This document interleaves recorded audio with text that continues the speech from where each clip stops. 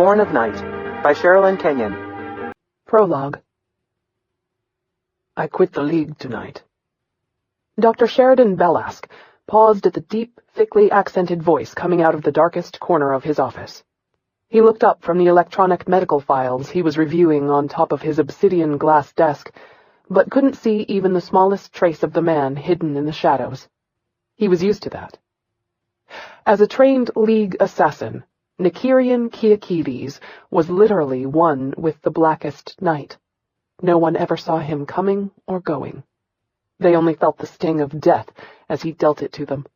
Even though Sheridan was a doctor, sworn to save any life he could, this brutal killer was the only man he'd ever trusted at his back and with his family. Or, more to the point, the only man he'd ever trusted with the most deeply held secrets of a past he'd been running from his whole life. You can't quit. You can only retire. A euphemism that meant ritual suicide whenever assassin duties became more than a League soldier could mentally bear, or their bodies became too scarred or too damaged to carry out their missions any longer. No one voluntarily left the League. No one. Nykyrian stepped out of the shadows so that the dim light highlighted the white blonde hair that was braided down his back, an assassin's mark of honor. His solid, flat black battlesuit hugged every sharp curve of his well-muscled body. The outline of daggers were embroidered in dark blood red down the sleeves, the only external designation an assassin bore. Nykyrian's daggers held a crown above each hilt, letting the universe know he was the most lethal of his kind. A command assassin of the first rank. As always, Nykyrian was calm and watchful of the shadows, as if expecting someone like him to come for him at any moment. Somber, cold, lethal, traits that had been drilled into him as a child. In all the years Sheridan had known him, Nykyrian had never once smiled, never once broken that staunch military training that had left him emotionally bankrupt. The most disturbing thing of all was the fact that his eyes were hidden behind a pair of opaque shades, a safeguard used by military assassins to keep those around them on edge, since there was no way of telling where they were looking or what they were thinking. Or, more precisely, who the assassin was targeting. Nykyrian's handsome features were as stoic as his rigid stance. I refuse to complete this mission. Sheridan frowned in confusion. This wasn't the steadfast, merciless man he knew, the one who didn't hesitate at any brutality. Yeah, right. You have to complete it. Harsh though it was the law of the world in which they lived. Once a target was given, it was given. Succeed or die. There was no third option. The last thing Sheridan wanted was to see the only brother he'd ever known ruthlessly hunted and executed. Better someone, anyone else, die than Nykyrian. They sent me after a child. Nykyrian's tone was flat, deadpan.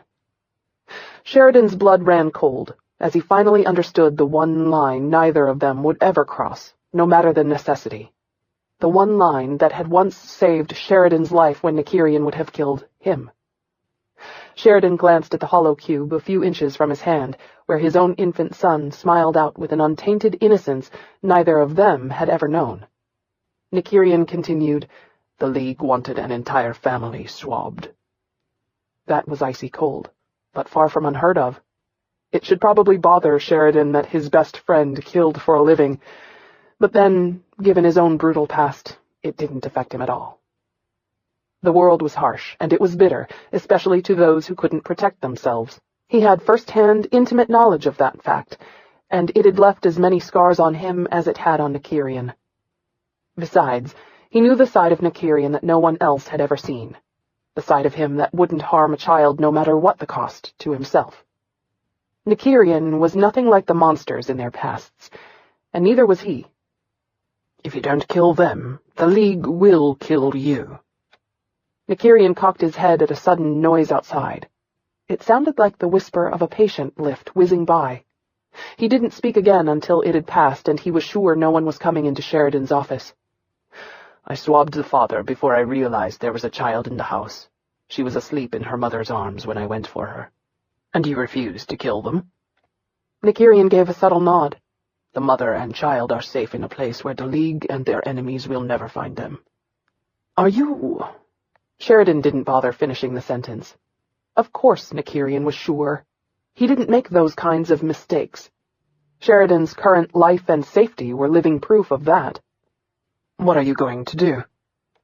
What I've always done. Stand and fight. Sheridan let out a bitter laugh. How easy Nykyrian made it sound, but he knew what the League was capable of. They both did.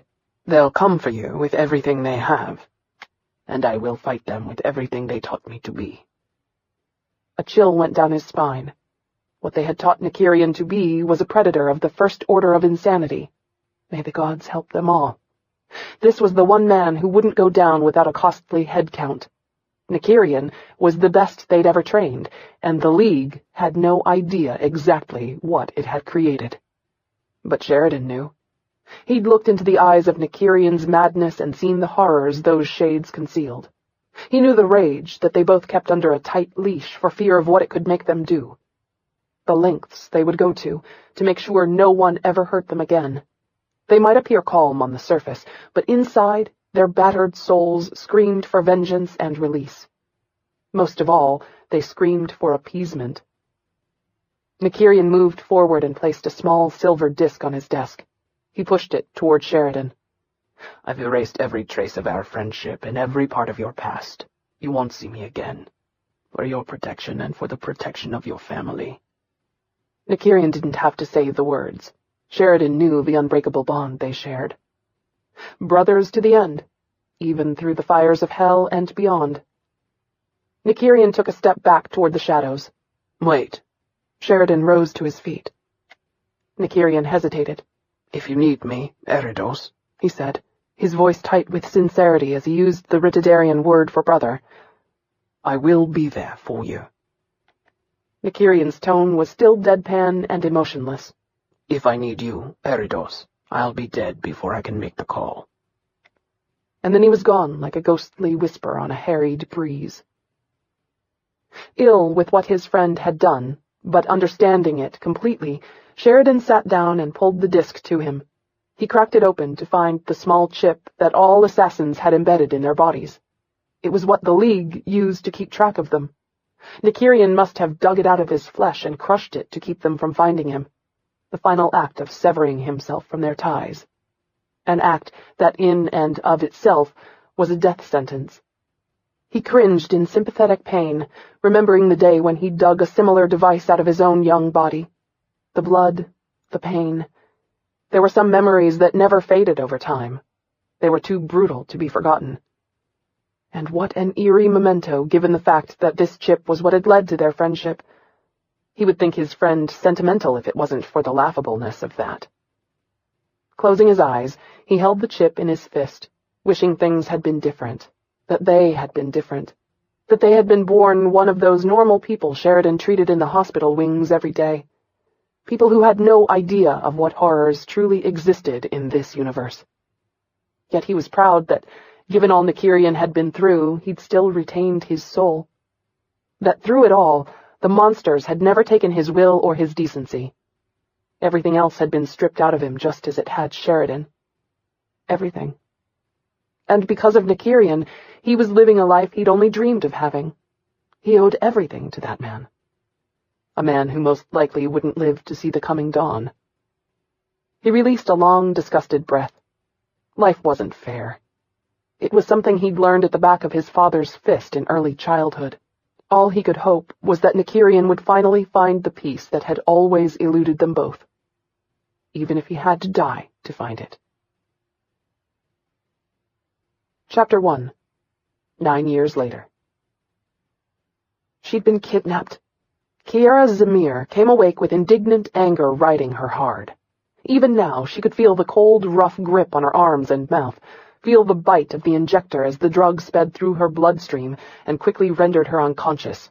Her abductors had moved so fast she'd had no chance to call for help. Or better yet, fight. Crippen cowards. She hated people who attacked like that. At least be a man and face her. But no, they'd resorted to the lowest means of capture, sneaking around in the dark to take her while she slept. There was nothing in the world she hated more than those who hid in the shadows, waiting to prey on people. Assassins, kidnappers, muggers, racists, etc. They were all worthless, soulless scum who deserved nothing but pain and death. Now her head ached terribly as the last remnants of the drug wore off. An acrid smell filled her senses, choking her with its stench. Her throat was so dry she could barely swallow as she tried to lick her dry lips to keep them from cracking. She tried not to breathe deeply as she opened her eyes to confront who or whatever held her prisoner. To her relief, she was still dressed in her pink nightgown, lying face down on a rotting mattress. Ew, nasty. There was no one else in the room, and no sound warning her there was anyone nearby. Thank God for small favors. It would give her time to plot an escape, or at the very least a counterattack. With a grimace of distaste, she pushed herself up and nearly fell as a wave of nausea and dizziness buzzed through her head. She caught herself against the wall next to her, a roughened spot of rust scraping the palm of her hand. Great, she mumbled. So much for equilibrium, bloody bastards. At least they hadn't bothered to bind her hands or feet. No doubt they assumed she'd be like other women of her station, too terrified and docile to fight them. But if they thought she was going to blithely wait around for them to return to kill her at their leisure, they were sorely mistaken. She may have been born a princess, but docility wasn't in her blood, and neither was patience. Not to mention, she'd learned many tricks over the years while living with her overprotective military father, including the ability to pick a good lock, as well as how to beat an attacker into the ground. A determined grimace settled over her face as she headed toward the door on unsteady feet. True, it had been a few years since she'd bypassed the intense security and picked the locks on her house to sneak outside and meet her friends after curfew, but she was sure she would remember how. She had to. Besides, the chance that this rusted-out junker had the latest in security was slim to none. If they couldn't afford a clean mattress and repairs, they surely couldn't pay the exorbitant fees a security company charged to update their systems. Reaching the door, Kiara ran her hand over the smooth keypad. Very old indeed. How quaint. It reminded her of the locks on her grandfather's house from 20 years ago. She looked around for anything that might give her a clue about the key code, but there were no numbers listed anywhere. Nothing personal about her attackers other than what they ate and how filthy they were. Ugh. There was no use in simply guessing random number sequences, since that could very well lock her out completely and trap her here. It might even gas her back into unconsciousness. Or death. One could never be too sure what tricks a lowlife might use. I'll have to rewire you. If she could find a means of unbolting the lock from the wall. With a sigh, Kiara glanced about the room, noting the inordinate amount of garbage strewn across the floor. She wrinkled her nose in distaste of the disgusting odor. The thick steel walls were covered by huge spots of rust and corrosion. How in the universe had this craft ever passed space inspection? It wasn't fit to carry the stinking garbage offending her, let alone human occupants. They must have greased a major palm. Suck it up, baby, she said under her breath. You have to find something for that lock and get out of here. Surely there was an escape shuttle or pod she could find and launch. Heck, at this point she'd be willing to eject herself into space and float home, at least if she could find a suit that would protect her from the vacuum of space. She curled her lip at the nastiness as she kicked at a pile near her, looking for something she could use on the door. I'd rather be eaten alive than call this place home. There was a pile of half-gnawed food under a small towel. Ah, gross. One would think the sheer disgustingness of this mess would kill them. Where were the flesh-eating parasites when she needed them? Suddenly, she heard footsteps approaching in the corridor outside. Even more determined than before, she cast her gaze around, searching for a weapon. Nothing but the wilted garbage met her sight. Kiara growled deep in her throat. The only help the garbage offered was the possibility her kidnappers might faint from the stench. If only she were so lucky. They probably smelled worse than the garbage did. Clenching her teeth, she pressed herself against the wall by the door and waited to attack them when they entered.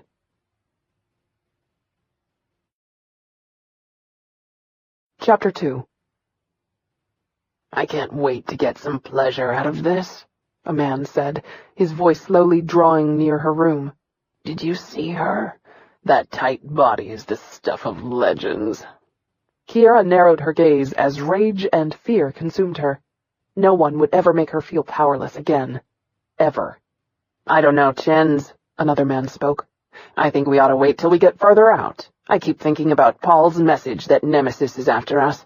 We need to take that seriously. Don't get me wrong. I want a piece of her too, but I'd rather wait until we're safe." Her vision dimmed with fury. They might kill her, but she intended to take a large piece of them with her on her way out the door. Chen's laugh echoed in the hallway. The arrogant sound sent a shiver down her spine. "Nemesis ain't nothing to fear. We done been paid. I say we ought to enjoy every minute of this." The gears hummed in the door as it slowly slid upward. Kiara tensed, waiting to pounce. Two of the nastiest beings she'd ever seen walked inside. Yeah, their stench beat out the garbage and then some. Why did she have to be right on that point? It was enough to make her gag. Had they never taken a bath in their putrid lives? She conceded they were human, though neither did honor to her race. Kiara curled her lip at the shorter one, wondering how he could stand to look at his ugly, warted face long enough to shave. But then, by the amount of stubble on his pudgy jowls, she could tell he didn't look too often. The man at his side was only a few inches taller.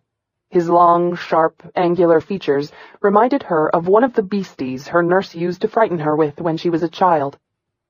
Their eyes mirrored a coldness in their souls that chilled her own. "Well, where is she?" It was Chen's voice. He was the shorter one. Before they could react, she launched herself at them. She caught Chen's with a hard kick that knocked him into his accomplice and then ran for the door. Before she could reach it, someone tripped her.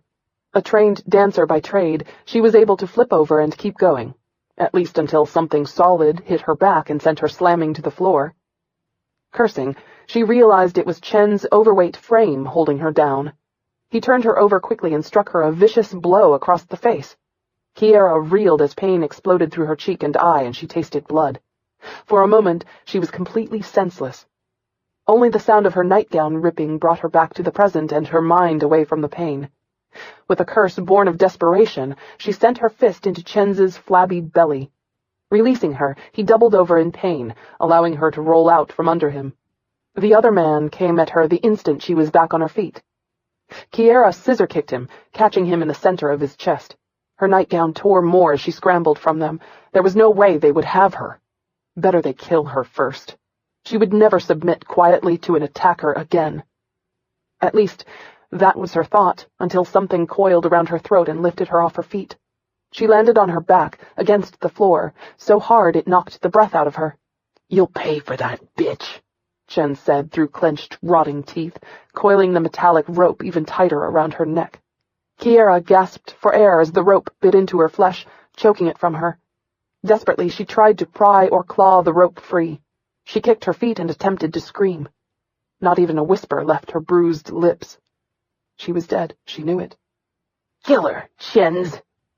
The taller man rubbed his chest where she'd kicked him, his eyes burning with smug satisfaction. The rope tightened even more. Kiara's sight dimmed as she struggled to stay alive. "I will not die like this. I won't." The words rolled around her head, becoming her mantra as she fought with everything she had. She pulled at the rope. Just as she thought Chen's would finish her off, the noose loosened. Kiara gulped air into her burning lungs as she coughed and sputtered. Her vision dim, her head buzzed loudly. She rubbed her neck, feeling the welts left by the rough texture. Chen's wrapped his hands in her long, dark reddish-brown hair and reeled her to him. "Your life's nothing to us, girlie. But how you treat us in the next few minutes will decide if we kill you quick or make it real painful." She choked at the stench of his breath falling against her cheek. Before she could think of a retort, his wet, scarred lips covered hers. Kiara gagged. "Why, you—" He drew back to hit her again. A sharp lurch in the ship sent them tumbling. An instant later, a loud warning siren blared. "We're being attacked." The tall man ran out of the room at a deadly pace. Before Kiara could move, Chen's grabbed her by the arm and hauled her to a rusted steel beam in the wall. Still coughing, she tried to fight him as he handcuffed her there, but she was too weak from her beating and from her near strangulation to do the damage to him she wanted to. "You worthless bastard!" she snarled, an instant before she tried to bite him. He grabbed her jaw and shoved her back against the wall so hard it blinded her for a moment. "I'll finish with you when this is over," he promised, his fingers biting fiercely into her face as he twisted her mouth with his hand. Giving her a lecherous sneer, he released her and ran to join his partner. The door slammed down, jarring the room. Kiara let out a loud, frustrated scream as she jerked so hard against the steel cuffs that it cut through her skin. Insane with her fear, anger, and determination, she yanked, not caring if she lost a hand in the process. All that mattered was getting free. "I will not die here," she shouted as her childhood nightmare tried to weaken her. "Do as they say, Kiara. Don't frighten them." Her mother's voice whispered to her from the distant past. "It'll be okay, precious, I promise." But it hadn't been. All their compliance had gotten them was a brutal execution. Her mother had died before her eyes, a single shot to her head, and Kiara had been shot 3 times by her father's political enemies before they'd left her for dead, too. Only 8 years old. Her trusting innocence had been shattered that day, and when she'd finally recovered from her physical wounds, she'd made a solemn vow to herself that no one would ever control her again. No one. She would never obey anyone except herself, and she would never again be a victim. Yet the cuffs remained. No matter how hard she fought, no matter how hard she tried, they weren't budging. Unable to deal with it, she slid slowly to the floor and banged her head against the wall so that the pain would override her hysteria. "Don't you dare cry," she growled at herself. "Don't you dare." "Boo-hoo-hoo," their leader had maliciously mocked her while they held her and her mother captive. "Cry all you want to, little girl. Daddy's not coming to save you. I love nothing more than the sound of someone's fear, the sound of someone begging me for their life. Life is pain, bitch. Too bad you won't live long enough to get used to it." Never since the day of her mother's funeral had she shed even a single tear, and she wasn't about to let the worthless scum who had her now break her. She was stronger than that. The lights dimmed, and the ship tumbled hard to the left as a shot broke through whatever force field they had. For the briefest moment, she thought it might be her father with a rescue party, but she knew better. He was still at the consulate meeting, and thought her safely guarded in the dance company's hotel rooms. Just like that fateful day when she and her mother had been taken out of the Winter Palace, her father had no idea she was under attack. He wouldn't know until he was notified of her death. You can't protect yourself. No matter how safe you think you are, no matter how much precaution you take, the rodents always find a way in. She'd written those words in her own diary when she'd been 16 and an assassin had taken a shot at her while she was eating dinner with friends in a restaurant. Even surrounded by guards and with her father beside her, she'd almost died that night too. Her life was nothing but a paycheck to the scum of the universe, and they intended to cash it out fully. Unshed tears choked her as she realized the hopelessness of her situation. She would die out here in space, raped and tortured, alone. The only hope she had was that whoever was attacking them destroyed them. Please let it be painless. Unlike her mother's death. That had been as slow and painful as the mercenaries could make it. They had tortured her for days before they finally ended her life, and those screams for mercy for her and her daughter had been forever seared into Kiara's mind. The things they'd done to her mother. The things they'd done to her. Her throat tightened even more as she listened to the sounds of battle. The old walls of the shuttle creaked ominously.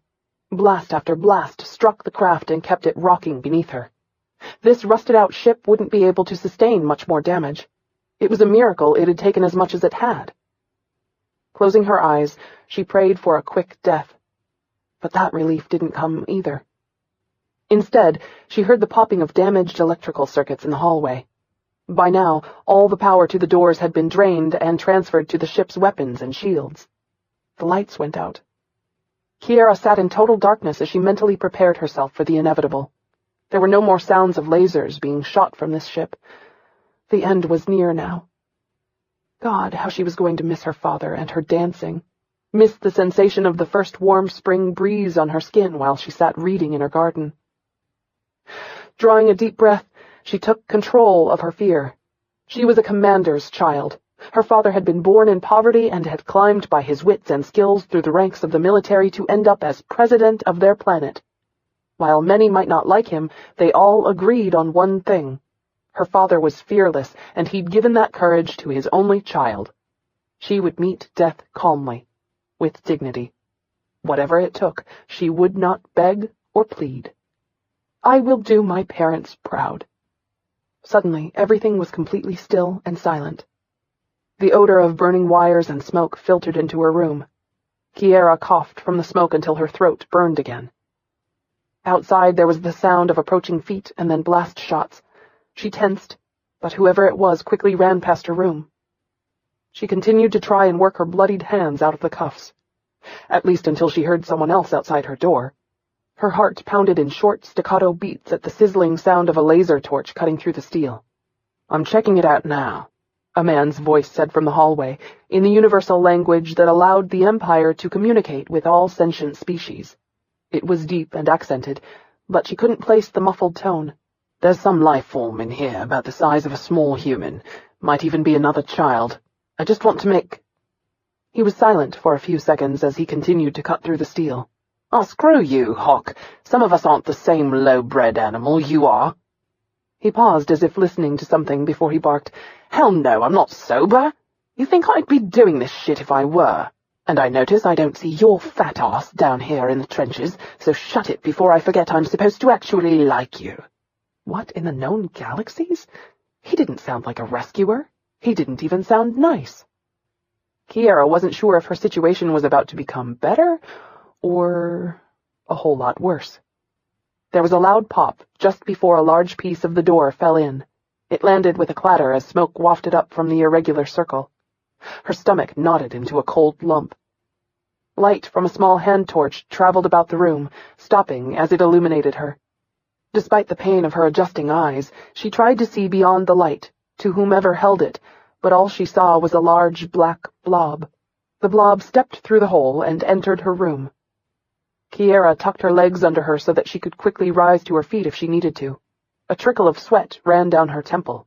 She tensed, ready to strike out with whatever resistance her battered, tired body could muster. The overhead lights returned, burning her eyes. She blinked several times and the blob turned into a soldier dressed in a black battle suit that was covered with a padded flight jacket. A dense black helmet covered his face, preventing her from seeing what race he belonged to. No insignia or flag marked his uniform in any way. Who was he? What was he? Human? Humanoid? Or some other creature she could only guess at? She stared at him, still uncertain whether he would help her or harm her more. Until she knew the answer, she would play docile, lulling him into thinking her harmless. And if he did intend to hurt her, she would knee him hard in that part of his anatomy that men prided themselves on most, and hope that whatever his species, it had the desired effect. But he didn't move closer. To her surprise, he shut off the torch and slid it into a pocket on his right leg. He moved slowly, as if trying to reassure her of his intent. He unstrapped his helmet from the lines securing it to his battlesuit and removed it. Kiara was amazed by the handsomeness of his face. His shoulder-length black hair was pulled into a ponytail, and two small silver hoops dangled from his left earlobe, the same ear that held an earpiece and mic so that he was still communicating with whomever he'd been talking to earlier. His dark eyes were encircled by thick black eyeliner, something that made him look savage and dangerous, a common habit among thieves and criminals. His gaze moved slowly over her body, taking in every detail with an accuracy a mecha would envy. When he looked back at her face, she saw pity and concern. "I'm Sin," he said gently in the universal language, as if coaxing a skittish kitten. "I'm not going to hurt you. I promise." For some reason she couldn't fathom, she believed him, even though there was an air about him that said he could be lethal if need be. Relief poured through her. Sin moved toward her cautiously, and the kindness of his actions choked her. "Can you understand me?" She realized his accent was Ritidarian, an allied planet to her own. "Yes." He nodded as he removed his jacket and draped it around her shoulders. "Everything's all right. We'll take you home." He knelt down to examine the cuffs and grimaced as he saw how bloodied and bruised her wrists were. She hissed as one of the cuts rubbed against the steel. Now that she was safe and no longer consumed with terror, the throbbing pain of them was excruciating. "We have a bit of a problem with those." "So I see. You were definitely determined to get free, weren't you?" Nodding, she could smell the alcohol on his breath, yet he appeared completely sober to her. There was no hesitancy or unbalance to him at all. "I have a feeling you would have been equally determined to escape had they locked you in here." A light of amusement played in his dark eyes as he pulled a pair of cutters out of another pocket. Smiling at her, he twirled them around before positioning them over the chain. His light air died an instant later. He tapped at his earpiece to open the channel. "You did what?" he snarled at whomever was on the other end. "Damn it, Cruel, you stupid son of a... I've got a prisoner here who I'm trying to cut loose from a set of cuffs. Couldn't you have given me a little warning first? I swear to the gods, if I live through this, you're a bad memory. And you assholes wonder why I do this shit flagged. How long?" Kiara swallowed hard as dread washed through her. "How long for what?" 3 minutes, Sin growled. "I hate you. I really, really hate you." He let out another curse as he tried frantically to cut through the cuffs. "They're military grade," she told him. "It would take something a lot more powerful than his tool to cut through them. The ship's about to blow, isn't it?" He gave her a look that confirmed it as he pulled at the chain that linked the cuffs together. Yeah, right, like he could break it with his bare hands. She was dead after all. Her heart sank painfully into her stomach. She couldn't believe she'd come so close to freedom to lose it all again. She covered his hand with hers. "Go on while you can, and thank you for at least trying to save me." His angry and determined look touched her. "I'm not leaving you here to die." "You've done your good deed for the day. You shouldn't have to die for it." He laughed bitterly as he worked at the cuffs. "No good deed goes unpunished. Believe me, I know." "Please go." Her voice broke, but she meant it. She was resigned to her fate. "There's no need in both of us dying tonight." His feral look cut through her. "I took an oath to save every life I could. I'm not about to back out on it now. I might be a lot of things, but a coward has never been one of them." Kiara started to argue with him, but before she could, a dark shadow fell over them. Cringing, she looked up, expecting it to be Chen's. But it was something far more sinister and 1,000 times deadlier. It was also the last thing she ever expected to see. Nemesis. For a moment she thought she might faint after all. Nemesis was the most feared assassin to ever live. Every known government, including her own, wanted him dead, and the price on his head was staggering. No one had ever borne a higher one. No one. Maybe it's not him. She knew better. Everyone above the age of 3 knew the stories of the creature who wore a black battlesuit with a jacket that held a metal skull with a steel halo and crossed league swords on the back of it. It was a trademark he left on all the bodies of his victims.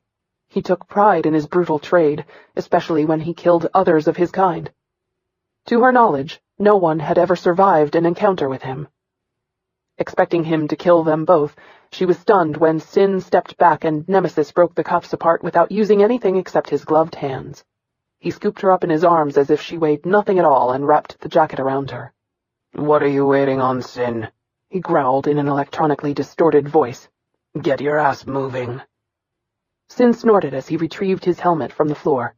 "I'm waiting on you now." 55 seconds and counting. You bastards better start running. You're about to fry."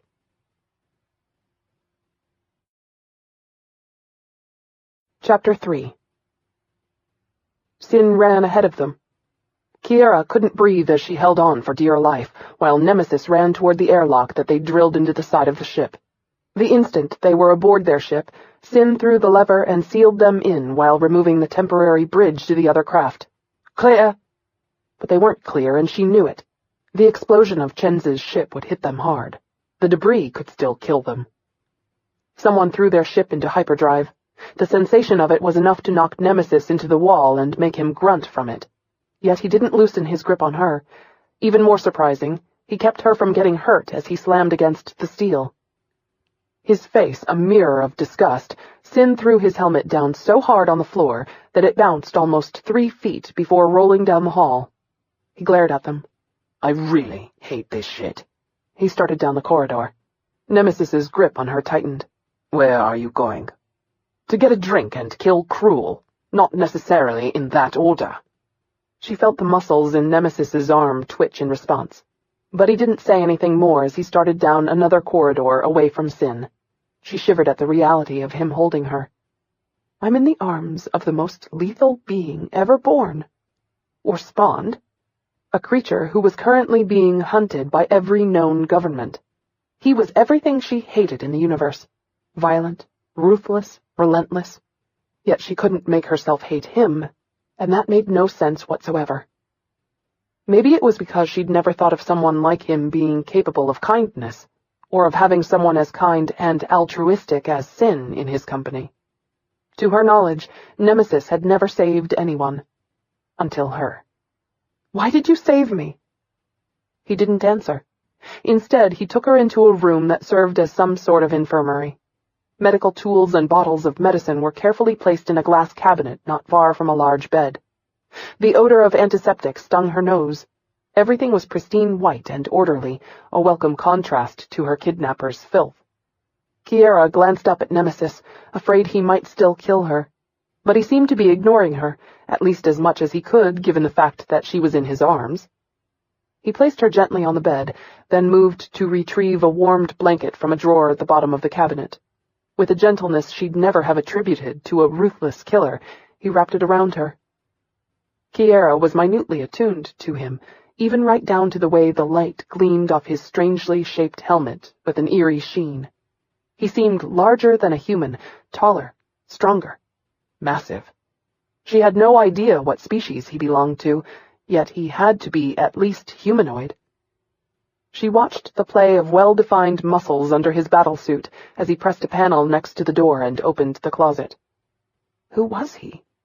That was the trillion-credit question, and if she knew the answer, she'd either be the richest person alive or dead before she could draw another breath. No one guarded their identity more closely than this creature.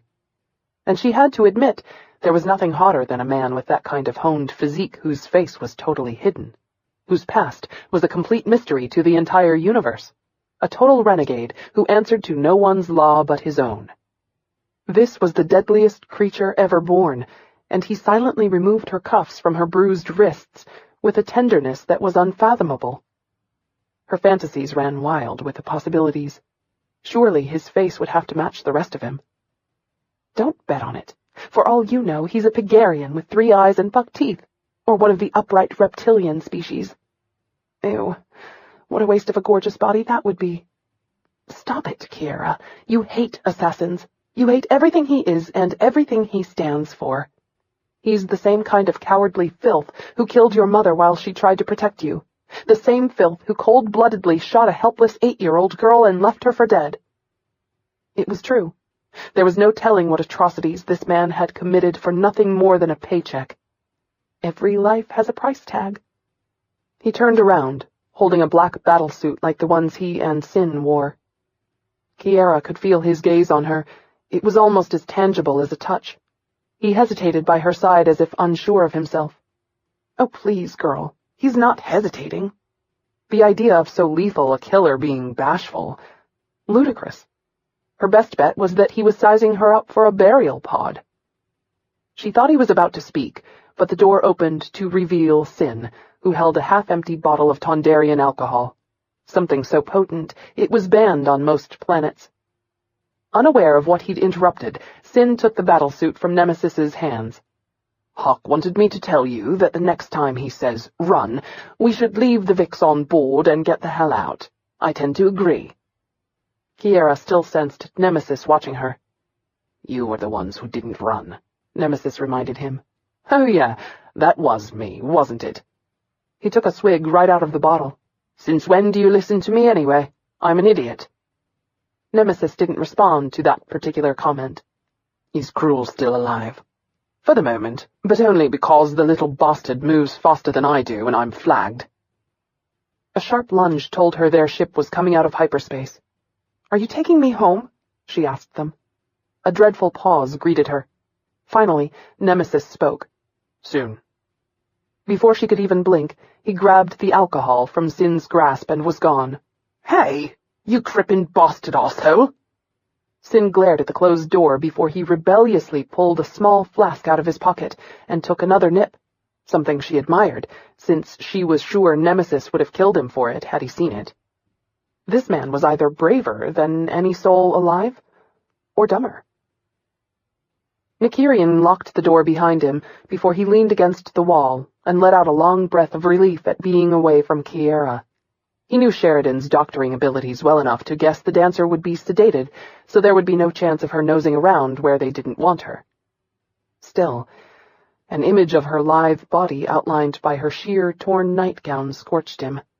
Though her breasts were small, they were as beautiful and inviting as her lips. Even now he could feel her pressed against his chest, feel her thin, supple arms wrapped around him as he'd carried her. What he wouldn't do to have her do that while they were both naked. His body was so hard it was all he could do not to limp. And to think he'd mistakenly believed he'd survived real torture in his past. That had nothing on this. Get a grip. Honestly, he'd rather she get a grip on a certain piece of his anatomy that was draining all the blood from his brain before he lost what little reasoning he had left. You are in control. Yeah, tell that to his cock. It wasn't exactly listening to him at the moment. Forcing his mind to other thoughts, he removed the hot helmet so that he could breathe in and try to relax. He freed his damp, blonde hair from the tie holding it at the nape of his neck and let it fall over his shoulders.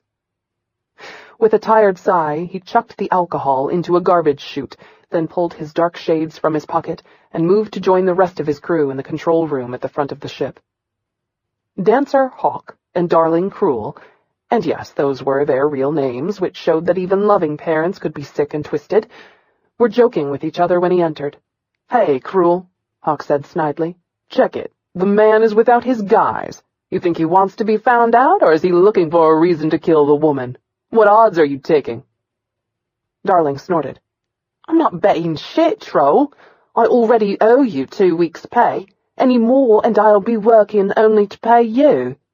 Hawk let out an evil laugh.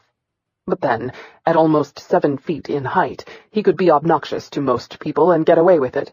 Especially those like Darling, who only came up to just past his waist. A typical Andarian male, Hawk belonged to the most brutal of all known races, one that valued physical beauty only second to physical strength. With long black hair that he wore in tiny braids, his features were perfect and sharp. His white irises were ringed by a band of blood red. But Nykyrian didn't care what he looked like. Hawk was raw, savage strength, and a brilliant techspert. Darling, on the other hand, looked almost frail in comparison. Where Hawk was built solid and huge like a tree, Darling was lean and fine-boned. His straight red hair fell across the left side of his face, covering a vicious scar that they never talked about. Ignoring them while they exchanged barbs, Nykyrian dropped his helmet on the floor and took the pilot's chair. He ran over their settings, knowing there'd be no corrections. Hawk and Darling were the best, otherwise they wouldn't be here. They'd be dead. Did you bathe in Chenz's and Patiri's blood? Darling asked him. Nykyrian gave Darling a condemning stare. I would have, had someone not detonated their charges prematurely. Yeah, Cruel, you have to watch that premature detonation problem of yours. Darling tossed a throwing knife at Hawk's head.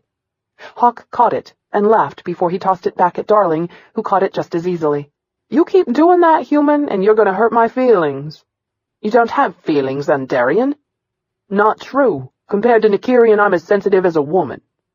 God knows you're beginning to whine like one. Nykyrian rubbed at his right eye under his shades as his thoughts returned to the mission they'd just completed. Justice had been served swiftly and coldly.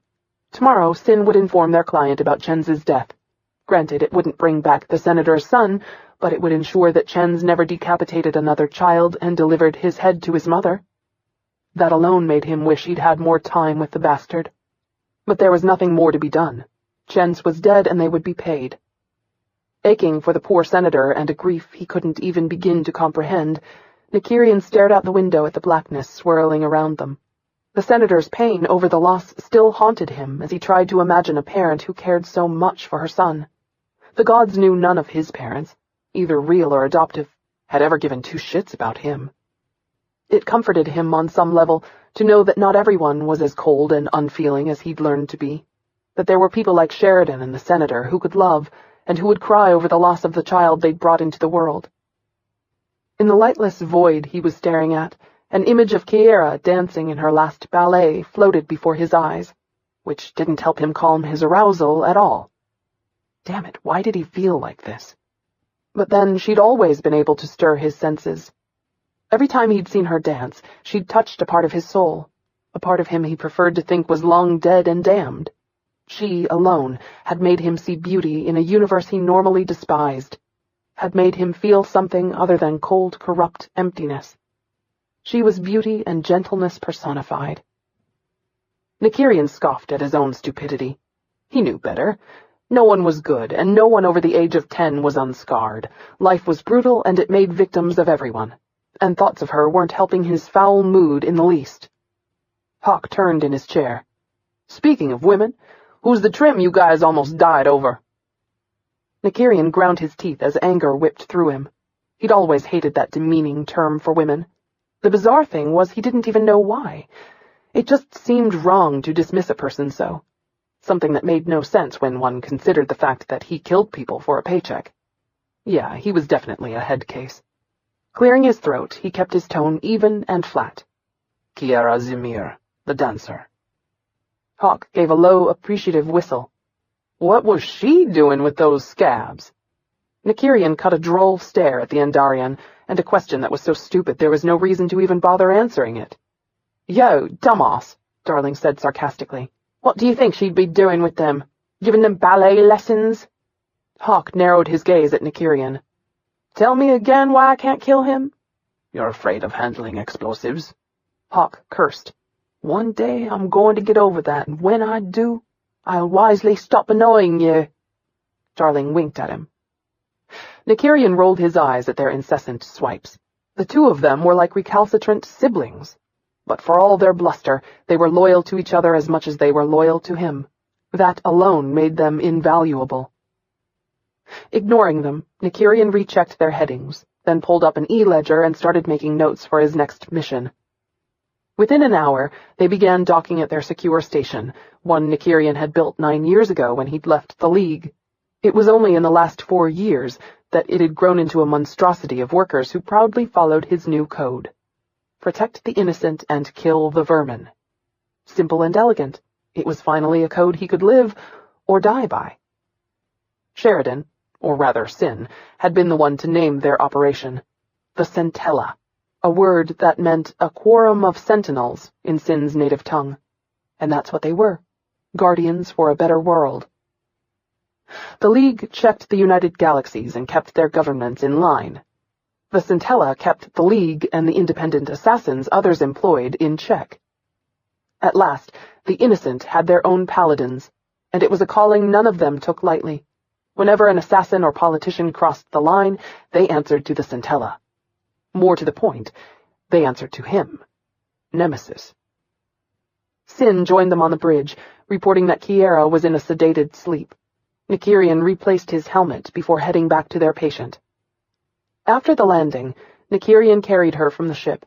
He took her to the upper floor of their command center, where he charged Mira, one of their nurses, to care for her until she woke. Mira was thrilled to be assigned watch duty over such a famous personality. Her gaze nervous as she watched Nemesis, she ran to their supply room to find sleeping attire for the tiny dancer in his arms. Shaking his head at Mira's undue haste to flee his presence, Nykyrian took his precious bundle into one of the observation rooms and carefully placed her on the large bed. He covered her with an extra blanket. As he stepped away from the bed, he heard her whispering in her sleep. Entranced by her melodic voice, which he'd only ever heard on programmed interviews, he turned back to take a final look at her peacefully resting form. How could anyone be so beautiful and tiny? He stood over her, intoxicated by the smoothness of her features, her pert nose, the high cheekbones, her finely arched brows.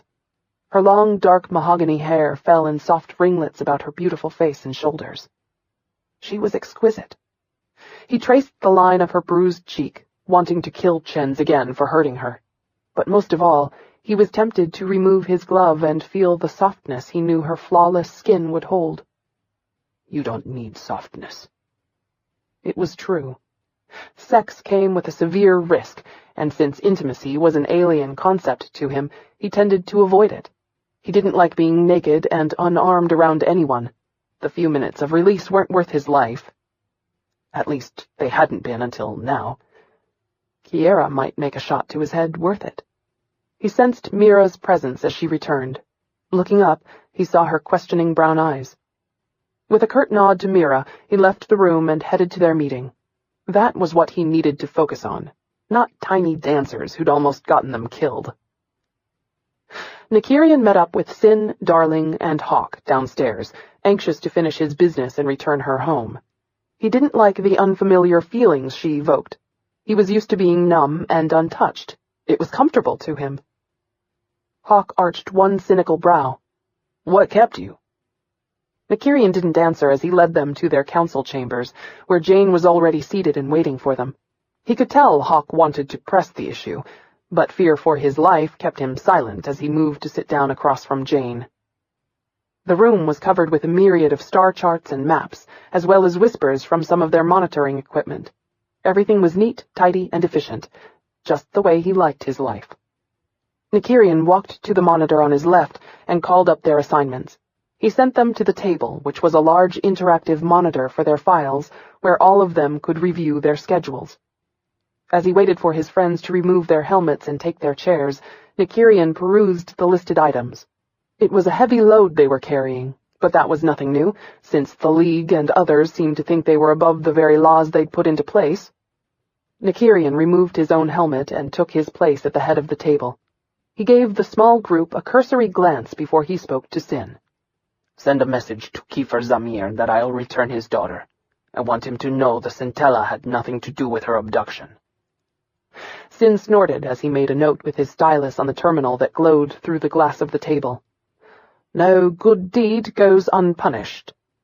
That was Sin's mantra that he repeated constantly. Not that Nykyrian blamed him for it. It seemed to be ever true. He glanced up at Nykyrian. "Your luck, they'll shoot you down when you take her back." He made another quick note on his tablet. "By the way, I got the news from one of our spies that the Goron consulate fell apart 2 days ago when the Probekians threatened to assassinate the councillor's kids. 8 contracts were drawn up for the terminations. 6 children have been found mutilated, including Councillor Sorella's boy we saw last night. I'll make sure that word gets around that Chenz's death was because of his brutal murder of the kid." Nykyrian mentally flashed on Sorella's tormented face and the sight of her son's remains. He'd killed Chenz too mercifully for his tastes. If only they'd had more time. "Other than Chenz, who were the others who accepted the Probekians' contracts?" "Don't know," Sin answered. Nykyrian rubbed his jaw. "What were the negotiations between the Probekians and Gorons over?" At Sin's shrug, Nykyrian folded his arms over his chest. "Cher, you're supposed to stay informed of all contracts for assassinations. Get off the bottle and find out the definite reasons for the killings as well as the name on the last contract and who holds it. My guess, the murders are over the new weapon the Probekians are building. Either way, we need to know." "I'm on it." Sin quickly jotted it down. Nykyrian waited until he was finished. "You'd best inform Zamir immediately that his daughter's safe. I'm sure he's about bended over her disappearance." Sin stood, moving to comply with Nykyrian's last directive. "I think we should target Emperor Abenbi," Hawk said, watching Sin leave. Abenbi was the Probekians' leader and head asshole. "It's time we showed the Probekians they can't continue to bully other governments. Give them a taste of their own feces." Nykyrian shook his head. "That's not our decision. We'd best attend to our contracted hits. Our backlog is already too long. It'll be several weeks before we can take on any new assignments. At this point, it'd have to be a major emergency for new hire." Jane sighed irritably as she leaned forward to read the table monitor, where she'd maximized her schedule for viewing. "Why don't we expand our number? Surely, out of the multitude we employ, there are a few suitable to doing the physical executions of contracts." Nykyrian gave her a dry stare. "Would you trust them at your back? The 5 of us are friends, have been so for years. Our loyalty to one another is without question. Are you willing to put your life into the hands of a stranger?" Jane snorted. "Not with the price on my head. I suppose you're right." No shit. Jane was one of the best, but sometimes she didn't think things through. Then again, he had a bad habit of thinking things over to the point of exhaustion. Between the two of them, they formed an almost normal balance. Sin returned a few minutes later and took his seat. He met Nykyrian's gaze. "Zamir will be expecting you. He also wants a meeting with me. Funny how we're wanted criminals until they need us." His gaze was as bitter as his tone. "I think Zamir's going to propose a contract for Kiara's protection." Nykyrian's heart quickened, but he hid all signs of it. "Did you schedule a meeting?" "This evening." Hawk turned in his chair, a smirk twisting his lips. "I thought we were too backlogged to take on anything new." Nykyrian shot him a venomous glare. Hawk held his hands up apologetically. Satisfied Hawk knew better than to question him further, Nykyrian pointed to the table where their schedules were displayed. As was typical, Hawk complained immediately about his. "Why am I always the backup for Darling and Jane? Especially Darling. I wish you would teach him how to breach access codes. That dick's dangerous." "Me? Dangerous? Last time we went out together, you set off 2 alarms. For a techspert, you're seriously lacking." "Careful, human," Hawk warned, showing Darling his fangs. "I might get hungry one of these nights and decide we no longer need a web tech." Nykyrian shook his head at their bluster, knowing they were good friends. However, they continually harassed one another about their racial differences. Darling was from Karen, a human system. Hawk was Andarian, an advanced predatorial race that sometimes fed on humans. A hybrid of the two races, Nykyrian didn't really like listening to their bullshit. Hawk had the traditional Andarian features, which made for an exceptionally handsome face. The long canine teeth flashed as Hawk smiled. Nykyrian was grateful his own teeth were smaller versions of Hawk's. Still, they were long enough to mark him as a bastard half-breed, especially when combined with his eyes, which he never showed to the world. Unlike Hawk, he couldn't stand his. But that was neither here nor there. "Jane," Nykyrian said, facing the Ichidian assassin. "If you need help with your hits, I'll back you. That will free up some of Hawk's time." Jane gave him a seductive smile. She loved the thrill of hunting and killing the corrupt. Nykyrian remembered a time past when he'd shared her enthusiasm, but those days had long fled. Now he just wanted peace and solitude. "The number is low this week." Jane scanned her list. Dragging her finger over a picture of the Probekian Emperor she'd called up, she electronically shot the photo across the desk to Hawk's seat. "I think I could schedule an opportunity to take out a Benby." She winked at Hawk. Nykyrian shook his head as he closed a Benby's file at Hawk's end. "Stick with the assigned political assassinations. I want no messages of the Probekian Emperor's murder." Hawk curled his lip. "That bastard deserves to die." Nykyrian tensed at the direct confrontation. "We have enough warrants out for our arrests. Let's not give them a reason to execute us, shall we? We'll need solid proof before we act. When I have it, I'll gladly allow you and Jane to have him. Hell, I'll even help." He compromised, unwilling to fight with one of his few true friends. He had enough enemies for that. Hawk retreated back into his chair. Nykyrian glanced around at each of them. "We haven't any missions in the near future that require the entire group. There are some overlaps. Note them and plan accordingly. Keep your links open in case of an emergency. Our next meeting is in 8 days. The time is noted on your schedule. Good luck." Nykyrian finished more out of habit than necessity. The members downloaded their assignments into their various portables, then grabbed their helmets and took their leave, with Hawk donning the guise of Nemesis, a safeguard in case someone was watching the room. Sin remained seated with Nykyrian, waiting for the room to clear. As soon as the door closed, Sin turned to face him. "I don't know if you should accept Zamir's contract. We can't afford liabilities." Nykyrian hated the way Sin was able to read him. Though he kept his expressions and moods carefully guarded, Sin had always possessed an uncanny ability to see past his facade, and he was the only creature alive Nykyrian allowed to question his actions. "I really wish you'd stop second-guessing my thoughts. Like I told Hawk, we're too backlogged to take on any more. You'll have to apologize to her father. Tell him to call out his Gurish troops to protect her. He moved to the right wall and pushed the buttons for his change of clothes. We're killers, not babysitters, he finished, stripping his battlesuit off. Sin turned his back to Nykyrian and continued talking. You're attracted to her. It was a statement, not a question. No shit, he said dryly. I'm not blind or dead, yet. Can you tell me she holds no appeal for you? Sin laughed. Oh, hell yeah, I'd definitely love to get a piece of that. But I also know how many times you've gone to see her dance. Face it, Kip, you're infatuated with her, and that's not like you. She's a beautiful woman. I lust for her, nothing more. Nykyrian replaced the wall, unwilling to let anyone, even Sherrilyn, know about his real feelings. Picking up his boots from the floor, he sat in his chair. Nothing more? Sin swung his chair around to face him with a cocked eyebrow. Nykyrian glowered at him as he jerked his boots on. This discussion is terminated. He retrieved his shades from the table and put them on to hide his odd, green, human eyes. With one last grimace at Sin, he quit the room. He shoved Sin's words out of his mind as he walked down the corridor, while people scurried away from him, as if they feared he'd kill them just for being there. Like he would bother with any of them. Nykyrian rolled his eyes at their actions and Sin's stupid fears. He was a soldier, not some lovesick idiot. All too well, he knew his duties and obligations. Nothing would ever distract him from them, especially not a dancer whose father ruled a government and an army that wanted him dead. He was and had been many things in his life, but stupid had never been one of them.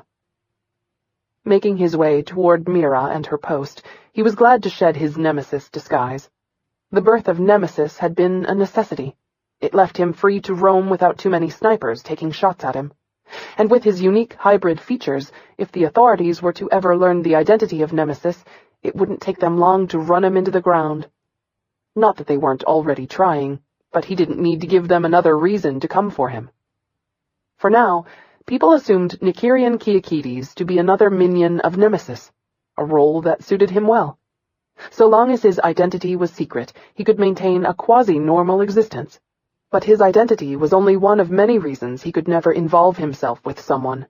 If he'd learned anything in his life, it was that no one could ever be trusted. People were his friends, until he looked the other way. Even as much as he trusted Sin and the others, he still wouldn't be surprised if one of them went for his back someday. It was, after all, inherent to all their species. The entire histories of their worlds had been written in the blood of friendships and alliances gone bad. But Kiara... Nykyrian stifled the emotions that filled him as he thought of her, and reverted to the soothing emptiness he relied on. She was nothing to him, and she would never be anything more than a leftover memory. At least that's what he thought until he entered the room and came face to face with her and those haunting amber eyes.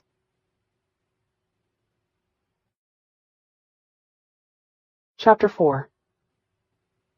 Once again, Kiara came awake to unfamiliar surroundings, but these didn't seem quite as ominous as before. For one thing, she wasn't lying on a pile of filthy garbage, and for another, her wrists had been cleaned and bandaged. They no longer hurt her at all. But as she recalled Nemesis, she jolted up, her heart lodged in her throat. Where am I? This wasn't the ship where she'd fallen asleep. There was no movement, no gentle hum of engines. She was on the ground somewhere. What had they done with her? It was extremely disconcerting to wake up with no idea of her location or how she'd come to be here. She was alive, but for all she knew, she was still being held captive. Angry and scared, she searched the room, looking for some clue about her fate. Suddenly, the dim lights brightened. The door faded to transparency to show Kiara a heavy-set elder woman in a nurse's uniform looking into the room. The woman hesitated, as if uncertain whether or not she should enter. A kind smile like that of a doting grandmother curled her lips as the door finally slid open to admit her. You're safe. She moved to stand next to the bed. The door returned to being an opaque dark gray. No one will hurt you, I promise. The woman's dark brown eyes glowed with honesty and warmth. Kiara trusted her. With the lights brightened, she noticed the richness of the furnishings. The bed she sat on was made of dark, carved wood, a rarity few could afford. White gossamer shears hung over the tall posts, shielding the bed from a stray draft. Yet there was an armoire of medical equipment next to it. The room looked like a strange cross between a hospital and a hotel. Confused, Kiara looked back at the woman. "Where am I?" "The where isn't important. You'll be home soon now that you're awake." She beamed with a face Kiara recognized as one belonging to a fan. "Are you hungry or thirsty, Your Highness?" At Kiara's declination, she moved toward the door. "My name's Mira. You stay here, and I'll retrieve your battlesuit for you. If you need anything, just press the call button, and either I or another nurse will come immediately." With one last smile, she left. Kiara let out a slow breath, hoping the woman wasn't lying to her. Mira seemed harmless enough, but one could never be too sure. In the still quietness of the room, she heard the fierce wind outside and an insistent thumping. Her gaze was drawn to the brightly colored windows on the far wall. An oddly shaped, knobby tree blew in the strong wind, knocking branches against the window. Frowning, she wished she could identify the tree. That might help her figure out where she was. But then she'd never been the most attentive of students, even on her best day, and while she knew the basics about the planets that made up the united systems of the Ichidian Universe, she didn't know anything as advanced as their different vegetation. Scrap! Her father had been right. That trivial garbage they'd tried so hard to teach her could have come in handy after all. Kiara sighed, her thoughts turning to her father. By now, someone had most likely discovered her absence and reported it. No doubt he was frantically gathering forces to search every fraction of space for her. Given what had happened the last time she'd been kidnapped, she could only imagine the terror, fear, and anger he was going through. Her throat tightened as she prayed these people really intended to return her to Goron. She wasn't sure her father could mentally handle losing her like this. Not after what happened last time. The door slid open, startling her from her thoughts. Expecting Mira, she turned, then froze as her breath caught at the last thing she expected to see. Whoa. This wasn't Mira. Tall and lean, he was the sexiest thing she'd ever seen in her entire life, and given the hot pieces of cheese employed by her dance company, that said a lot. But none of them compared to the dangerous stranger in her room. While the men she was used to were hotter than hell, what they lacked was the fierce aura of power that emanated from this man and his stern, steely features. It was as if he were the deadliest of predators. Feral. That was the only word to do him justice. Surely there wasn't another soldier in the entire universe who could match him in terms of raw beauty or lethal demeanor. His blonde hair was snow-white and his features sharp and icy. He wore a pair of black shades that annoyed her since she couldn't see the upper part of his face or the color of his eyes. Not that it mattered. She saw enough to know that in the land of gorgeous men he had no competition. As a stark contrast to his white hair, his clothes were a black so deep they seemed to absorb all light, and they were trimmed in silver. No, not silver. Those were weapons tucked into the sleeves and lapels of his ankle-length coat. The left side of it was pulled back, exposing a holstered blaster that was strapped to his left hip. The tall flight boots had silver buckles going up the sides that were fashioned into the image of skulls. At least that's what she saw at first glance, but as he moved closer she realized those could come off and double as weapons too. Wow, he was either extremely paranoid or more lethal than a team of League assassins. And that said something. The collar of his shirt was high, but opened enough at the neck to show her a glimpse of a vicious scar along his throat. It looked as if someone had tried to behead him. And as he came closer, she realized he had more scars just above and below his ears, along with fainter scars that cut across his cheeks to the nose. They didn't mar his attractiveness, but they were obvious nonetheless, like something had clawed him, only they were more precise, as if his face had once been inside a vice or some sort of contraption. Had he been tortured? As he turned his head to the side, as if listening for something outside, she saw the silver and black comlink in his ear and the long braid down his back, the mark of a trained assassin. And since he wasn't in a military uniform, it meant he was freelance, the lowest of the low. No, he wasn't dangerous. He was a coward and a bully. Her blood ran cold as her anger snapped. Nykyrian paused as he caught the look of hatred in Kiara's amber eyes. He'd assumed, or maybe hoped she'd still be asleep, that he'd be able to return her to her father before she awoke. He should have known better. She was awake, and by the look in her eyes it was obvious she hated his guts, and that was without knowing he was Nemesis. Damn, how much worse would her lip curl if she knew the truth of him. Not that it mattered. She was just a momentary blip in the stream of his life. Yet even with her obvious disdain for him, his body reacted to her as if she caressed him with her hands. He was so hard and aching, it was all he could do not to curse. Every part of him was attuned to her. Every part craved her. Sin's right. I am an asshole. Kiara was the only woman he'd ever really wanted, and damned if he knew why. There was just something about her that reached out to him. The way she moved like a dream, so graceful, so tranquil. Something about her seemed pure and untouched, innocent, and it made him forget, even for a moment, how sullied he was. You're such an idiot. He was Nemesis, alone, lethal, cold. That was all the comfort he'd ever need. Yet a part of him he hated, wanted to know just once what it would feel like to be held by a woman like her. Gah, you're nauseating. If he kept this crap up, he was going to make himself sick. Narrowing his eyes in aggravation at himself, he finally spoke. I assume Mira has gone for clothing. Kiara scooted back on the bed as she eyed him warily. You're Aunt Darian. Wow, he'd stupidly thought her disdain couldn't increase. There was more venom in that one word than in the poison capsule he kept tucked in his pocket for the seriously off chance he might be in a no-win situation one day. He ran his tongue over his long canine teeth. Ah, hell, who was he kidding? They were fangs, pure and simple, and by now he should be used to humans despising him for them. Don't worry, I've eaten already. That only seemed to anger her more. Are you the one who will take me home? If you prefer, I could float you back. He expected her to cut loose with profanity all over him, but she surprised him. You know, your sarcasm isn't appreciated right now. I've been drugged, beaten, nearly raped, saved, drugged again, hijacked, and now threatened by you. Tell me, what else should I look forward to? Torture, or just a good maiming? Nykyrian did something he'd never done before. He backed off. She was right. She'd been through one hell of an ordeal, and all things considered, she'd come out of it with her spirit intact. He cut a slight bow to her. Forgive me, Mutara. I'm not trained for manners. Kiara would have asked him what he was trained for, but the answer was obvious. To kill.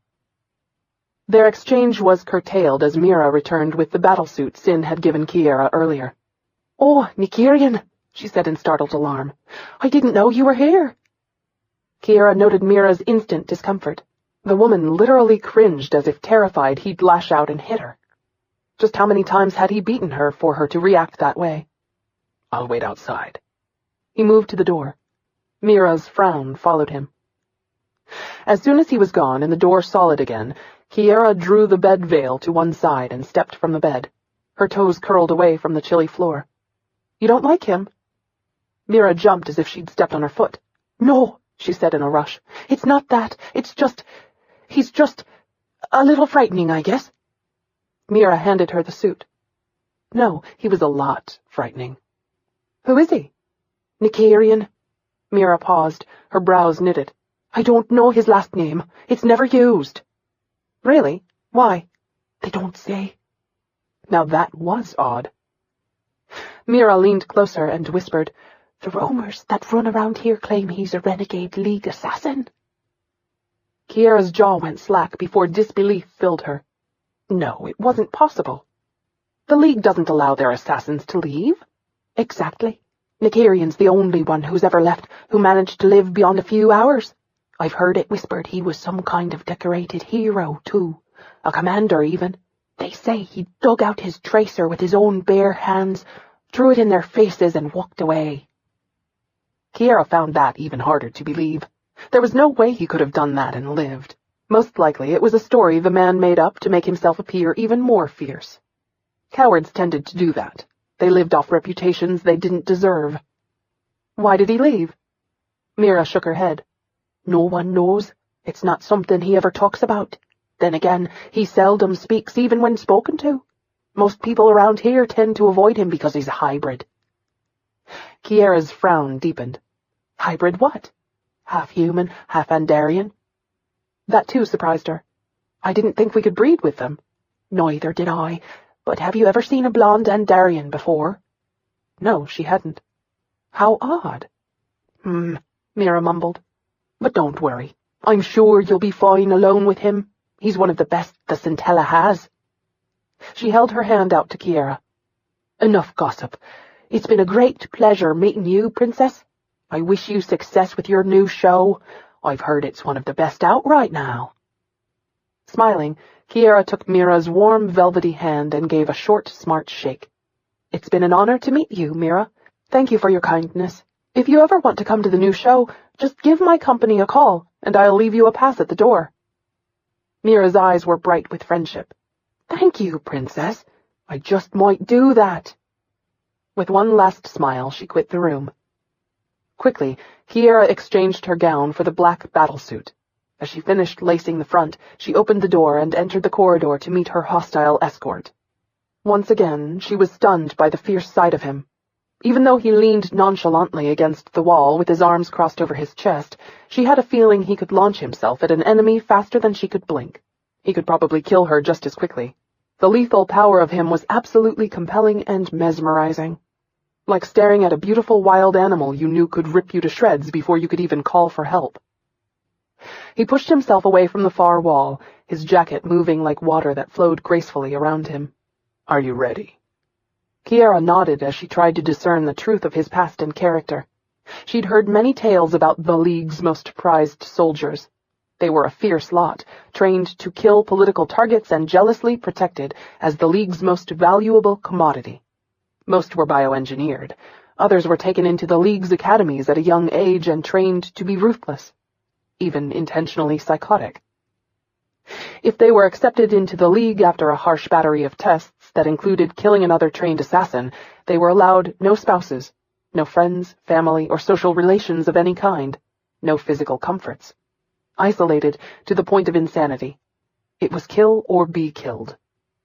Once trained, they were the League's eternal property. The only way out was to die. Kiara wondered what kind of man could defy the nefarious League that protected and intimidated all governments with its military power. Even her own father, who had more courage than most, refused to disobey a League directive. "Were you really in the League?" Granted, it was a blunt question, but she wasn't one for timidity, and her curiosity was killing her. Nykyrian showed no emotion whatsoever, nor did he answer her question. "You need to tell us," a slang term that came from teleporting one's posterior quickly. "Your father's worried about you." "You called him?" Kiara was shocked he would be so considerate. "One of our people did."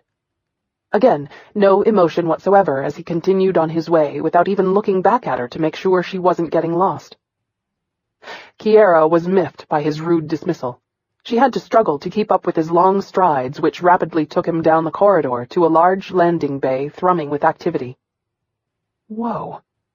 She'd never seen a more impressive collection of ships and fighters. They had things here her father's army would kill to possess. Very high-tech and cutting-edge. Except for one that looked really out of place. Nykyrian led her toward the antique black fighter in the far left corner of the bay. They passed several people, but no one spoke a greeting to him. In fact, a number of them purposefully moved out of his way or hid behind something as soon as they saw his approach. Just what kind of bully was he that everyone feared him so? He stopped next to the antique fighter and released the cockpit hatch by splaying his hand over the lock on the side. The controls moved as fluidly as he did, but not nearly as silently. Turning, he waited until she was next to him.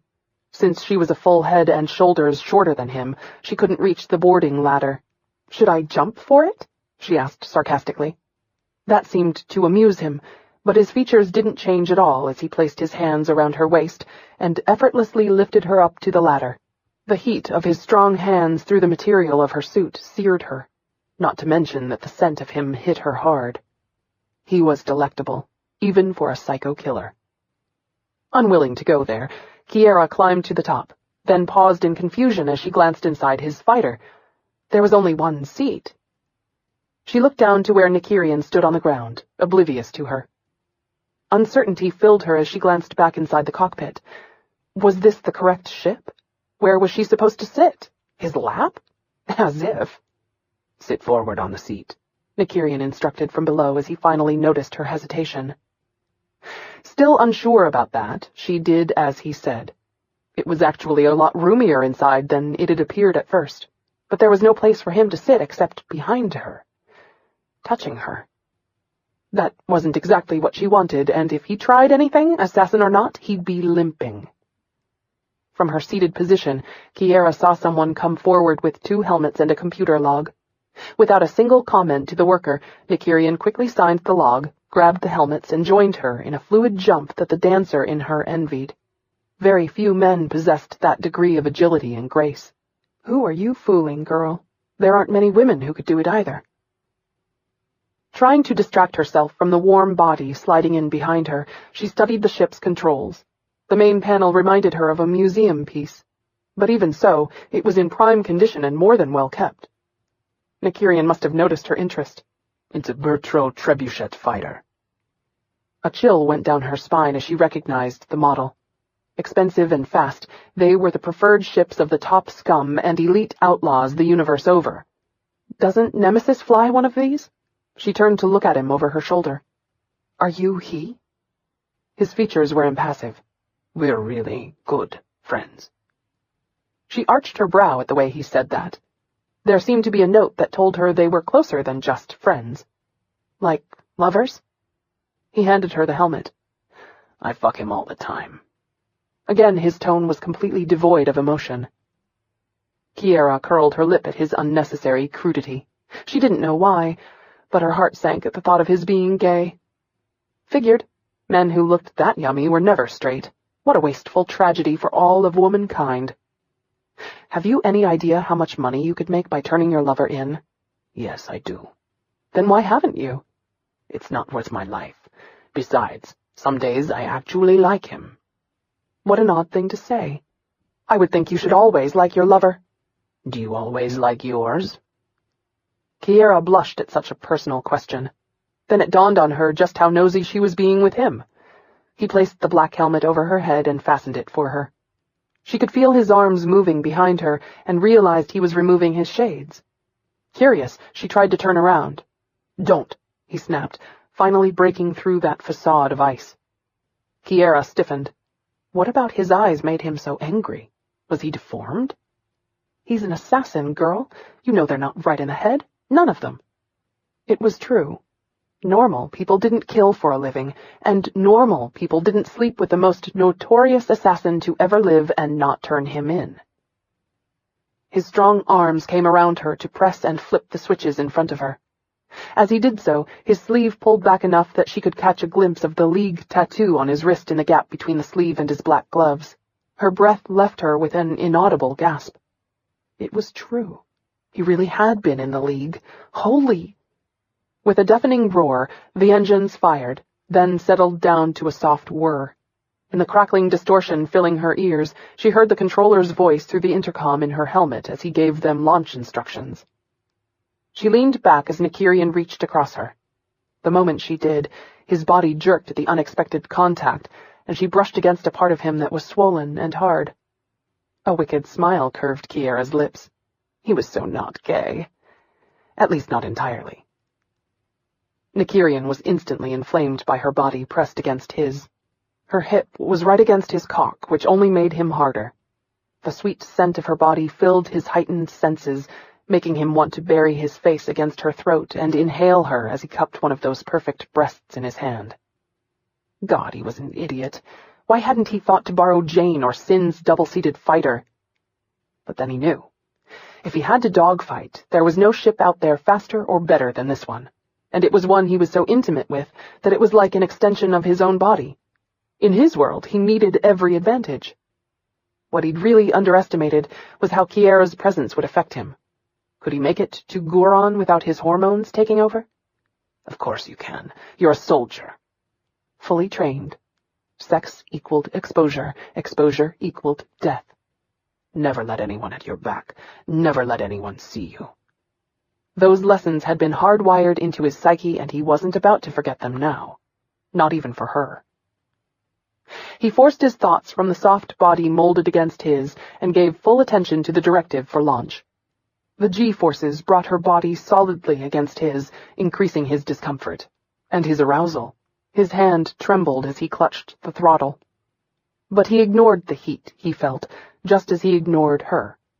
Besides, a woman like her would never willingly touch something as unclean as he was. And it wasn't only the blood on his hands that would offend her. Nothing about him was decent or right. He was an abomination. Never forget what you are, what I've made you. His adoptive father's words echoed harshly in his ears. How could he ever forget? He remembered, even when he didn't want to. You're a disgusting animal. And that was all he'd ever be. Hell, he was lucky his adoptive father had even allowed him into his house. For that matter, that anyone had ever allowed him into their home. He flinched as old memories came back to bite him. There was no use in reliving a past that had been excruciating enough the first time. So he did what he always did and shoved those memories aside and focused on his mission, getting her home to the people who loved her. Within a few minutes, they cleared orbit. Kiara watched as the murky gray planet shrank out of sight. She still had no idea which one it was. Shifting in the seat, she heard his sharp intake of breath. "Sit still," he ordered, his voice hard. Not that it was by any means the only part of him hard. His tone irked her. "What do you expect with me crammed in front of you?" "I expect you to sit still." "And I expect you to be a little less acerbic. You know, I didn't want to be here. You're the one who put me in your lap. If anyone should be bitching over it, it should be me. Not like I'm getting any kind of thrill from this, especially not with your attitude, buddy." Nykyrian cursed under his breath. He knew he should apologize for his curtness, but apologies weren't something he'd ever concerned himself with. Honestly, he was amazed that he'd barked at her, since he could count on one hand the number of times in his adulthood that anyone had elicited that much emotion from him. She crossed her arms over her chest and slammed back against his chest so hard that he felt his breath leave him. Grinding his teeth, he fought the urge to take her head off again. Or kill her. But that was what she expected him to do, and God forbid he ever do something that was expected of him. Not to mention, she'd been right earlier. She hadn't asked for any of this to happen to her. She'd been through a lot. The bruises on her face and neck and the deep cuts on her wrists testified to the severity of what she'd suffered. At least she hadn't been raped. Her earlier tirade had told him that much. She'd been spared that particular humiliation, but by the looks of her, they'd more than intended to do it. Better than anyone, he knew what it was like to be held down while other people took their anger out on him. To feel powerless and lost, violated against his best fight. So he gave her space and silence for the rest of the long journey. Kiara sat as still as she could, but she couldn't keep her anger up. She was too tired for that. And as Nykyrian relaxed behind her, she found herself following suit as the deep thump of his heart and the warm scent of his skin lulled her. It was actually kind of nice to be held in someone's arms after all she'd been through. She wanted comfort. No, she needed it, and she hated herself for that weakness. She'd always prided herself on being strong. But right now, she felt like that scared little girl who'd begged for her mother's life. Like the little girl who wanted someone to hold her close and to reassure her everything was all right, and that she'd be home soon where no one could touch her. Unfortunately, she knew that even there she wasn't really safe. She would never in her life have safety. But at least Nykyrian wasn't mocking her while he held a blaster to her head. Yet. She blinked her eyes, trying to stay awake, but the engines were so lulling and she was so tired. Nykyrian barely caught her before she slumped into his controls. He could hear her even, slow breaths in his helmet. "How can you be asleep with a trained assassin sitting behind you?" And yet she was completely unconscious in his lap, while her soft little snore came through the link in his helmet. The woman was nuts. She had to be. Or suicidal. Damn, this had to be a first. He made most people so nervous that they practically wet themselves in his presence. No one had ever been this relaxed around him before. Not even Sin. Pulling her back, he cradled her with his body so that she could be as comfortable as possible.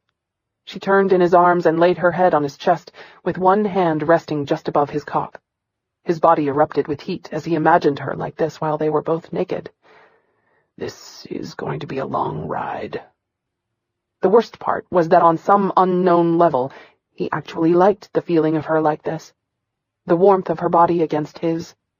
You are out of your friggin' mind. He picked her hand up to look at her long, graceful fingers that were perfectly manicured. Like the rest of her, they were dainty and beautiful. Before he could stop himself, he removed one of his gloves so that he could hold her hand in his and feel her flesh against his. He'd been right. Her skin was softer than velvet, and the sensation of it played havoc with his mind as he imagined her touching him. Don't be stupid. She would never voluntarily touch you. It was true, and he knew it. But still, he couldn't stop wanting to take his helmet off and lay those fingers against his face, to nibble the pads of each one. What would it be like to have a loving hand touch him? Just once. Grinding his teeth, he saw the ugliness of his scarred, damaged hand covering the beauty of hers. You are revolting. Every part of you an eyesore to humanity. His stomach twisting at the insults that were engraved in his soul, he put her hand down and replaced his glove. You are such a pathetic fool. There's no such thing as a loving hand for anyone. How many times has a wife tried to hire you to kill off her husband for his money or just for the hell of it? Yeah, people were treacherous to the bitter end, and only an idiot ever trusted one. Kiara jerked awake at the small beep that pulsed on Nykyrian's control panel. Her heart hammering, she tried to get her bearings. "What's that? Are we under attack?" Nykyrian pointed to the left. She sat up quickly, half expecting to find an enemy ship there. But that wasn't what she saw. She laughed as her home planet came into view. Never had she been so happy to see Goron. She splayed her hand on the cold glass, staring at it, afraid that if she so much as blinked, this would be a dream and her planet would vanish. The green and blue that was mixed with the red soil of the desert regions. It was so beautiful. She was home. They'd kept their word and not harmed her. In that moment, she could have hugged Nykyrian for it. Are you insane? No, she was just that grateful. Before she knew it, they were in the planet's atmosphere and blue skies were once again above her while the green, undisturbed countryside sped by below. Nykyrian's deep voice spoke her native Gorish flawlessly as he talked to the controller. I'm here on a diplomatic mission to return the Princess Kiara Zamir to her father. I need the coordinates to land in or near his palace. The controller's voice cracked as he gave them instructions to land in her father's private bay. But before he finished giving the proper coordinates, a squadron of 8 fighters surrounded them. The ships were not a welcoming party. They were military fighters, fully armed and ready to fire. A warning alarm sounded in Nykyrian's fighter, letting them know they were in the lock zone for a missile or laser strike. Nykyrian's arms tightened in expectation as he activated his own weapons and moved his left hand toward the trigger. I'm here on a peaceful mission. Deactivate the lock, now. She admired his even, non-aggressive tone, especially given the fact that one of the fighters rolled in front of them, forcing him to slow down abruptly. You disengage first, the command pilot demanded. Nykyrian's thumb rested on the trigger. Not until you drop target on me. Her heart pounded as all of them refused to back down. What if one of her father's soldiers panicked and fired for no reason? Though pilots were carefully trained, mistakes happened, and she didn't want to be included in a statistics report under, "Uh-oh, my bad." "Release the fighters," she snapped into her mic. Kiara? Her father's relieved voice burst through her headset. Is that really you, Angel? Are you all right? His voice broke on the last word. He must have thought Nykyrian was returning her body. She rubbed her arm against the chills that thought caused. "Yes, Papa, I'm fine. Please have them stand down. He's here only to return me and has caused me no harm whatsoever. Call your troops off." Silence greeted her for a few seconds. Finally, his father recalled his soldiers to base. Nykyrian's arms relaxed around her as the fighters dropped away and the ship's alarms subsided. He deactivated his weapons. She let out her own relieved breath, grateful she was almost home. It took several more long minutes to reach the main landing bay. Made of glass and concrete, she'd never thought the building particularly attractive. But today, it was the most beautiful place in the universe.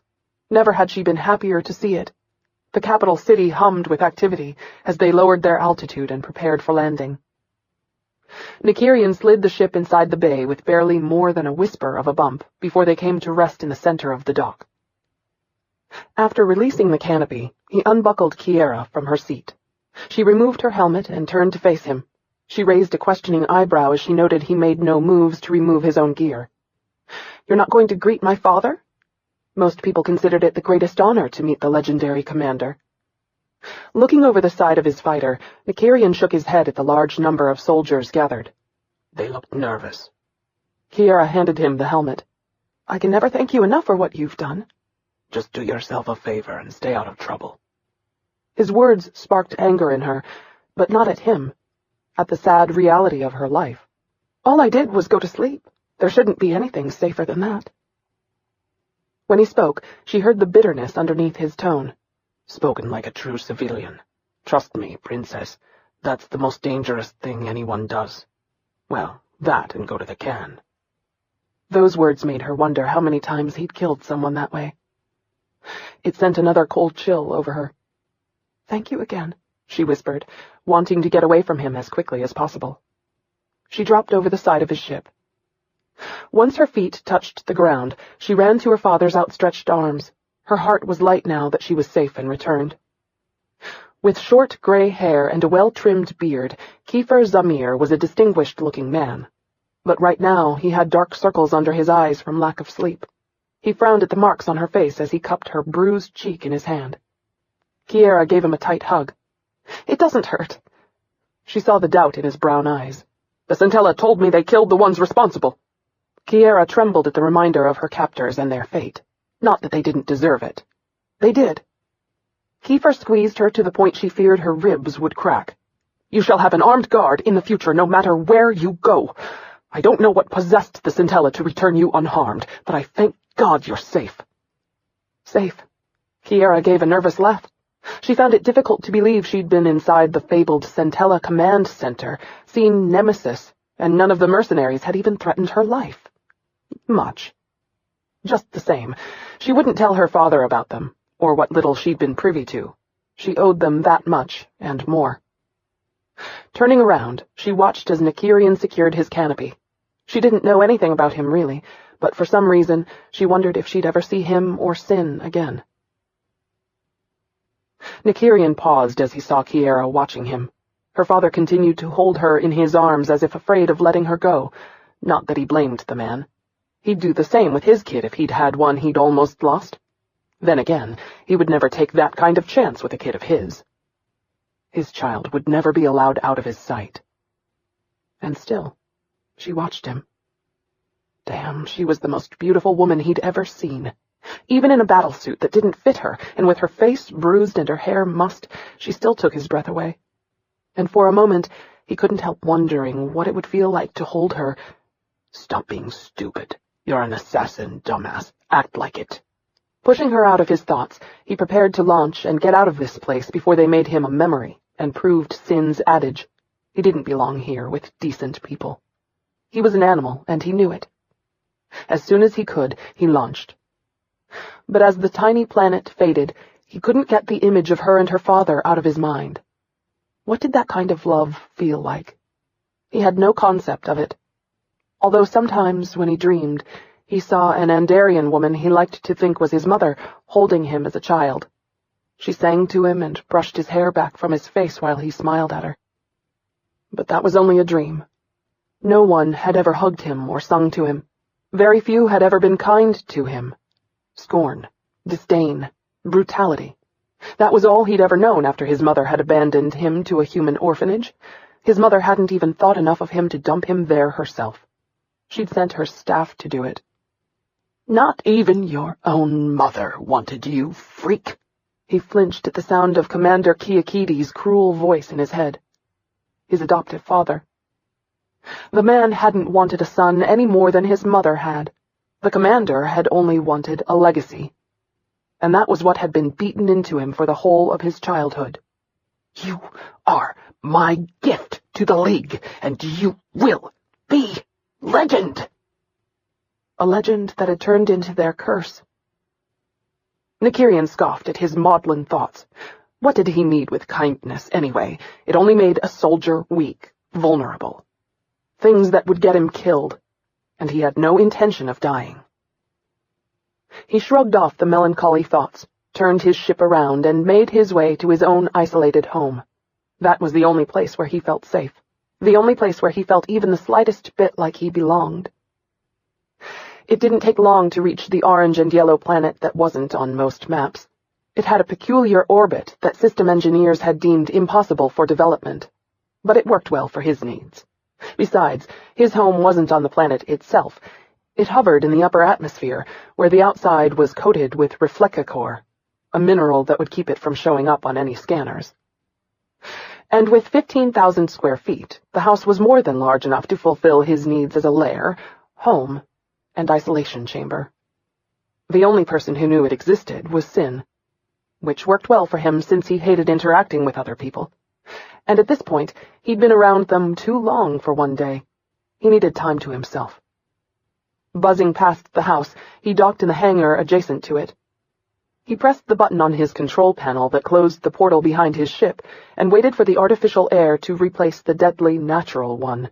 When the light came on, notifying him it was safe to leave, he exited his fighter.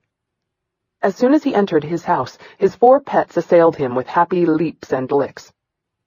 The Lorinas were feline creatures many assumed could never be domesticated. It had taken Nykyrian a long time to make them docile, but as with most beings, once they learned he could be trusted not to hurt or neglect them, they settled into an easy camaraderie. They were the only balm against loneliness he would allow himself. Fiercely loyal, they couldn't be bribed or turned against him for any reason, unlike humans or other so-called civilized beings. Hell, every day he lived without Sin or one of the others in their organization taking a shot at his back. He considered it a miracle. Rubbing the soft fur of the Lorina's heads, Nykyrian dropped his helmet by the door. He was grateful it was still night on his part of the planet. With any luck, he might be able to get some sleep. The stars twinkled brightly through the clear ceiling, while his home floated placidly above the gaseous world below. It was a peaceful, soothing place that never failed to ease the tension in his muscles or relax his troubled thoughts. He'd purchased the planet several years earlier, after deciding he was tired of living in cramped flats inside noisy, crime-ridden cities.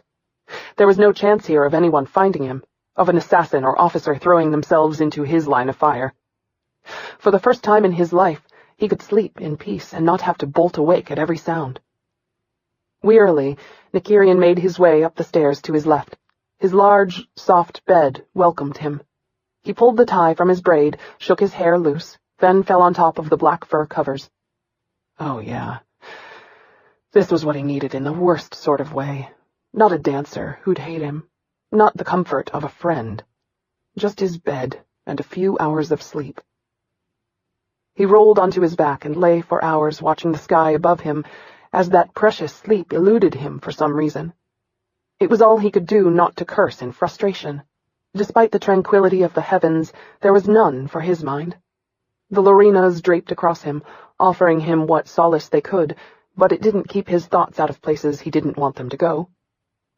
Stroking their fur, he thought of bouncing, dark mahogany curls as the trim dancer ran to her father. Imagined what it would be like to make love to her until they were both sore for days. It was sheer torture. As the sky began to lighten, he saw a ship zoom overhead. He knew the markings as soon as he saw the sleek fighter. Sin. How weird that he hadn't called. But then Sin was probably drunk and not thinking. It happened more than he liked. Nykyrian didn't move while he waited for Sin to dock and enter. The Lorinas heard the loud crackle of Sin's engines and jumped from the bed, anxious to greet their other friend. Nykyrian grunted as they used his stomach for a launching pad. "Kip!" Sin yelled below, bombarded by the Lorinas. "When are you going to chain these mongrels up?" Running his hand through his unbound hair, Nykyrian sat up. The Lorinas bounded up the stairs, followed by Sin. Nykyrian stacked his pillows up along the wall and reclined against them. "Well?" he asked as Sin sprawled across the foot of his bed. "I told Zamir we were booked," Ignoring what he didn't want to hear, he offered us a chunk of money which I told him changed nothing. He made another huge counter-offer, which I was tempted to take and guard her myself. I could use a planet of my own, you know. Not to mention, it'd be worth guarding her just for the eye candy alone. Jeez, can you imagine being around that, day in and day out? He paused to look at Nykyrian. Wonder if she sleeps naked. Bet she showers that way, every day, even. Think about it. I'll even bet she's naked underneath her clothes. Nykyrian rolled his eyes. As always, Sin's brief was efficient, short, and comical. He drew his leg up and draped his arm over his knee. What are the Probicians up to? They want the Gorons to relinquish all rights to Miremba 4 to them. You were right about it pertaining to the weapon. Seems the Probecians have need of the resources on that outpost to complete the explosive. Nykyrian frowned. I wasn't aware there was any Surata on Miremba. His mind ran through all the chemicals the weapon needed. Surata was the only one the Probecians didn't have in their own territories. Sin didn't comment. He rolled over and propped himself up on his elbows, staring at the rose and amber-streaked sky. This is really a great view. You should try looking at it when you're good and flagged. You should try it sober. Ouch, that hurt. Sin laughed. I'm sober now, and I must say it's not nearly as interesting. He shifted his gaze to Nykyrian. I haven't had a drink in over 3 hours. I'm doing good. You could do better. Sin snorted. I'll quit my drinking on your wedding day. Nykyrian stood, unamused. I need to eat. He headed toward the stairs. Wait, Sin called, stopping him. I thought you might want to know. The Probecians have upgraded their contract on Kiara's life. Both Pitala and Axel Bredech have signed on to track her. Nykyrian went cold. Pitala was a putz, but he was lethal and cruel. As for Bredech, that bastard was insane. Brutal. More than that, he was trained by the best of the League, and while he'd failed to be admitted as an assassin, he was dangerous to the extreme. When did you find that out? On my way over here. Thoughts tumbled through Nykyrian's mind. Pitala could most likely be stopped. Bredech, on the other hand. He could bypass any system, and he wouldn't stop until his target was mutilated and dead. Nykyrian knew firsthand just how vicious and unfeeling Bredech was. How much joy he would take in making Kiara beg for a mercy the man completely lacked. An image of Kiara lying dead twisted his gut. He'd spent the first half of his life killing for the League, and he knew only too well what an assassin, especially Pitala or Bredech, would do to her before he ended her life. Part of an assassin's job was to make the kill as gruesome as possible, to intimidate the victim's relatives and allies. He hated himself for that past, even though it had been forced on him. Now Nykyrian was an avenger, not a murderer. When he'd left the League, he'd sworn he would protect the innocent victims chosen by the League and other assassins. He couldn't let her die. You're not the law anymore, Sin's voice echoed in his head from an argument they'd had years ago. You left that behind the moment you dug out your tracer. Sin had been right. He wasn't the law. Now he was retribution and justice. Retribution usually came too late, and justice would never allow Kiara to die over something that didn't even concern her. Nykyrian stared at Sin in indecision. It wasn't his job or his responsibility to guard Kiara. He'd done his sentence in hell when he belonged to the League. To be alone with her and not touch her would be an even worse torture for him than the missions he'd been forced to execute against his will. Kiara's battered face drifted through his mind. Had they been a few minutes later, she'd have been raped and murdered. In that instant, Nykyrian made his decision. Call Zamir.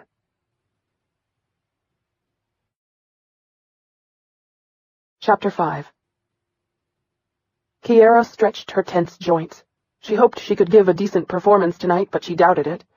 She hadn't slept for the last 4 nights with any kind of peace. Every time she tried to rest, nightmares of her mother's death plagued her, along with the memory of the lasers cutting into her own body. Kill them both. Would she ever get those cold, soulless words out of her head? It had taken her years of therapy after that attack to be able to sleep through a full night. Years of therapy to dull the memories of blood and fear. 2 years to be able to go to the restroom alone. A year after that, before she could close the door to a room or stall while she was inside it. Even though her father had hunted down and killed the ones responsible and paid a fortune in plastic surgery to remove her scars from the attack, it hadn't been enough. That day lived forever inside her. But on the day when she'd turned 16 and had narrowly missed being shot in her favorite restaurant, while she celebrated another year of her life, she'd decided that she was tired of living in terror. No, she couldn't stop the animals from trying to kill her. She had no control over their greed or actions. All she could do was control her own. She would not live in fear another day under lock and key. They may have taken her mother from her, but they wouldn't take her sanity or her freedom. She refused to give them that power over her. While the inner scars remained, she would stand strong against those demons. Always. No one would make her feel weak and powerless again. No one. She wasn't going to be like her mother or other aristocratic children who could only leave their protected rooms under heavy security. She was going to be normal and to live her life the way she wanted to. Animals be damned. Yet words were easy. Living by them was what was hard, and it had been a battle every day since. Today was harder than most. Every sound made her jump. Every shadow made her flinch. She hated being like this. But for all her bravado, she knew the truth. There was no sanctuary safe enough, no place secure enough that they couldn't get to her if they wanted to. Make the most of it all. That was her mantra, since any second she breathed could be her last. With a tired sigh, she went to stare at her reflection, checking her costume for any telltale flaws. The tight, red, sequined bodysuit clung to her figure, making her regret the large amount of sweets she'd eaten that afternoon in an effort to cheer her mood. She was still miserable, only now she had a fat butt to go with it. But at least her bruises were almost gone.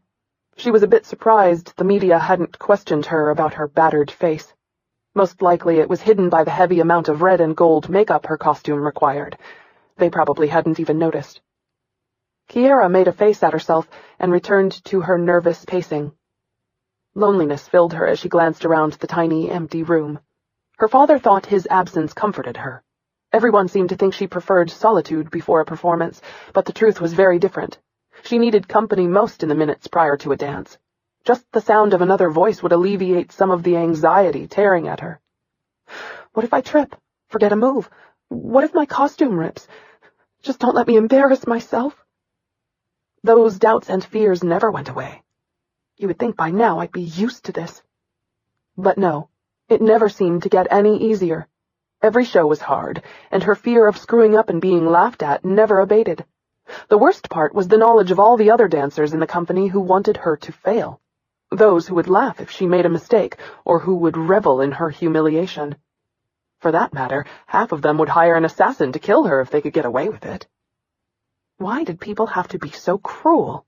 She'd never once in her life taken pleasure at someone else's pain, let alone their torture. Chewing her thumbnail, she continued to pace the room. As she neared the door, she heard the muffled voices of her father's guards outside in the hallway. You know, I didn't enlist for this kind of bullshit. I'm a soldier, not a babysitter for some rich bitch who can't keep her whiny ass at home. Hell, I wish someone would try to kill her just to get rid of the boredom. The other guard laughed. I can think of a better way to end my boredom. What do you mean?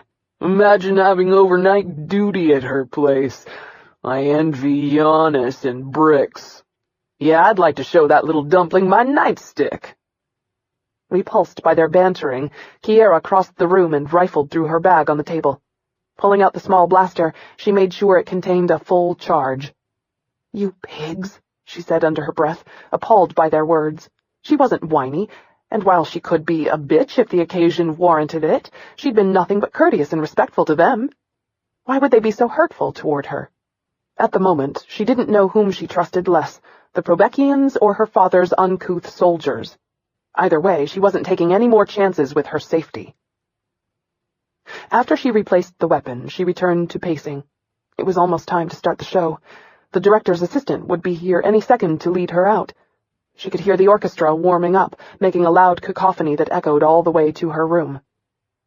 There was something muffled out in the hallway, but the music covered it. Assuming it was the assistant trying to get past her guards, she headed for the door. As she moved closer, a tall shadow fell across her. Her breath caught as she froze in terror. No, she was safe here. Not only did the show have its regular security, but her father's men were all over the place. No one could get in. She was just imagining the fact that the shadow looked like a giant man. It was just her paranoia making her scared. Nothing more, nothing less. No one was here. Still, unreasoning dread filled her. She didn't want to turn around, but she did anyway, then wished she'd listened to herself. Cold, black eyes stared at her from a handsome human face that lacked all compassion. A maniacal smile twisted his lips, letting her know he enjoyed the thought of hurting her. She looked to her bag on the table next to him. Could she get to her blaster? As if he could read her thoughts, he glanced to the bag. With a swipe of his arm, he knocked it to the floor. She took a step, then froze as her blaster landed at his feet with a heavy, soul-wrenching thud.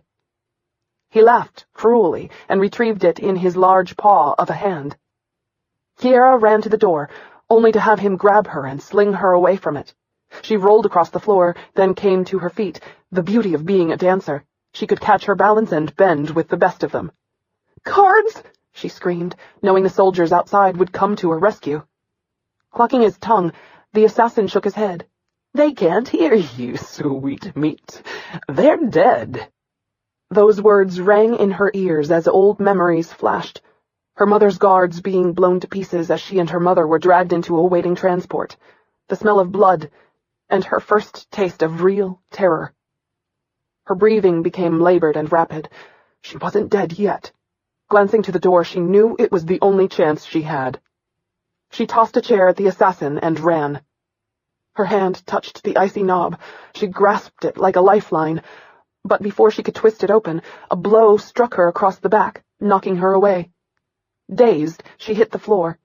Desperately, she wanted to scream again, but her lungs were incapable of anything save the cold, rasping breaths rattling in her chest. She scooted along the floor in an effort to put more distance between them as she tried to think of another way out of the room.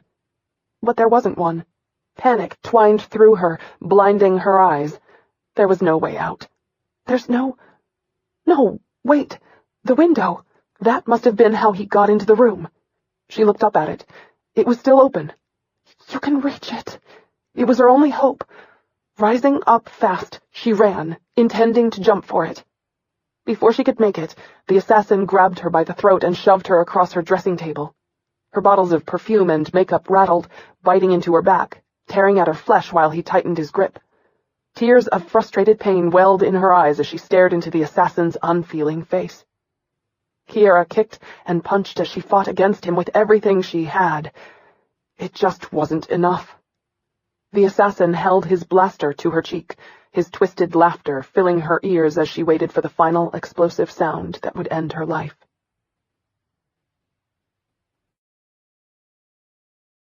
Chapter 6. The door burst open with a resounding crash. "Drop it, Pitala." Kiara went cold in relief at the deep accent she remembered so well. It was him, Nykyrian. Opening her eyes, she turned her head to see Nykyrian standing calmly in the doorway, his arms braced on either side of the frame as if he was leisurely chatting with a friend. His long coat was pulled back on both sides to show 2 holstered blasters and an assortment of weapons she could only guess at. As before, his long blonde hair was braided down his back, and a pair of dark shades covered his face. "I'll kill her, freak!" Pitala snarled in warning as he clicked off the blaster's release. Nykyrian appeared unaffected by the insult and threat, and why wouldn't he be? It wasn't like the blaster was pressing against his temple. He released a bored sigh.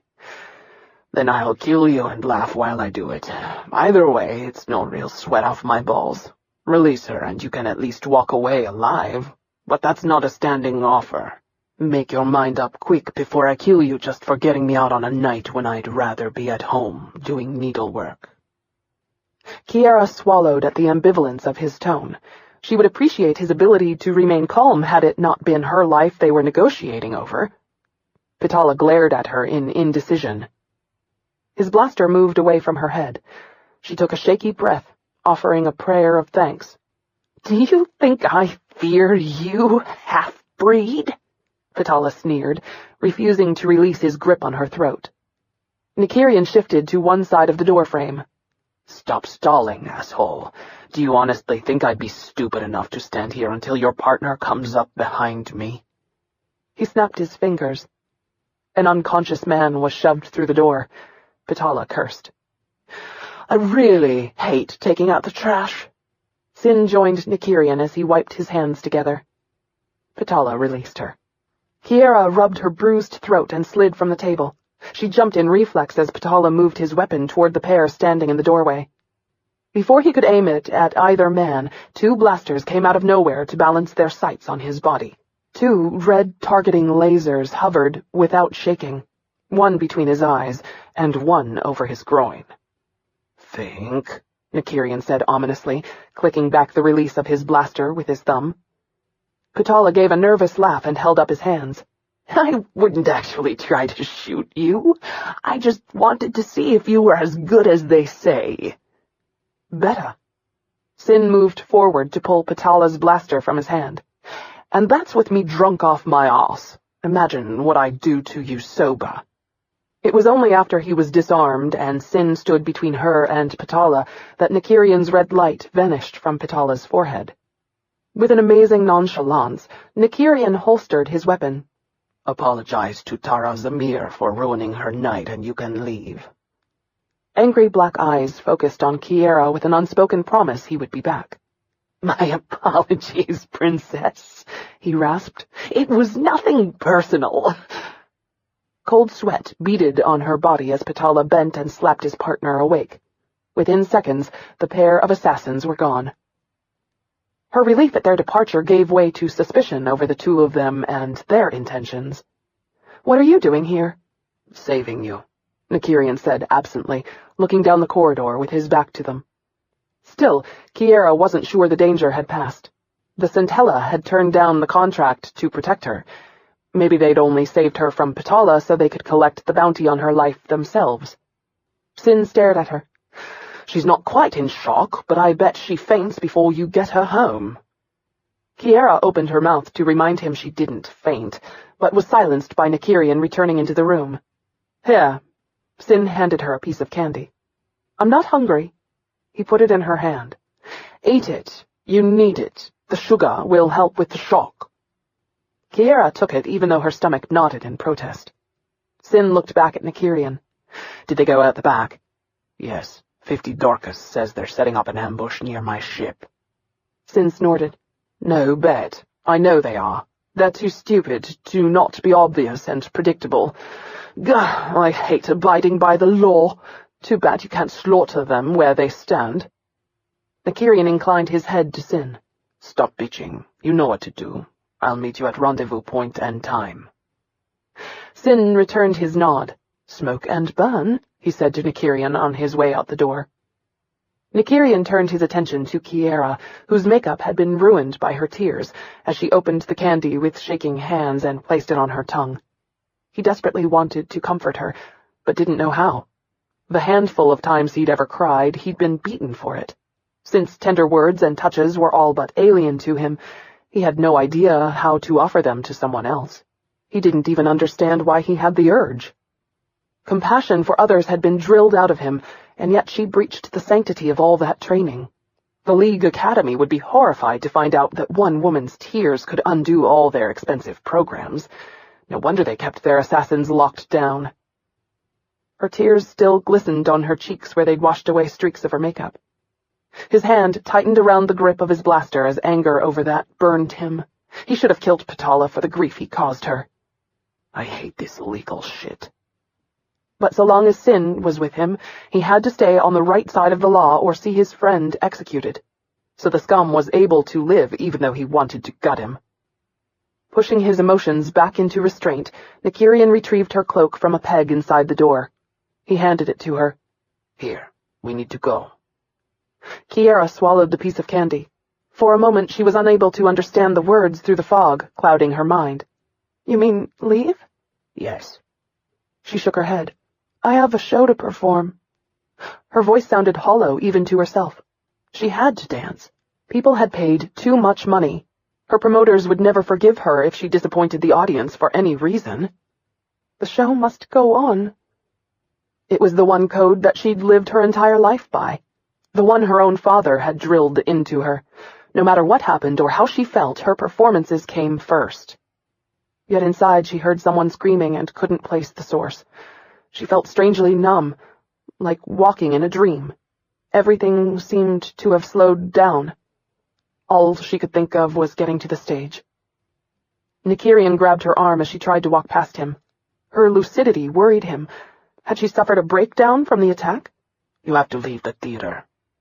I can't. It's not allowed. Her voice, haunting in its emptiness, worried him.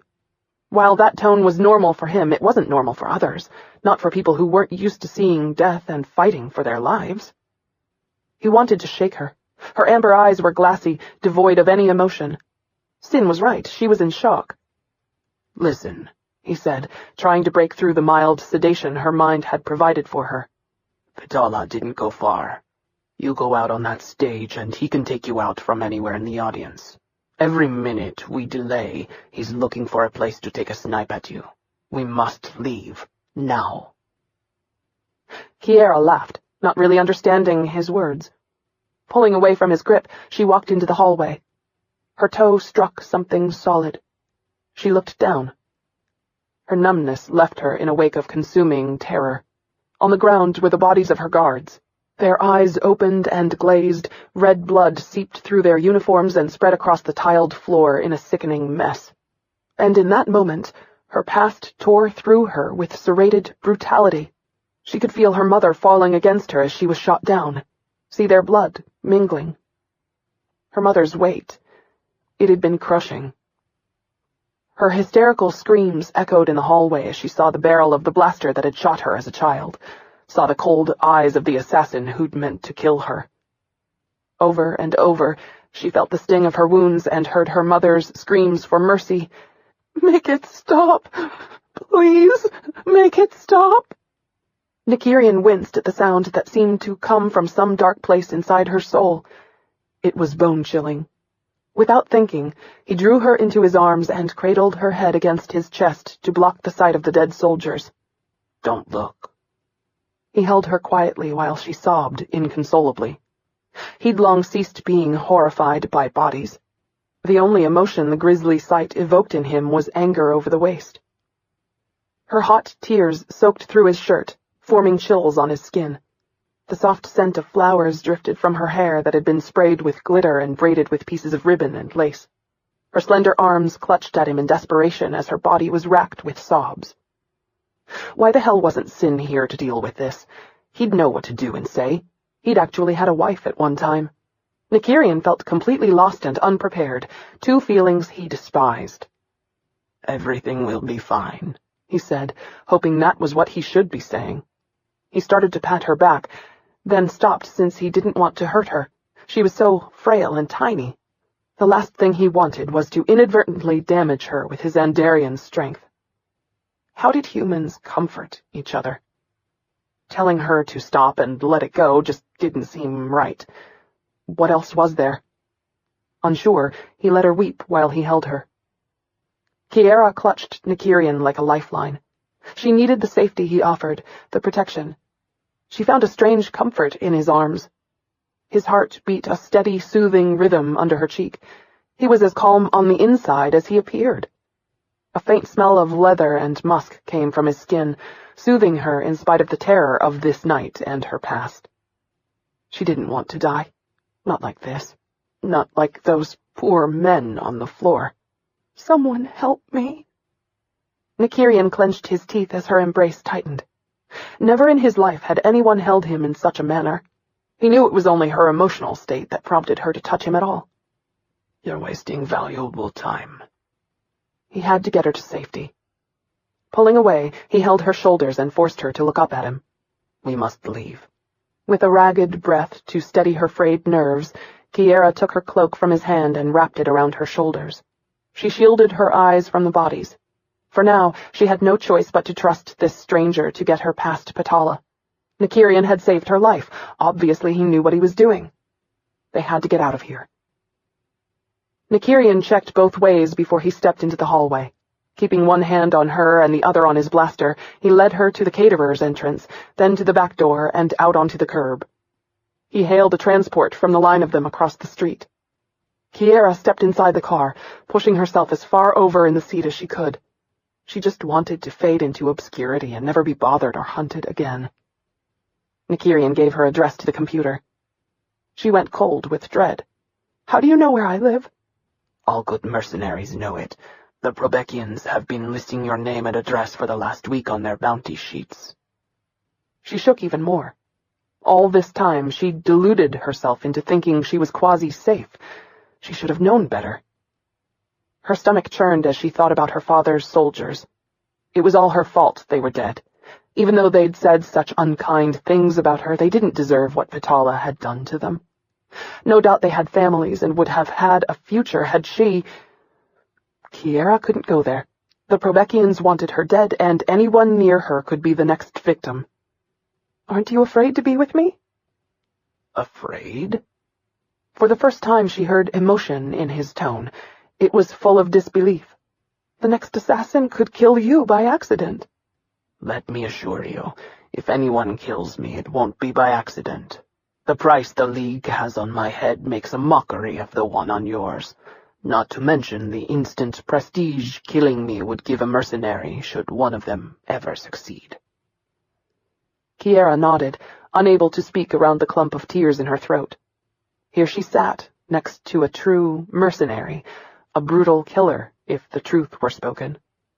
Why was he helping her? "Are you going to kill me?" Her voice shook from the strain and fear of her words. He didn't react to the question at all. "If I had that intention, you would have been dead before you ever saw me." Those emotionless words sent a cold chill over her. "But why are you protecting me? I thought mercenary assassins were only motivated by money." Nykyrian rubbed his right hand over his left bicep, the place where his full League tattoo would be located. "You haven't met enough of us to know what motivates us." Kiara conceded he was right, but it didn't change her suspicions. "You avoided my question. Why are you helping me?" His hand stopped. He looked away from her. "Maybe I'm a fan." "Are you?" "Yes."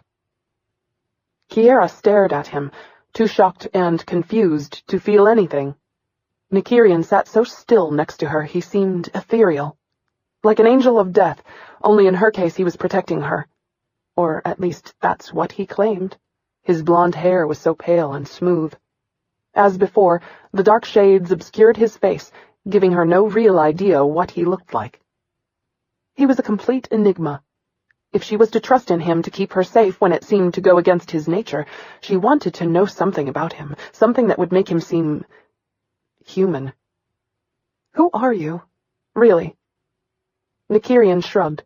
"Never figured it out. Takes too much time to think about myself, and time is one luxury I don't own." Kiara fell silent, thinking, remembering. She couldn't get the image of the dead soldiers out of her mind, no matter how hard she tried. "I killed those guards, you know." Her words seemed to soften some of his rigidness. "The Probekians killed them." Kiara shook her head, unwilling to see reason right now. "No, they were protecting me. They should have been home with their families, not in the Probekians' line of fire." Nykyrian looked in her direction. "They were soldiers, Mutara. Death is nothing more than the hazard of the business. They knew the risk and accepted it the moment they donned their uniforms." "Could you accept it?" "I have." She frowned at his disclosure. "You were brought back?" He didn't respond to her question. "Death is the final blow we're all dealt sooner or later. No one is immune, believe me on that, and tonight the mistress took them home. Don't cry for them, princess. I assure you they wouldn't cry for you." His words cut through her. "How can you be so cold?" "I'm a soldier, Mutara. Emotions are hazardous for us, so we dump them." Kiara scoffed. "You're a mercenary. There is a difference." "True. Mercenaries are better paid." Frustration welled up inside her. He was of the same caliber as Patala. Would he hold a blaster to her head if given the right amount of money? The thought chilled her. She couldn't trust him. She knew it. Trust belonged to the past. She'd trusted the dance company's security to protect her in the hotel, and she'd been abducted. She'd trusted her father's soldiers, and she'd almost been killed. Never again would she be so foolish. Nykyrian would have to be watched until she knew exactly where his loyalties lay. Why are we in a transport, anyway? Isn't this dangerous? He shook his head. Random is safer than habit. Since they don't know this transport, they couldn't have it marked or traced. Marked? A military euphemism for armed with a bomb. God, how she hated being in this situation. The transport stopped outside her building. Nykyrian exited first and scanned the street before he stepped out enough to let her leave. He shielded her with his body as they crossed the sidewalk, and she inserted her key card into the door's lock. When the door opened, he grabbed her arm to keep her from entering the building before he scanned the hallway, then the street. "You're making me nervous," she snapped as her shaking hands almost caused her to drop her key. "You should be nervous." Kiara let out a frustrated breath. So much for having a guard reassure her. She stepped into the corridor and headed for the lift. "My flat is on the top floor." "I know." He infuriated her. If he knew so much, why didn't he lead the way? Oh, what she wouldn't give to knock some of his cockiness out of him. It must thrill you to always be right. She pushed the number for her floor. As the doors closed, he faced her. "You can attack me all you wish. I don't give a minced damn whether or not you like me. But you will respect me, listen to me, and obey me. Do you understand?" Anger stung her cheeks at his rapid, even-toned dictation for her behavior. "I'm not yours. You have no ownership papers. My God, I haven't even hired you." "You haven't. Your father has." Kiara stiffened in confusion. What's that supposed to mean? I was there when Sin turned my father's proposal down. "We reconsidered." The knot in her stomach loosened. Why? He stepped back from her. "Patala and Axel Bredech." Kiara frowned. Patala she knew only too well, especially since she could still feel his slimy hands on her. What is Axel Bredech? "He's another rancid mercenary assassin, Mutara." She clenched her teeth. Why do you keep calling me Tara? Is it an insult? Nykyrian tensed for a moment. "It's Andarian, for lady." Oh, his explanation caught her off guard. Why would he choose to call her that after his rough treatment of her? It didn't make sense, and it went a long way in softening her anger at him. "Who's Axel Bredech?"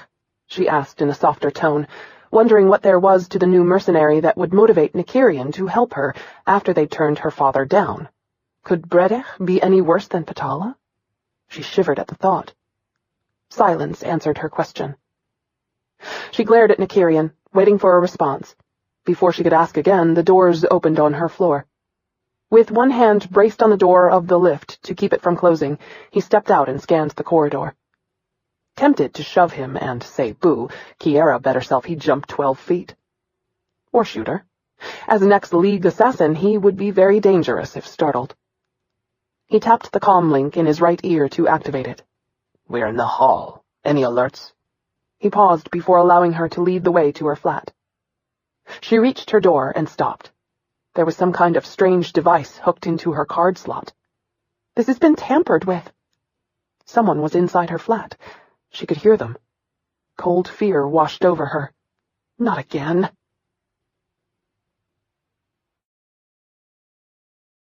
Chapter 7. Nykyrian pulled Kiara behind him, then knocked twice on the door to her flat. It was all she could do not to hold on to him for support. She was so scared, she was amazed that her legs were still holding her upright. "Who is it?" A deep voice growled from the inside. Nykyrian answered in what had to be the most sarcastic tone she'd ever heard. "Definitely not your mother, but I am willing to beat your ass if you don't stop playing games. Open the damn door before I get shot in the hallway."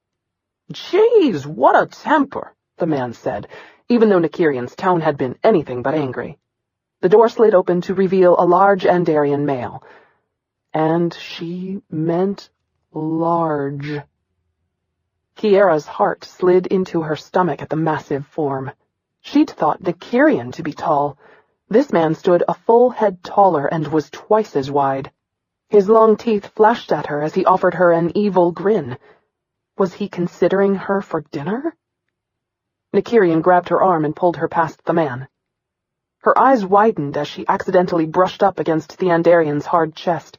The crimson, ringed white eyes sent a chill down her spine. No wonder Nykyrian wore dark glasses.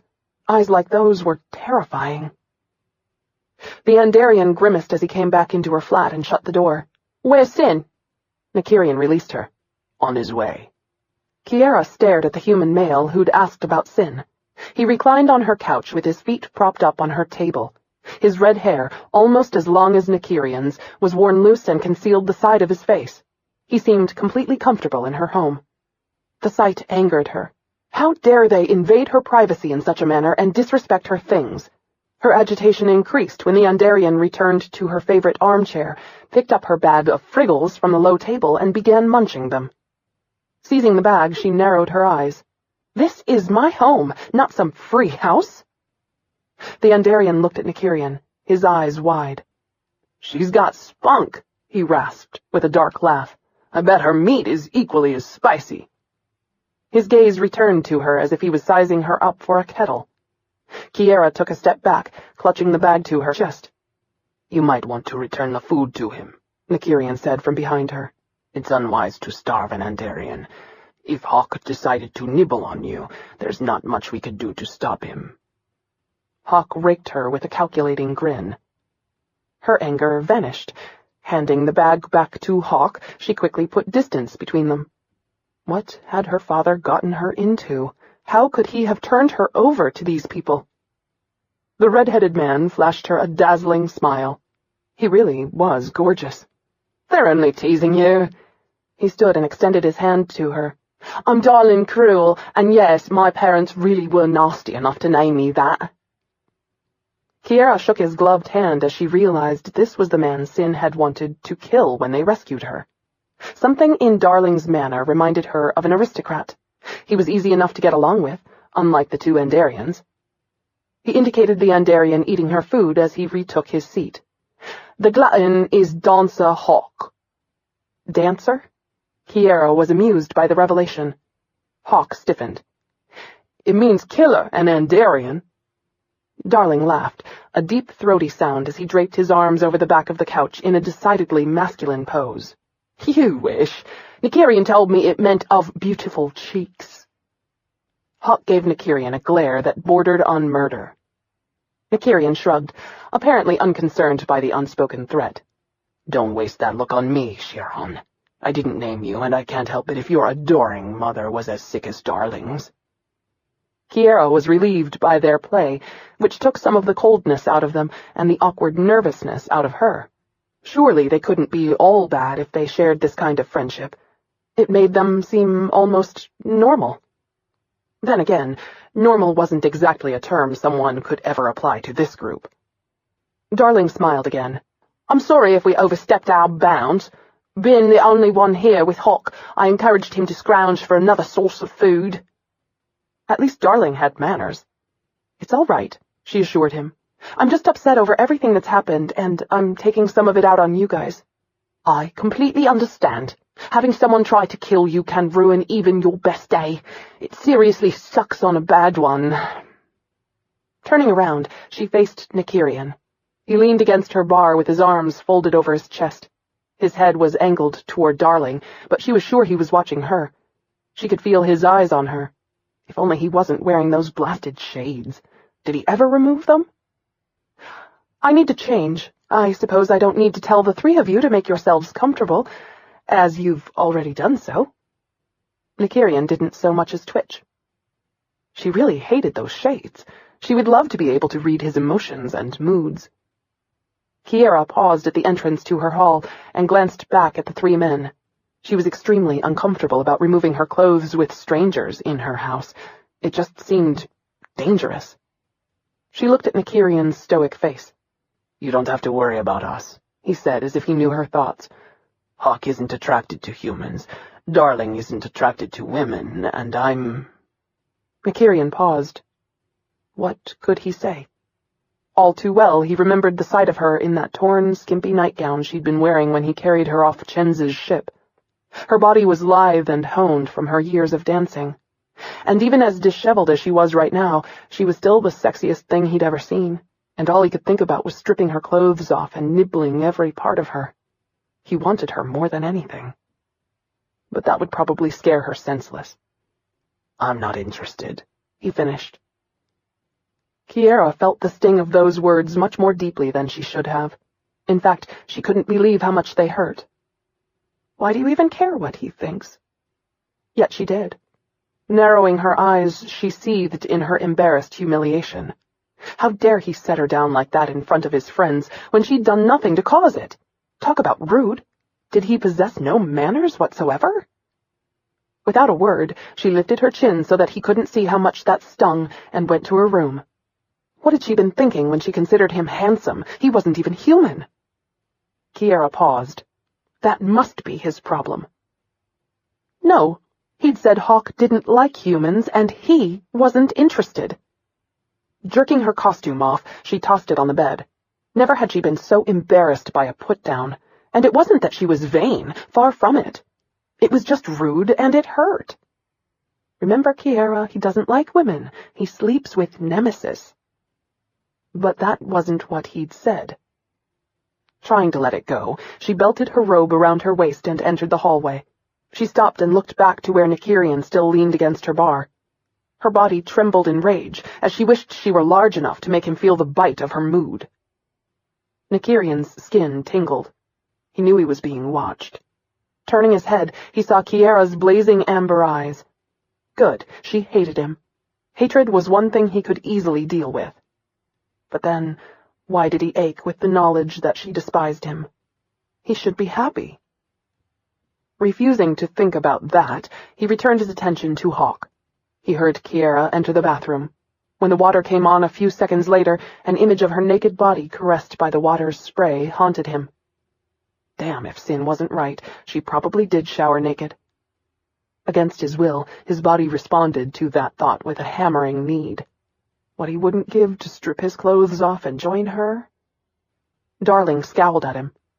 "You all right, bud?" "Tired." Nykyrian returned to their briefing on the beefed-up security they'd installed in her flat. "You were saying you placed scanners outside in the corridor." Darling nodded. "Right. We have the scanners in place with your DNA, hers, and ours already programmed in along with Sin's and Jane's. Hawk reworked the communication system to prevent anyone from accessing it. The channels will be clear should you need to contact us." Nykyrian shifted his weight to keep his muscles from stiffening. "I still intend to use the link." "Probably for the best," Hawk said. "Once Breda learns you're guarding her, he's going to come after you full arsenal." "I'm ready." Hawk snorted. "I wouldn't be so arrogant. He won't stick by League rules and attack you openly. He wants your life more than he wants Kiara's."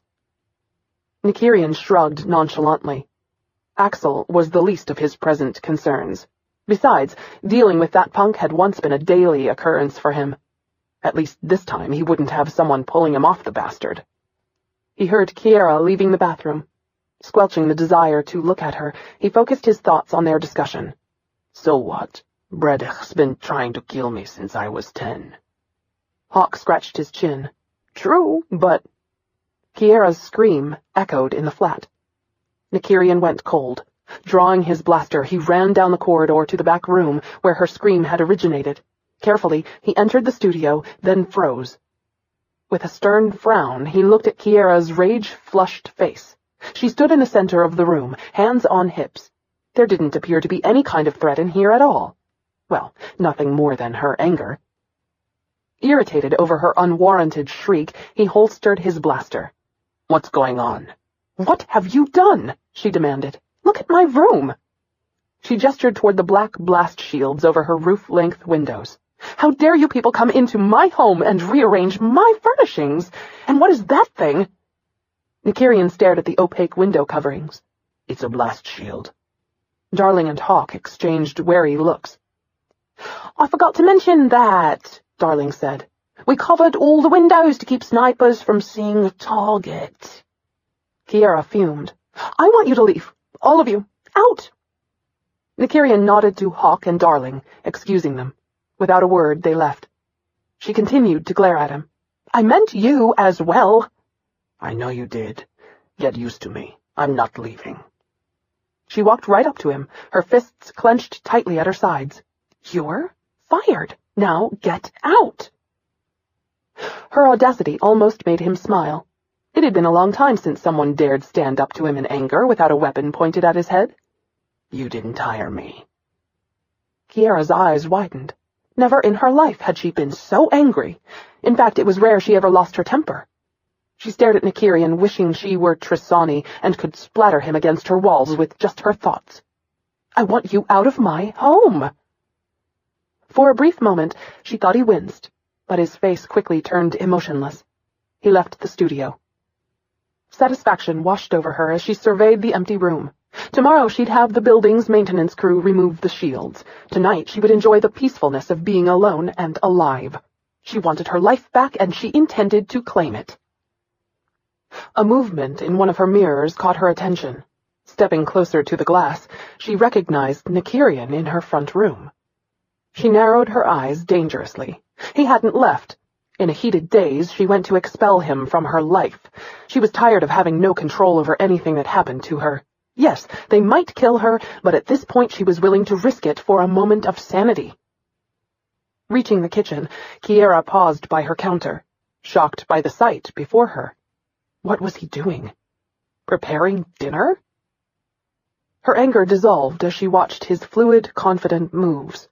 Never had she expected an assassin to cook. Why are you doing that? I thought you might be hungry. I know I am. Kiara watched him rinse assorted brenna vegetables in her sink. Pulling her cutting board off the wall, he pulled one of her knives out of its block and tested the edge with his thumb. Do you ever cook? All the time.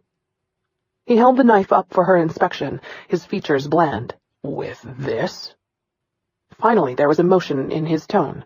It was mocking and snarly, but at least it was emotion. Yes. Why? He scoffed. I've used sharper spoons. He pulled a knife out from the folds of his coat. Her eyes widened at the way the light glinted against the black titanium blade. Is that sanitary? I'm sure it's cleaner than yours. I wash mine with alcohol and sterilize them, then put them in airtight sheaths, not a porous wood block that can hold bacteria. He struck the knife several times against the spike on his right vambrace in silent, short, quick strokes before he started slicing the vegetables with a shocking ease. No, that couldn't be what she thought it was. Could it? You travel with a whetstone on your arm? He paused before he returned to chopping. You don't ever want to kill someone with a dull knife. It takes too long to sever their arteries or puncture organs, and it makes it even messier than normal. Is that a joke? He didn't answer, and the way he handled that knife put a painful knot in her stomach. Yes, it was graceful and impressive, but it showed an expertise and precision that made her blood run cold. He chopped fast, the blade slicing like a diamond-tipped razor through everything. It was actually a wonder he didn't cut his own fingers as fast as he moved. Yet he never missed a beat. He pulled out a stock pot and added herbs and seasoning to the water. Kiara frowned. You actually look like you know what you're doing. He stopped chopping and looked up at her. Why does it surprise you? Even killers need food. She ignored his obvious barb. Food, yes, but cratoria? That is what you're making? Yes. He finished chopping the vegetables, then placed them on the counter.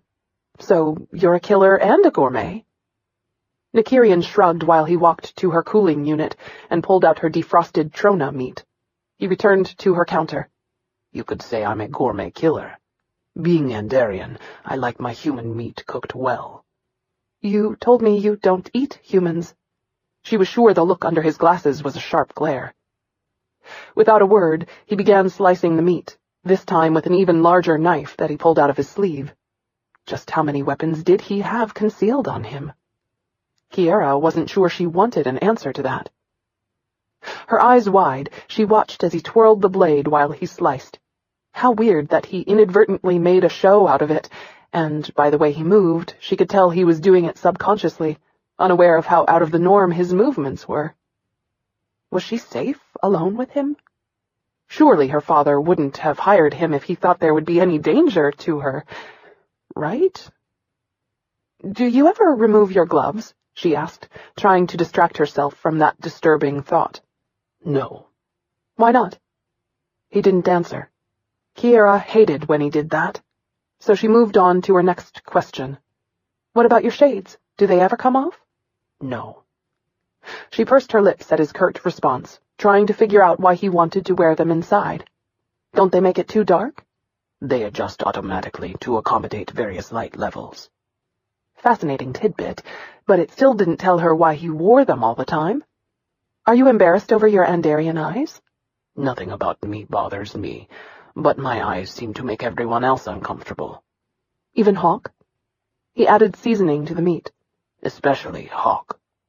Kiara wondered at his words. How could an Andarian be made uncomfortable by another of his kind? She glanced about for Hawk and Darling, who were nowhere in her home. Where did the others go? As per your Highness's demands, they left. She was a bit surprised by that. You mean someone actually listened to me? Don't get used to it. His clipped words silenced the conversation.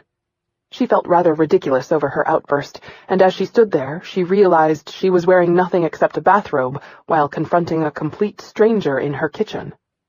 I need to dress. Nykyrian let out a breath as she left him. Thank you.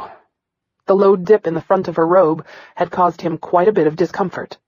Since she'd called his attention to the studio, the only thing he'd really noticed had been the tiny droplets of water clinging to the deep cleft of her breasts. Water he wanted to lick off that skin in the worst sort of way? Stop it. He vowed to keep his mind on business and not on Kiara's body. To help achieve his goal, he switched on the music player located on the kitchen wall. As he finished placing the meat and vegetables into the pot, he heard Sin in his ear telling him he was outside in the hallway. The door buzzer sounded. Kiara came running from her room, fastening the last 3 buttons of her blouse. He groaned inwardly, regretting he'd ever told her he wasn't interested in her body. No doubt she figured she could run around naked and not stir him. This was going to be a long mission. Reining his body back under his rigid control, Nykyrian moved to the door, ready just in case. Kiara opened it, admitting Sin and her father. Thank God. The commander pulled her into his arms and held her close. When I saw the bodies, I was terrified you were hurt. Her face paled before she glanced at Sin, then Nykyrian. Luckily Nykyrian and Sin were there to save me. Kiefer released her and faced Nykyrian. I thought you people were going to wait until tomorrow before starting your protection. You people. Could there be any more loathing in the way he said those words? Nykyrian had to bite back a sarcastic reminder that they were both housebroken, though to be fair, given their pasts, that was a miracle. Had we waited, she'd be dead now. The president tensed before returning his attention to Kiara. I wanted to tell you about this, but I was waiting until after your performance. I didn't want to upset you. I'm not upset. Nykyrian rolled his eyes, grateful they couldn't see the action behind his shades. Not upset. Yeah, right. She was more than ready to kill them all. Kiefer gave her a grim smile. He looked back at Nykyrian with a stern scowl. I have misgivings about this. I warned Nemesis, now I warn you. Should anything happen to her, I won't rest until I have destroyed every member of the Centella. Nykyrian had to stifle the urge to make an obscene gesture over a threat that was as preposterous as it was unneeded. If the League couldn't kill him, a gorish president damn sure couldn't. We're trained professionals. Kiara is safer with us than she'd ever be with you. Kiefer narrowed his eyes in a way that made Nykyrian want to punch him. She'd better be. I intend to keep in constant contact. He gave his daughter another fierce hug. I hate to leave, but I do need to get back to the base and deal with the reporters and paperwork over what happened tonight. If you need me, call. I will, she promised, kissing his cheek. I'll check on you when I get home. He released her and headed for the door. I love you, baby. I love you too, Daddy. He kissed her brow before he took his leave. Kiara ached as her father left her alone with the two men she wasn't so sure about. Her heart heavy, she locked the door, then frowned at the mocking expression on Sin's face as he walked over to Nykyrian. "What the hell was that action?" Sin asked him. "I think it's something called paternal concern." Sin scowled at his bland explanation. "What? You sure? I thought that crap was a myth." Nykyrian shrugged. "No, really. I watched it once in a documentary. It was fascinating. Believe it or not, there are people out there who actually have feelings for their progeny." "Get the fuck out. No way. You're screwing with my head again, aren't you?" "No, I swear. You just saw it with your own eyes. I did not make that shit up." Sin shivered. "Yeah, but it's really messing with my concept of the natural order of the universe. Paternal love. What's next? Limb regrowth? Genetic splicing reversals?" Kiara gave Sin an irritated grimace. "Don't your parents ever worry about either of you?" Sin arched a brow. "What parents?"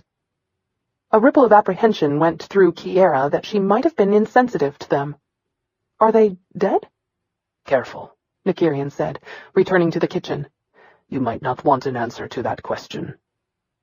She tried to understand his cryptic response. "What do you mean?" Sin laughed evilly. "Kip wasn't born, he was spawned." Now she was completely confused. "Who's Kip?" Sin indicated Nykyrian with his thumb. "You were a 2B?" Nykyrian glanced up from his dinner preparations. "Sin has a brain disorder that causes him to lie most of the time. Ignore him." Sin snorted. "I don't lie. I merely tell the truth creatively." So Nykyrian wasn't a test tube baby. This really didn't make a bit of sense to her. "But neither of you has parents?" Nykyrian put a lid on the pot. "They're dead." "Isn't that what I asked to begin with?"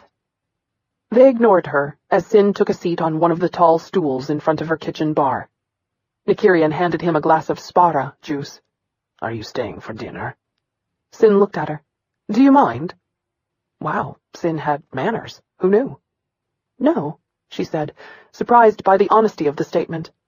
For some reason, she liked Sin, despite his unorthodox looks. His black hair was pulled into a short ponytail. His deep brown eyes were ringed in black eyeliner, giving him the look of a feral hunting beast. Not to mention he had a small stud in his left nostril that matched the two small hoops in his left ear. He was definitely not the type of man who attracted her, but she had to admit he was oddly handsome. He took a drink of the juice and cursed. "What is this shit? Poison?" Nykyrian took his acerbic tone in stride. "You can't live on alcohol. Wanna bet? Wanna die?" Nykyrian pushed the juice back toward Sin. "Drink it and quit bitching." Sin mouthed those words back mockingly and added an extremely obscene insult to it. "You know, you're a little hairy to be my mother." He pulled out a small flask and added it to the juice. Nykyrian let out a deep, fierce growl that actually scared her. Sin ignored it as he drank the alcohol-laced juice. "Much better." Nykyrian went back to cooking, but there was a tick in his jaw that betrayed the anger he was doing an amazing job at hiding. Kiara shifted her gaze to Nykyrian as he talked with Sin. He seemed far more at ease with Sin than he had with his other two friends. As Sin made another joke, she realized Nykyrian never smiled or laughed. She couldn't remember ever seeing him do either. What could take away someone's laughter? Severe military training. Like her father, he seldom smiled either.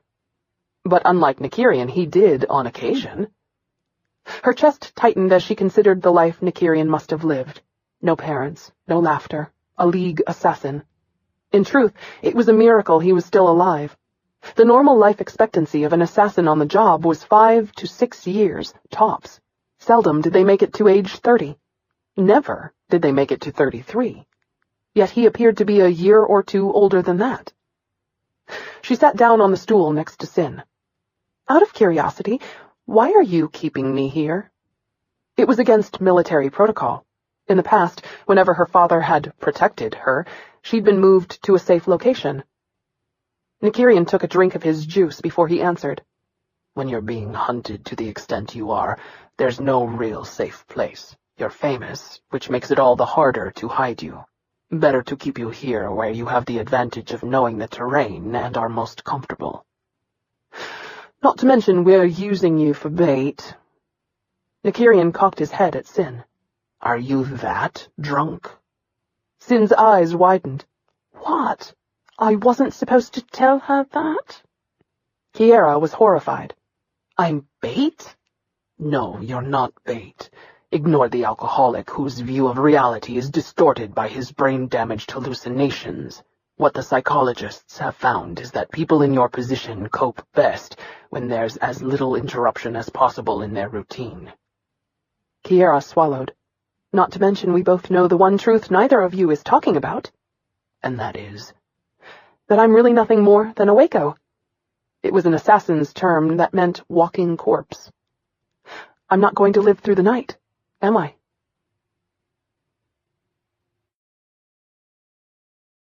Chapter 8. Nykyrian went still at the cold fear in her voice. It touched a part of him that he'd forgotten existed. His heart. And for some reason he couldn't name, he wanted to comfort her. You'll survive, Mutara. We'll make sure of it. She shook her head, her eyes shiny with unspent tears, which was one thing he admired most about her. Most of the time she had the best control of her emotions of any civilian he'd ever been around. You can't guarantee that. You said it yourself. Even you're living on borrowed time, waiting for one of them to kill you. Sin added more alcohol to his glass. And you said I was scaring her. Damn, bud, you're socially awkward to the extreme. Sin. He ignored Nykyrian's warning. Don't worry, princess. We've been living that way our entire lives. There's nothing they got that'll touch us. If they did, we'd already be dead. Nykyrian inclined his head to Sin. I was born fighting, and we've wired your place to such an extent that we'll know if an uninvited cockroach visits a flat 10 stories down. Not to mention we have exit strategies for any and all scenarios. They won't get you without getting us, and believe me, we're not about to make our enemies happy and die here. Sin laughed. Damn straight. We have too many people to continue pissing off. She frowned at him. You're really not afraid? No, Nykyrian answered honestly. Sin inclined his head to Nykyrian. Death is just a new beginning, at least in my religion, and extreme inebriation seriously helps. Kiara wasn't amused by his quip. Mine, too. Well, the religion part, not the alcohol, but I'm in no hurry to meet my maker. She let out a tired breath. I don't see how you guys live the life you do. Sin shrugged. There's an old Ritidarian saying, you're never more alive than when you walk hand in hand with death. Or crawl inside a bottle and stay there. He met Nykyrian's gaze. Yeah, well, it's not my death that bothers me. Nykyrian clenched his teeth as he felt his friend's pain. No, it was the brutal loss of his family that haunted him, and for that Nykyrian couldn't fault him at all. Sin had been put through a meat grinder by life. The fact that man could still get up and make it through a day without blowing his brains out amazed him. It was a call he waited daily to receive, and he had more respect for Sin's continued survival than he'd ever had for anything else. He glanced to Kiara, and by her face he could tell she understood Sin's tone, and had the decency not to question him about it. She swallowed as she fidgeted with the ring on her finger. I'm really sorry about the way I overreacted to the shields. I just don't like feeling trapped and to not be able to see outside. You have no idea how many times I've been barricaded inside a box in my life. I know it's for my protection, but that doesn't mean I have to like it. She glanced up at Nykyrian. I promise it won't happen again. I'll be more cooperative in the future. Sin pushed the glass aside and started drinking straight out of his flask. Don't worry about it. We're used to being told to go screw ourselves, and that's from the people who actually like us. You should hear what our enemies say. Nykyrian didn't comment. There was no need to. He understood why Kiara had overreacted.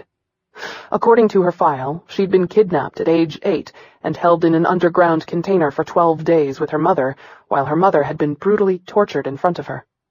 Once her father had paid off her abductors, they'd killed her mother and put 3 burns into Kiara before they'd left her for dead. The file had said that she still couldn't stand to be in total darkness. Funny how internal scars never healed.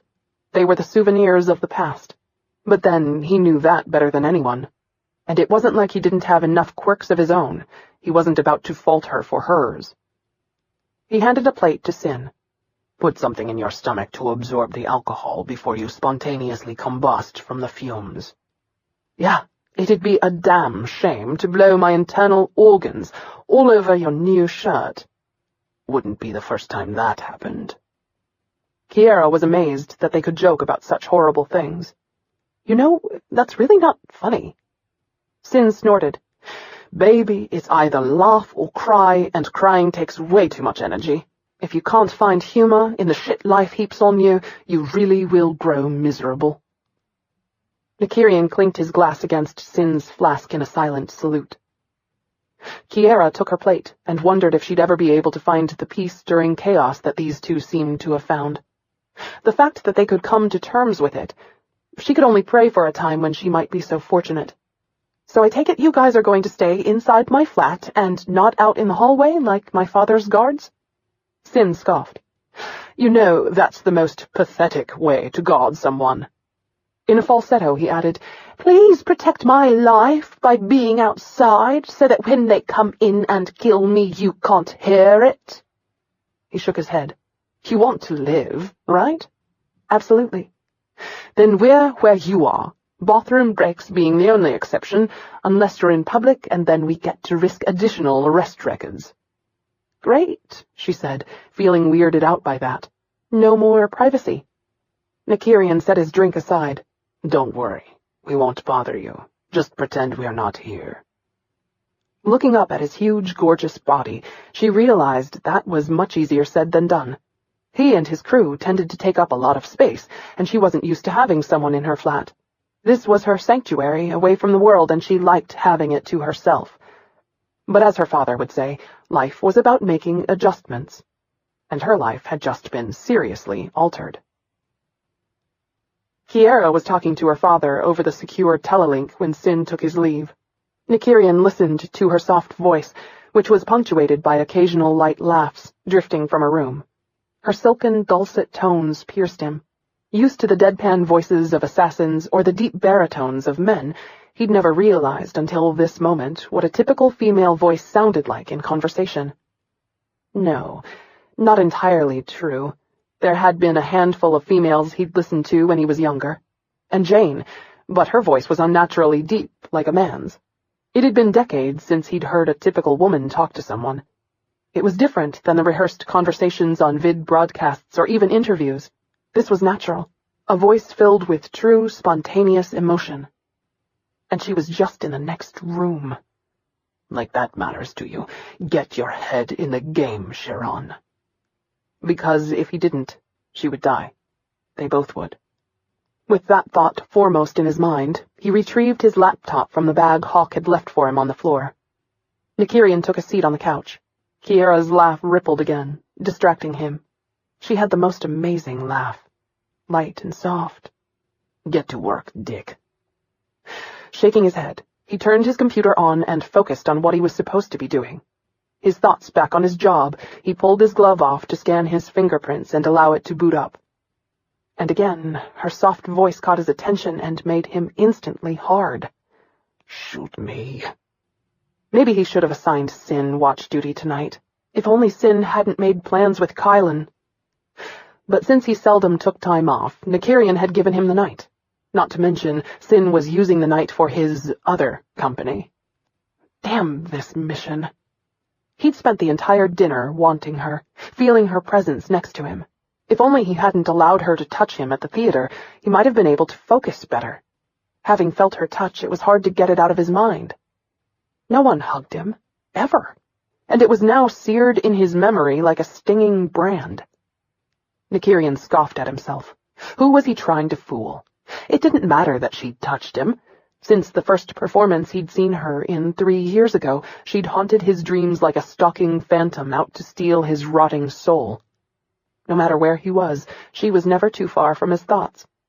The logistics of this just sucked more than normal, since he really couldn't escape seeing and hearing her, smelling the sweet scent of her body. He sighed heavily, wishing he could think of some way to clear his head that didn't involve removing body parts. After a few minutes, she finished her call and entered the front room with a warm smile on her face as she looked in his direction. "Kill me." Nykyrian's blood heated in response to her gentle expression. No one had ever looked at him like that. Like she was glad to see him. She glanced around the room with a frown. "Is Sin gone?" "Yes." That didn't seem to please her. "I thought there'd be more than one of you to guard me. Isn't that standard protocol?" "Yeah, for a normal person." He wasn't normal in any sense of the word. "Believe me, I'm more than enough to keep you safe." There was no arrogance in those words. It was just a simple statement of fact. Kiara paused at her favorite chair, across from Nykyrian and his rigid pose. He'd finally removed his long coat and draped it right where she'd planned to sit. How strange that he seemed even more formidable without it. Not an easy thing to do. Maybe he was right about not needing anyone else. He looked more than capable of single-handedly bringing down an entire army. Now she could finally see the full, ripped outline of his body, and the presence of more weapons. Daggers and knives were cradled in sheaths, from hip bone to hip bone around his back. More sheaths were attached to his wrists and biceps, front and back, along with the 2 blasters.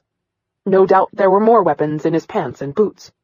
And he seemed oblivious to all of them. A shiver went over her. As she tried to pick up his coat, she frowned at the unbelievable weight of it. How did he manage to wear it so flawlessly? She could barely lift one sleeve. It had to be lined with armor, and the flash of silver said there were even more weapons hidden within its folds. Nykyrian stood up and took it from her with one hand before he laid it down beside him on the couch.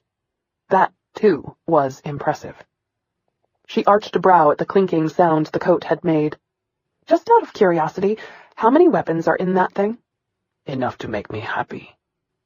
Kiara was unamused by his curt reply. "So, is there any part of you that's not a lethal weapon?" He sat back down before he answered. "No, even my wits are sharpened." Rolling her eyes at his dry sarcasm, Kiara was a little more respectful of him and his strength as she took her chair. Her father's dire words echoed in her ears. He'd warned her of the Centella's ferocity, telling her to stay alert and call for him if she had any suspicions toward them at all. While he knew they were the best at protecting her, he still didn't fully trust them, and he'd left his own guards all over the street outside and patrolling the inside of her building, just in case. And who could really blame him for being paranoid? In spite of what Nykyrian had said earlier, they were all mercenaries whose only loyalty was to currency. Watching Nykyrian closely, she tried to read his thoughts. Would he sell her out? Or kill her himself? Could he be that cold-blooded? Of course he could. And yet she wanted to believe he was better than that he had some form of moral fiber hidden underneath that icy facade and mountain of weapons. Nykyrian's own words drifted through her mind. "Emotions are bred out of us during training." Still, she refused to believe he was completely without feelings. Were that true, he wouldn't have comforted her while she cried. He wouldn't have cared enough to even bother. His gloved fingers flew over the touch keypads while he worked, with only a whisper of light tapping. A wicked smile curved her lips as she studied the gorgeous body and profile of the man who seemed oblivious to her presence. She'd been around many men who constantly worked to improve their physical appearance, but none of them had ever appealed to her as much as he did. A man who should repulse her. Yet there was something about him that called out to her like a hurt child needing comfort. Kiara almost laughed aloud at the thought. She studied Nykyrian, his jaw tense, his features blank. The epitome of fierce soldier and lethal killer. No, there didn't appear to be anything about him even close to hurting or needy. So why did she feel this way? "What are you working on?" she finally asked. He growled a low warning in his throat that made her a bit uneasy. "I have a lot of work to finish. I'm not here to be sociable. I'm only here to protect you. Ignore me and go about your business as if I'm not even in the room." She arched a brow at that ridiculous comment. "Have you any idea how much space you take up? In case it's escaped your notice, you're not exactly small or easy to ignore." She could have sworn she saw one corner of his mouth twitch as if he'd almost smiled, but he said nothing in response. Kiara folded her arms around her leg and rested her chin on her knee. She watched his flying fingers, amazed he could type and talk at the same time. "But since you're here—" His fingers stopped moving. The sudden silence echoed around her, increasing her discomfort. "I just thought you might as well tell me something about yourself. We could end up spending days together, weeks even, and "Fine," he snapped, cutting her off. Kiara hid her triumphant smile behind her knee, but she was sure her eyes glowed in mischief. Nykyrian sat back and defensively crossed his arms over his chest. "If it will solace your mind, I will allow you to ask me 8 questions. After that, you'll never again ask me another thing about my past or my colleagues, and you'll remain quiet and let me finish what I'm doing." The sharp, clipped words irked her. She stared at him, trying to think of things that would give her a working knowledge of what kind of person he was. "Okay," she said, as she thought of the first one. "What's your surname?" 1. Quikiades. She choked in surprise over the last name she'd expected to hear. She wouldn't have been more surprised to find out he was a royal prince. As in the universally famed and acclaimed Commander Huan Quikiades? In the League, that name carried more prestige than all the presidents and royal families of all the United Systems combined. The late commander was a legend revered by all. 2. Yes. Was he your father? She thought she noticed his teeth clench before he answered. 3. Yes. Kiara gave an unladylike snort. "That doesn't count. You should have said that when I asked the second question." He shrugged in an aggravating manner of disinterest. "Be specific. Anything counts." Oh, that little booger. But arguing with him was pointless. The one thing she did know about him, he was stubborn to a fault. Kiara sat for a minute, thinking over what little information Mira had given her while she'd been in the Centella's base. If he was your father, why did you leave the League? This time she definitely saw the angry tick in his jaw as his features hardened. "What makes you so sure I was in the League?" Kiara gulped at the harsh, deadly tone. At that moment she could easily imagine him tearing someone into pieces, and she had no desire for that someone to be either her or Mira. "I saw part of the tattoo on your wrist. It's true, isn't it? You were a League assassin?" Some of the tenseness left his lips, and she wondered why. 4. Yes. Kiara was getting tired of him numbering his answers. "You know, you could try and be a little friendlier." "I'm not paid to be nice. I'm paid to kill." A lump of dread closed her throat at the thought. "Do you like to kill?" she asked, her throat growing tighter by the heartbeat. Kiara witnessed the first truly visible emotional response from him. He went completely rigid and tense. There was no mistaking the anger, even though he held it in well. He closed the computer with a sharp snap and tossed it aside. Without a word, he left the room. Kiara sat in her chair for several minutes, wondering about his reaction. Since he brought the subject of his killings up so often, why would her question bother him? She went to find out. He stood in front of the blast shields in her studio. She watched him from the doorway as he slid his hand over the plastic panels as if looking for a hole. He appeared ambivalent again. "You said you would answer my questions." He dropped his hand. "I didn't expect you to ask that one." "Why not?" Nykyrian crossed the room with that powerful, commanding gait to stand before her. For a moment, she thought he might actually touch her, but he remained less than a foot from her, just close enough to warm her with his body heat, with an intangible wall so thick around him she didn't dare reach out and touch him or even step closer. "Why would you care how anything makes me feel?" His low tone seemed somehow searching. "I don't know. I just do." He turned around and changed the topic. "Do you practice in here?" Kiara frowned at the unexpected question, curious about what had prompted it. "Yes?" He walked over to the mirrors and touched her favorite spot on the stretching bar. She'd used it so much there was a slight dip in the wood from her ankle and a permanent stain there from the oils in her skin. "Do you enjoy what you do?" "Of course." He shook his head. "That was a well-rehearsed response. Tell me, Honestly, do you enjoy the grind of what you do? The discipline, the hours and hours of rehearsal, the promoters who make demands, the fittings, the other dancers who envy you, the media who criticizes every move you make, and all the bullshit that goes along with each performance. Do you really enjoy what you do?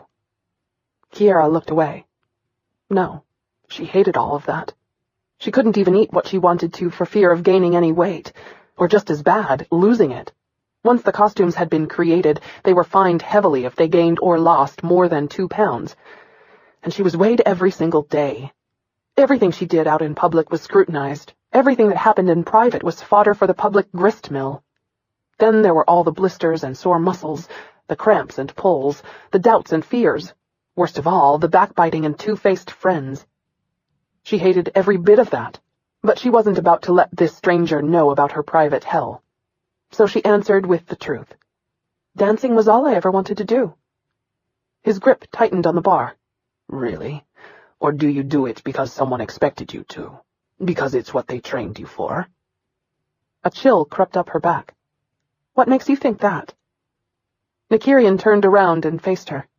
The pictures and awards you have in the main room on your shelves.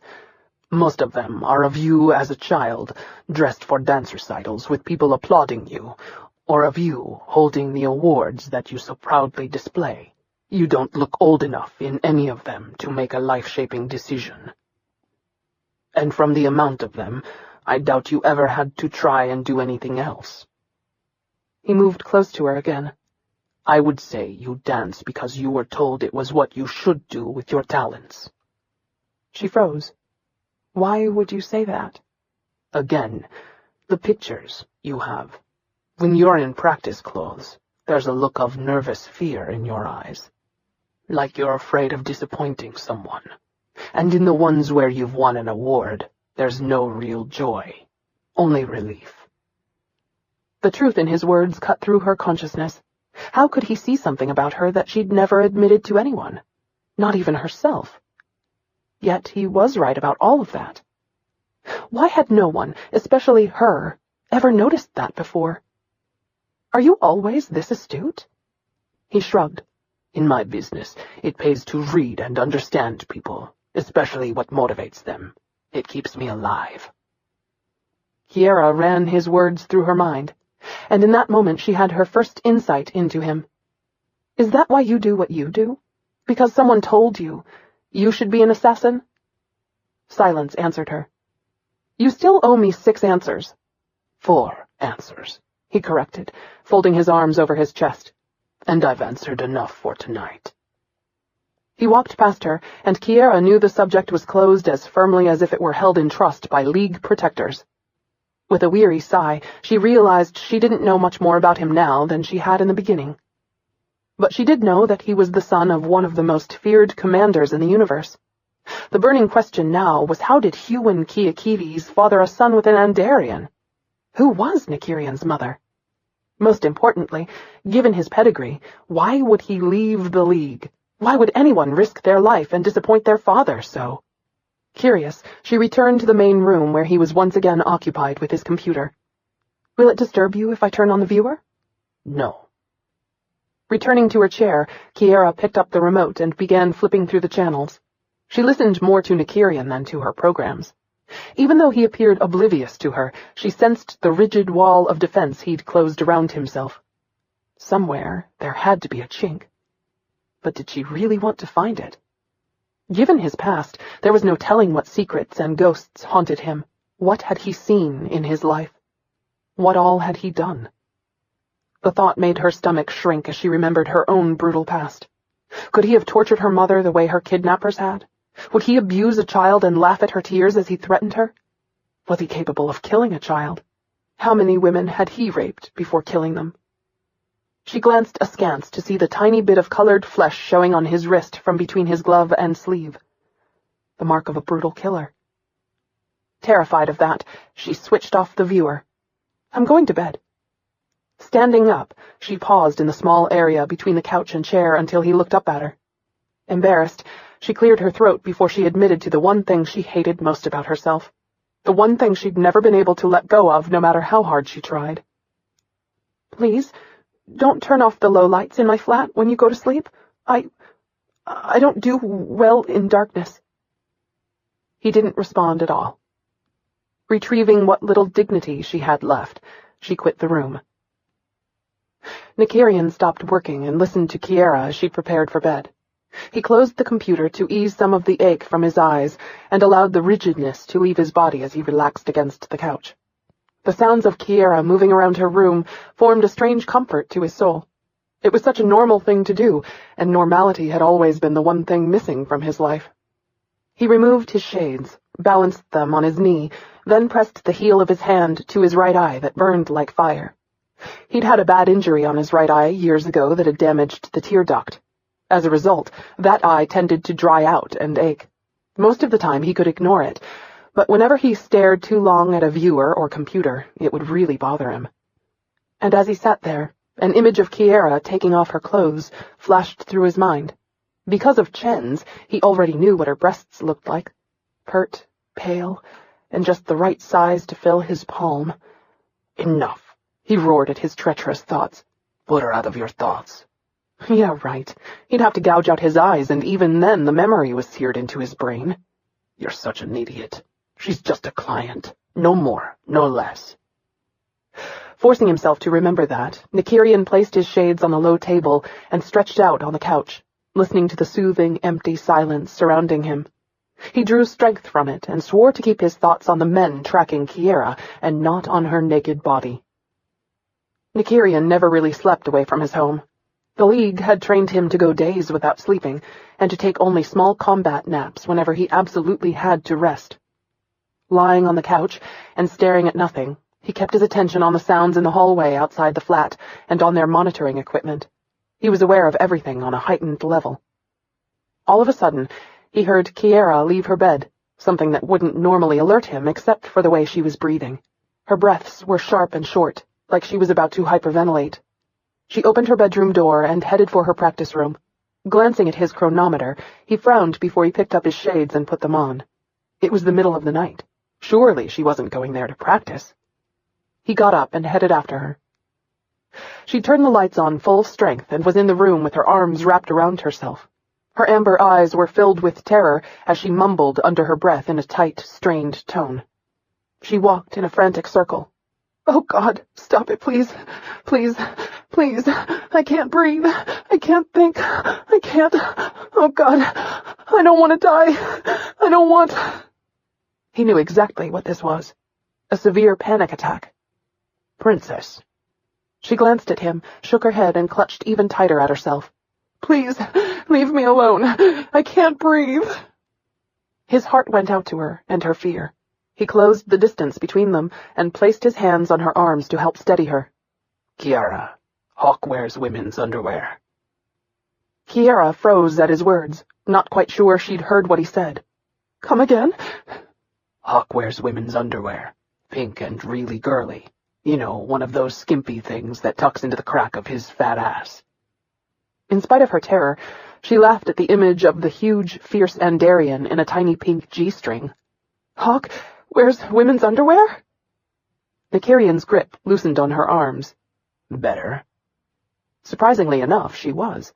Somehow that unexpected image had managed to break through her panic and center her back in the real world. No one had ever been able to do that before.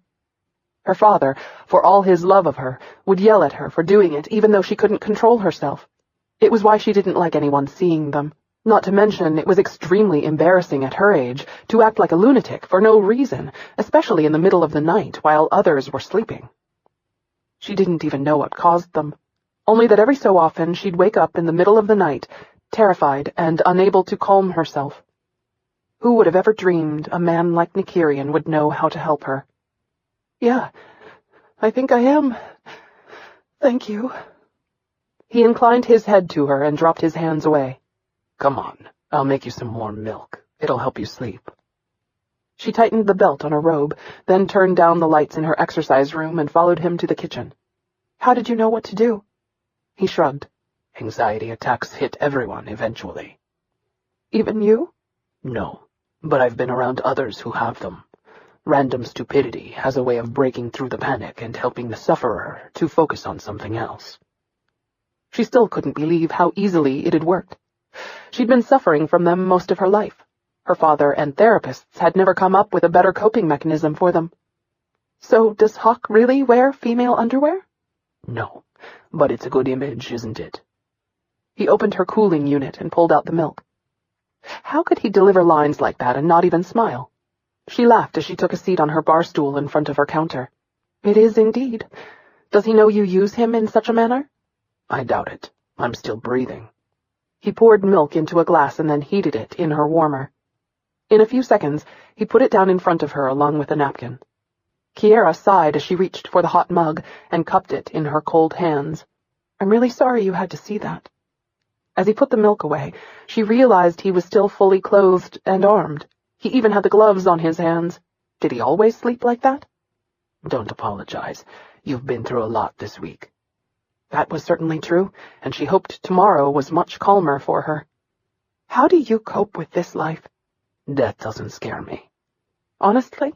You have no fear whatsoever of what's on the other side? Not at all. How could he feel that way, especially given the way he lived? Given all the things he must have done in the League? No fear of being judged and condemned for what you've done in your life? Nykyrian didn't respond. The truth was, people always did that to him. He didn't see it being any different than the life he currently lived, and the saddest part of it all was that his life now was infinitely better than his past. He'd already lived through hell. Nothing scares me, Mutara. Really. I admire you. I wish I could live that way. No, you don't. Trust me. Your life is much better than mine. She sipped at her milk. Yes, but you don't have to worry about anyone making a victim of you. Princess, in the end, life makes victims of us all.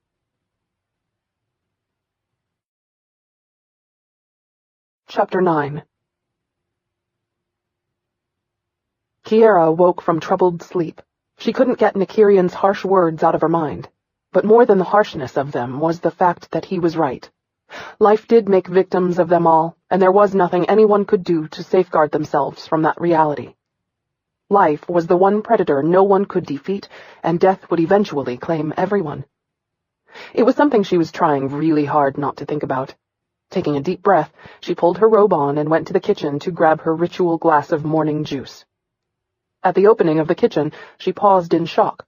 On the kitchen table placed before her chair was a warmer with a full breakfast waiting for her. Whoa! She hadn't seen the like since she'd left her father's palace. Amazed at the fare, she looked over to Nykyrian, who sat on a bar stool reading from a small portable, and as usual, completely oblivious to her. Once again, he was dressed in full black regalia, complete with the long coat that weighed more than she did. Impressive. She retrieved a piece of toast from the warmer. Her taste buds reeled at the strange, sharp spices he'd added to the bread. Very impressive. Thank you so much for being so thoughtful. He ignored her compliments. What do you have to do today? Kiara swallowed a sip of juice. I have rehearsal this afternoon, then my performance. No performances or rehearsals until this is resolved. His tone was clipped, but emotionless. She set the juice down on the table and narrowed her gaze on his rigid frame. You're insane if you think you can keep me from dancing.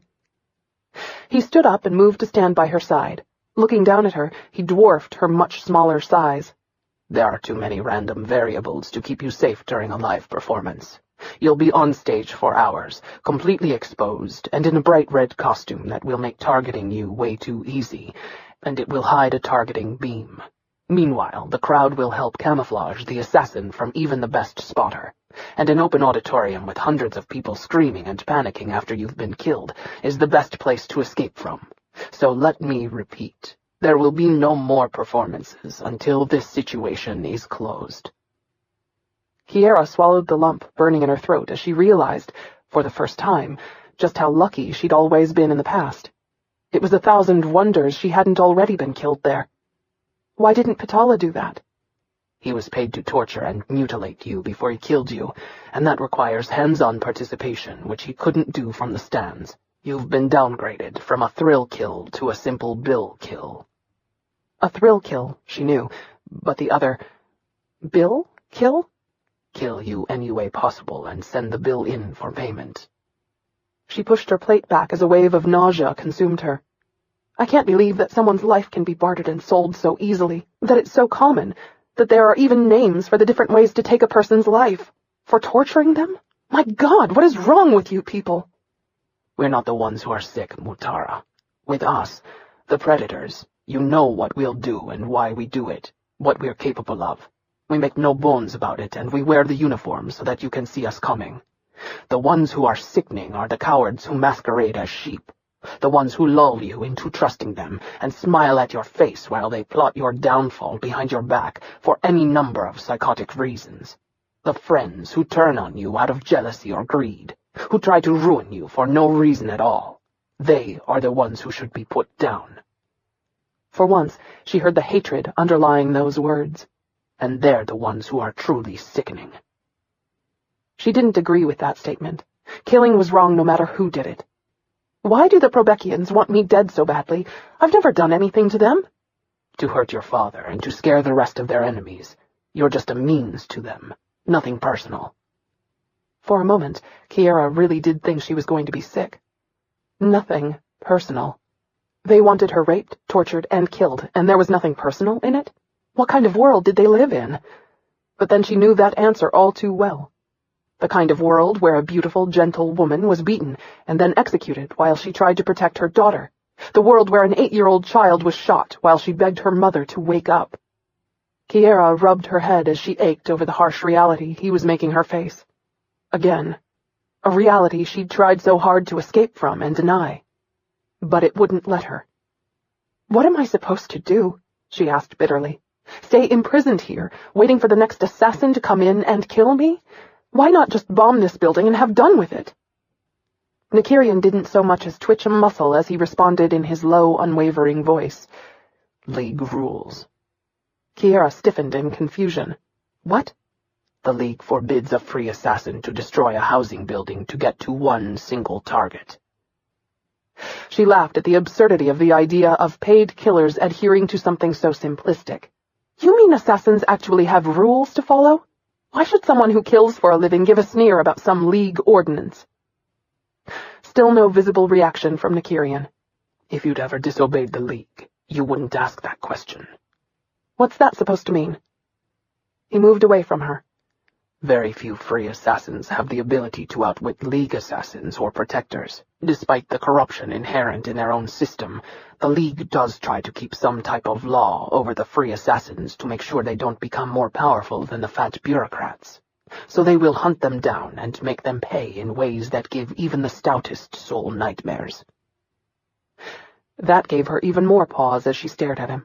He'd thrown all their rules in their faces and had managed to live when he shouldn't have. So what would they do to you if they ever found you? They would make an example out of me.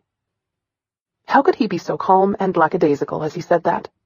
She envied him that ability until it occurred to her how horrific his past must be if not even that threat could make him flinch. What had they put him through? And do you abide by their laws? When it suits me to. Kiara clutched her robe closed. The underlining threat of his words wasn't lost on her. She'd been right. He respected no man's rules except his own. He turned his reader off and changed the subject. So, what other things were on your schedule for today? I'd planned to take a few things to a charity drop and go shopping for my best friend's birthday present, but I guess I'll be sitting here, staring at the walls instead. Nykyrian wanted to be immune to the hurt bitterness in her voice, but the sad truth was he felt for her pain.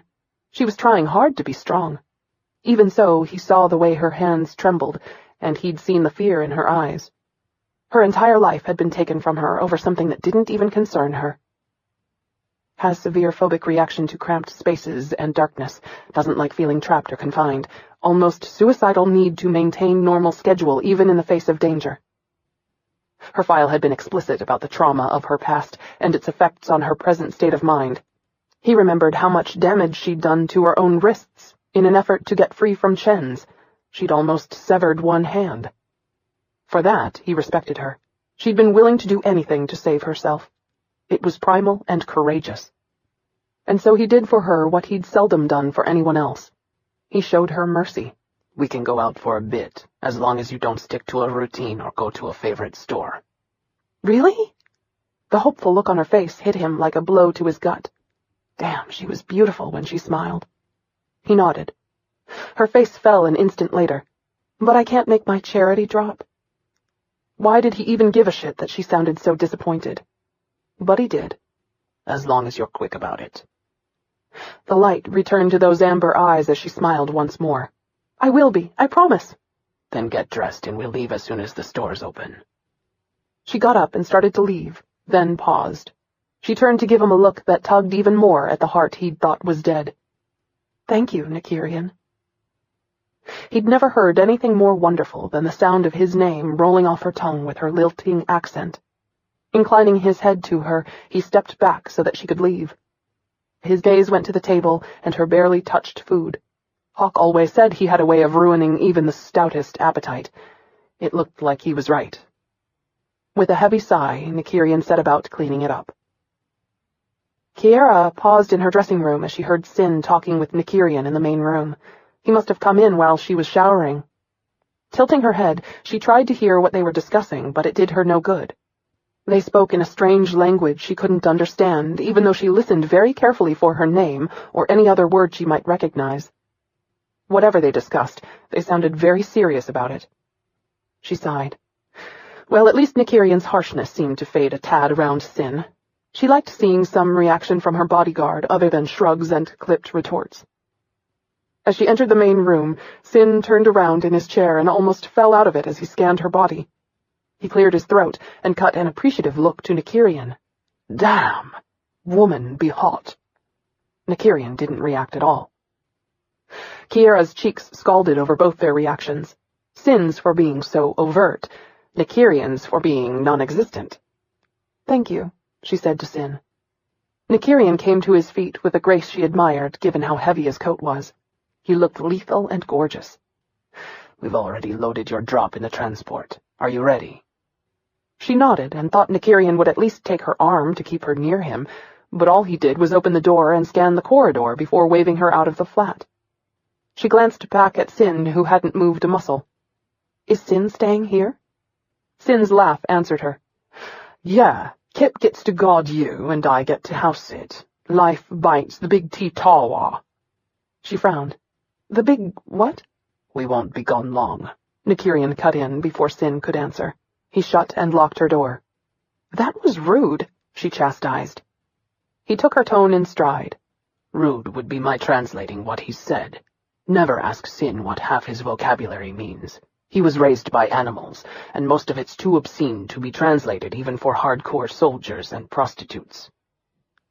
She smiled at his humorous warning, but curiosity was riding her hard. T-Tawa? He pressed the button for the lift. Unless you want your face as red as the shirt you're wearing, don't go there. The doors opened with a soft whir. So what's your favorite Sinism? She asked, stepping into the lift. A corner of his mouth twitched. For a moment, Kiara thought he might actually smile, but he just tucked his hands inside the pockets of his long black coat, and the doors closed with a ping. Duad, he said at last. She smiled. Which means? You're not old enough for me to answer that. Hell, I'm not even old enough to say it. Kiara shook her head at his dry wit that he delivered in a perfect deadpan monotone. He was strangely entertaining in a lethal, I'll rip out your heart and eat it kind of way. Why did he call you Kip? Is that an insult too? The answer to that is another of your allotted questions about me, Mutara. Is that really what you want to waste it on? He led her from the lift, through the lobby, and outside to the curb. Kiara walked up to him, deliberately invading his personal space. To her surprise, he didn't back away. I still would like to know. Their transport, which was driven by a beautiful woman dressed in blood red, pulled up to the curb, its brakes squealing. He opened the door for her. It's a Ritidarian term for a brother in war, blood, spirit, and fire. She slid inside and waited for him to join her. And are you? In many ways. He jerked his chin toward their driver as he shut the door. Kiara, meet Jane. There was an air around Jane every bit as dangerous as the one that clung to Nykyrian. Kiara held her hand out toward her, not quite sure how the woman would react. "Nice to meet you." Jane smiled warmly as she shook her hand. "Same here. So where to, Princess?" Kiara didn't know why, but she had an instant liking for Jane. "I'd like to do the drop first if that's all right with you two." Jane pulled out into traffic with such force, Kiara was thrown against Nykyrian's hard body. He gently put her back on her side of the seat. "Sorry." He ignored her apology. "Jane, for once, could you drive like you didn't just knock over a bank?" Jane laughed. "Sorry, boss. Old habits die hard." Kiara arched a brow. She was a bank robber? Jane signaled her next turn. "I prefer the term wealth redistributor. After all, a woman has needs, and I have more than most." Kiara was aghast and impressed, and a little scared. "You really robbed banks?" Jane winked at her in the rear-view mirror. "My father was a garious tool. He had me on the job with him from the time I was 4, and he taught me well." Definitely impressed, Kiara grinned. Garius Toole was one of the most renowned thieves ever born, but unlike most of his ilk, he was also known as the gentleman bandit because he was always so polite to those he robbed. The only thief more notorious was Sin. And unlike Toole, he was known for being brutal and nasty, the most accomplished and the most lethal. Her stomach flip-flopped as a bad feeling went through her. Sin? Is he? She couldn't even bring herself to say it. "He doesn't do that anymore," Nykyrian said. "But yes, he's an old colleague of Jane's father, who was in the same line of work." She let out a long breath in fearful respect. "He doesn't look old enough to have his reputation." Jane glanced behind before she changed lanes. Expertise doesn't have an age requirement. No, she supposed it didn't. "So are all of you wanted criminals?" Jane laughed at her bluntness. "Basically, yeah. It's why we're so good at what we do. We know how criminals think because we are they." And Kiara was amazed her father had hired them. "Does my father know?" "As long as we keep you safe, he doesn't care." Jane glanced back at Nykyrian. "Amazing how that happens, isn't it, boss?" "Never ceases to amaze me. Everyone's dearest held morals and values have a price on them. It's just a question of how much." Kiara didn't miss the low-key venom in that statement. "Do you really believe that?" "I know it for fact." He glanced askance at her. "But some of us are a little more noble in their reasoning than others." Such as her father being willing to contract with outlaws and thieves to keep her safe. "What would you sacrifice your morals for?" "I have no morals to sacrifice." "I don't believe that." Jane snorted. "Believe it, little sister. You are sitting next to the most lethal creature ever born. Don't make him angry. You won't live long enough to regret it." Kiara arched a brow at that. "Is it even possible to make him angry?" Nykyrian answered.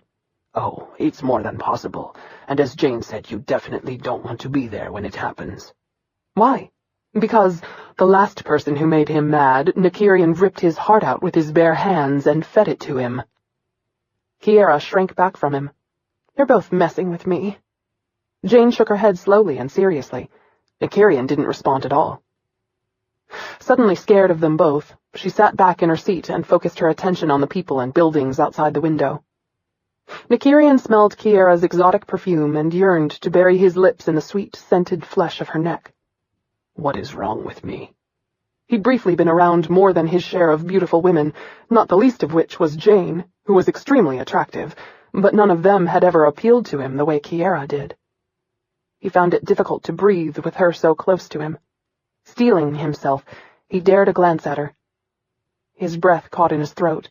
Her arms were crossed over her chest as she stared out the window, and displayed to his casual glance was the top swell of her breasts, covered by the black lace of her undergarment. From his vantage point, he could practically see all the way to her lap, and that did nothing to alleviate his erection. "Come on, Nykyrian, stop it." It wasn't like wanting a woman was anything new for him. True, but being this close to one for any length of time was. Finally, the car stopped in front of the shelter where Kiara had wanted to go. Nykyrian got out first and checked the street before he helped her out. Jane grabbed the bags of clothes and followed them into the small shop, where a handful of people were shopping. The manager smiled when she saw Kiara, and then it faded as her gaze went past the dancer to Nykyrian. The moment the woman saw him, fear darkened her eyes and she literally recoiled. "Should we ask him to leave?" one of the cashiers asked her. Hortense gulped. "Are you going to ask him? 'Cause I don't want to die." "Maybe he'll leave on his own. I hate Andarians. They smell funny." Hortense nodded. "I don't like them either, but I don't want to anger him. He might eat one of us if we do." Kiara froze as she saw and heard Hortense's reaction, and that of the other shoppers who mumbled similar comments. She'd grown so used to Nykyrian that while she knew he looked lethal, she wasn't afraid of him anymore. Even before she'd really known him, she hadn't been that afraid. And she'd never criticized his race. What was wrong with people? Nykyrian took it in stride. "I'll wait by the door," he told Jane. He went to stand post so that he could watch the store and the street. Kiara saw the anger on Jane's face as she took the donated clothes to the counter and all but threw them at Hortense and her staff. "Shratnapoka." Kiara had no idea what Jane had said to them. The tone, however, told her it wasn't complimentary. Hortense scowled at her. "That was rude." Kiara lifted her chin. "But not nearly as rude as what you just did to my escort. In the future, I'll take my charity work to someone a little less close-minded." "Princess, wait!" Kiara didn't. She walked back outside without even waiting for Jane.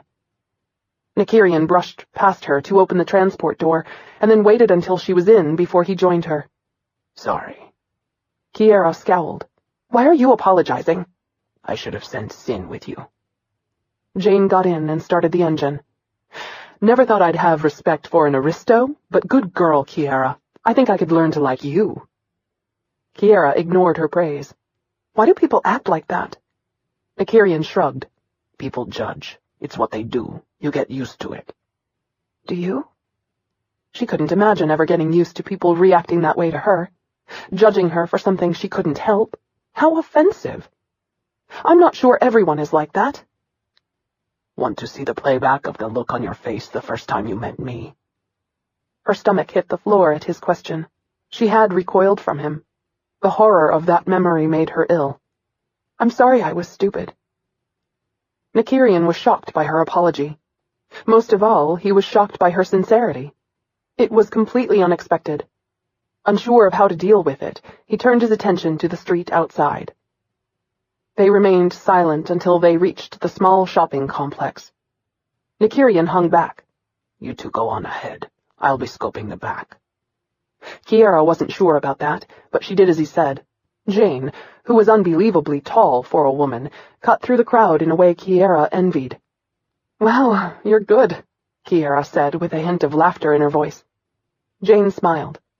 "I hate crowds, I hate shopping, and I think shoppers know, so they give me space lest I break out into a killing spree." "I think it's because you're really tall." She had to be at least 6'4". That might have something to do with it, too.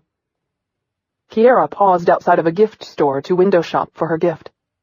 "Cannibal? Killer? What's he doing here? Should we notify the authorities?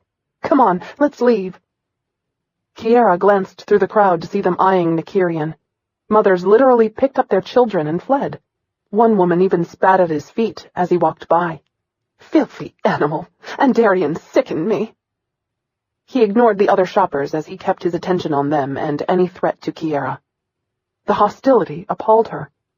"We should go," she said to Jane.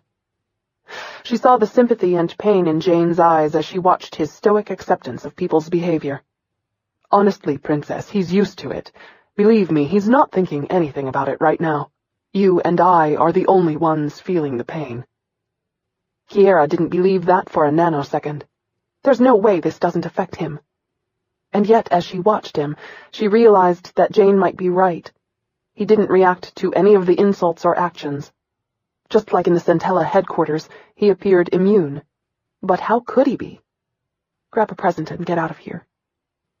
Trying her best to ignore the imbeciles and their prejudice, she made her way to the women's store next door and found a jacket that was on a display right up front. Nykyrian hung back in the crowd, but not quite enough to keep her from hearing and seeing how he was mistreated. She felt so bad for him, and yet, true to Jane's words, he seemed completely oblivious to it all. It took several minutes before Kiara could find a clerk who would wait on her. "Excuse me," she finally said, cornering one before the woman could escape to another department. "Do you have this in a size 30? The clerk's eyes drifted over her shoulder to where Nykyrian was eyeing the crowd, and Kiara wanted to shake the woman for the unwarranted fear. The clerk's gaze returned to Kiara and the jacket. "I think so." She took it from Kiara's hand and disappeared into the back. Kiara's eyes narrowed in anger.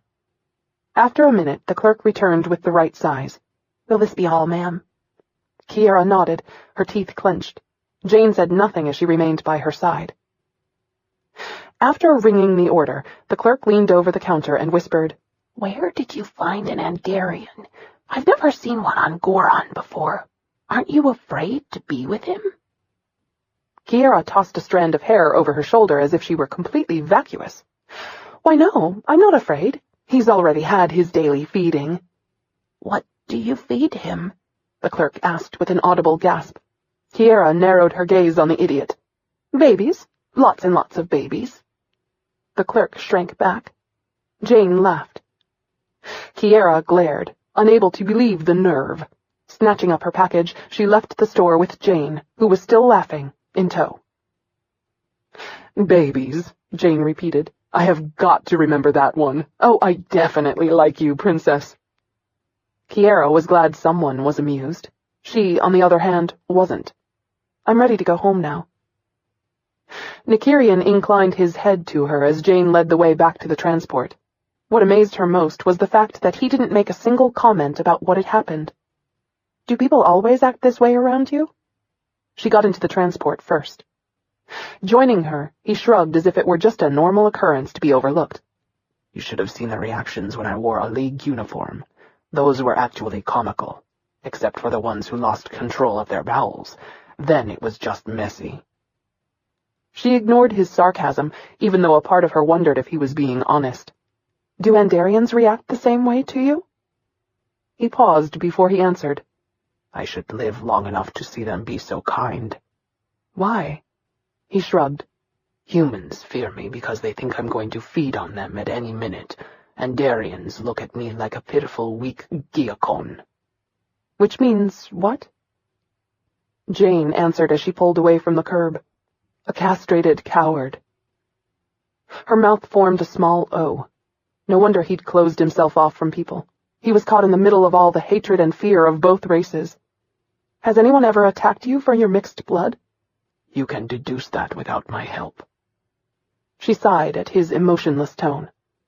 "I just don't understand why people behave this way." Nykyrian folded his arms over his chest. "They fear for themselves. I'm a reminder humans and Andarians aren't two separate species, as they like to pretend they are, but derived from the same genetic makeup. Unfortunately, neither race wants to admit it could possibly be anything like the other, so they see me and I'm an easy target to attack. I quit blaming them for it years ago. As Sin would say, it is what it is." Coldness consumed her, as she thought about what it would have been like for him growing up anathema to everyone. "What about your parents?" she asked. "How did they cope?" He took a deep breath. "They didn't. My mother abandoned me when I was 5. "And the commander?" "I wasn't his natural son." Kiara smiled as she considered Huon's kindness in adopting him. She remembered Nykyrian's father from a few of the political trips he'd made to Goron when she was a child to meet with her father. Though stern, he'd always brought her presents and had been very cordial and kind. He must have loved you dearly. "Never assume anything." This time, there was no mistaking the emotion in his voice. Hatred. Cold and simple. Kiara wanted to reach out and soothe away Nykyrian's pain. She couldn't imagine what it must have been like for him. Her parents would have torn apart anyone who looked at her the way people did Nykyrian. She couldn't believe a mother would give up her child for any reason. She sat in silence the rest of the way home, her mind mulling over her lessons for the day. Jane left them outside her building and went home. When they returned to her flat, Sin looked up from where he lay on the couch watching the viewer, shock etched on his face. "That didn't take long. I've never known a woman not to take at least half a day to shop for anything." I can't imagine why the trip was so short, Nykyrian said in a sarcastic voice that made Kiara take a second look at him. Laughing, Sin switched off the viewer and sat up. You should try smiling. I think it would take the edge off people. Nykyrian doffed his long black coat and draped it over her chair. Actually, they mistake it for an attempt to bite, and then it only gets worse. Sin laughed even harder. Kiara didn't find it amusing in the least. She set her bag by her chair and moved to the closet to get wrapping paper and tape. As she listened to them talk, all the stories of C.I. Sin and his legendary skills went through her. The man who seemed, well, normal was a bit of a stretch, but not too extreme, was hard to reconcile in her mind with the notorious outlaw. She would have never guessed his reputation by his almost playful demeanor. Do you want me to relieve you tonight? Kiara paused at Sin's question. Biting her lip, she looked at Nykyrian. He continued to face Sin. No, he said to her immediate relief. I got it. Sin looked suspicious. How long has it been since you last slept? I'm not tired. There was a warning in Nykyrian's tone that Sin seemed to pick up on. What a strange conversation. Fine. Sin glanced at her.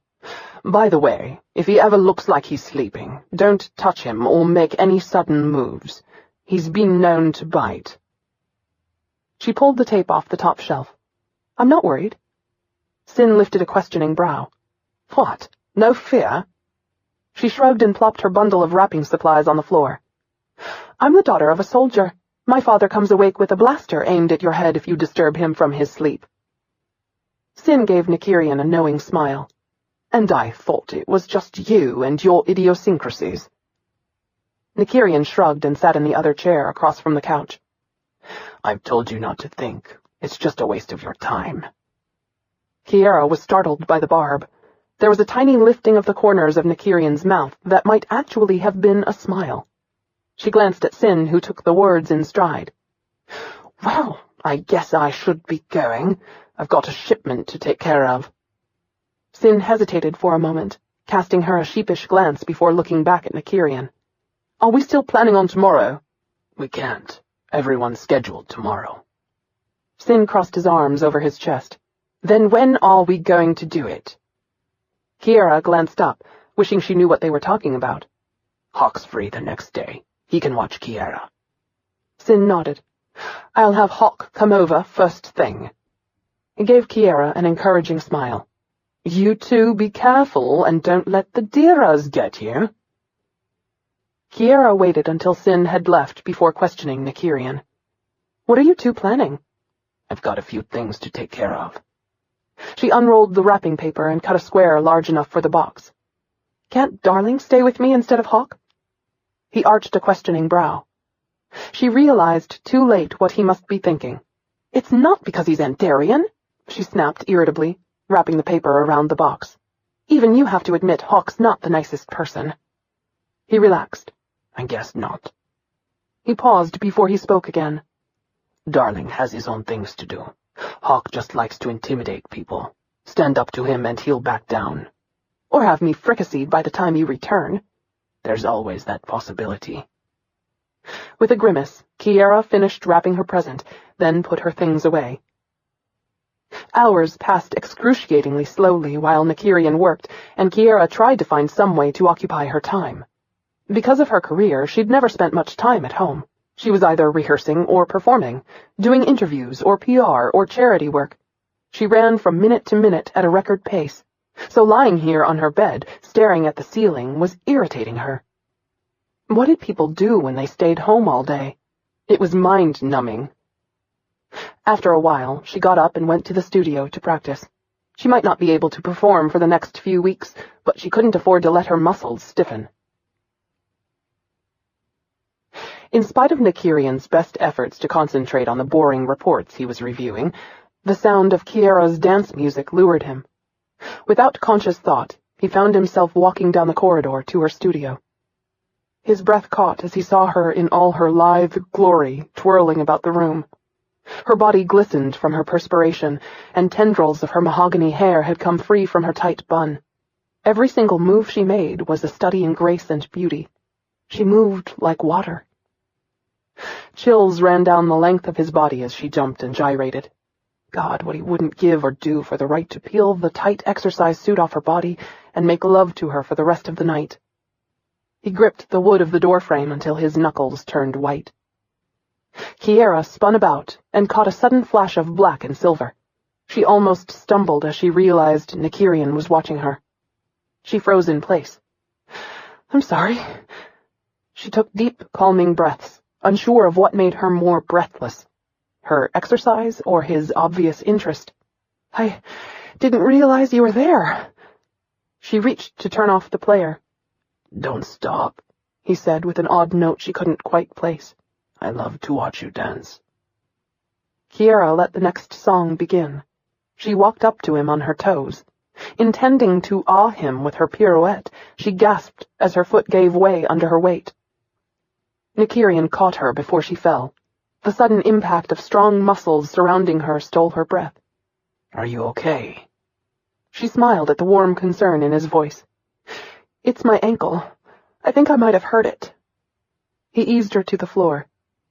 Kiara wished she could think of some way to keep his arms around her, but his warmth vacated her and left her longing.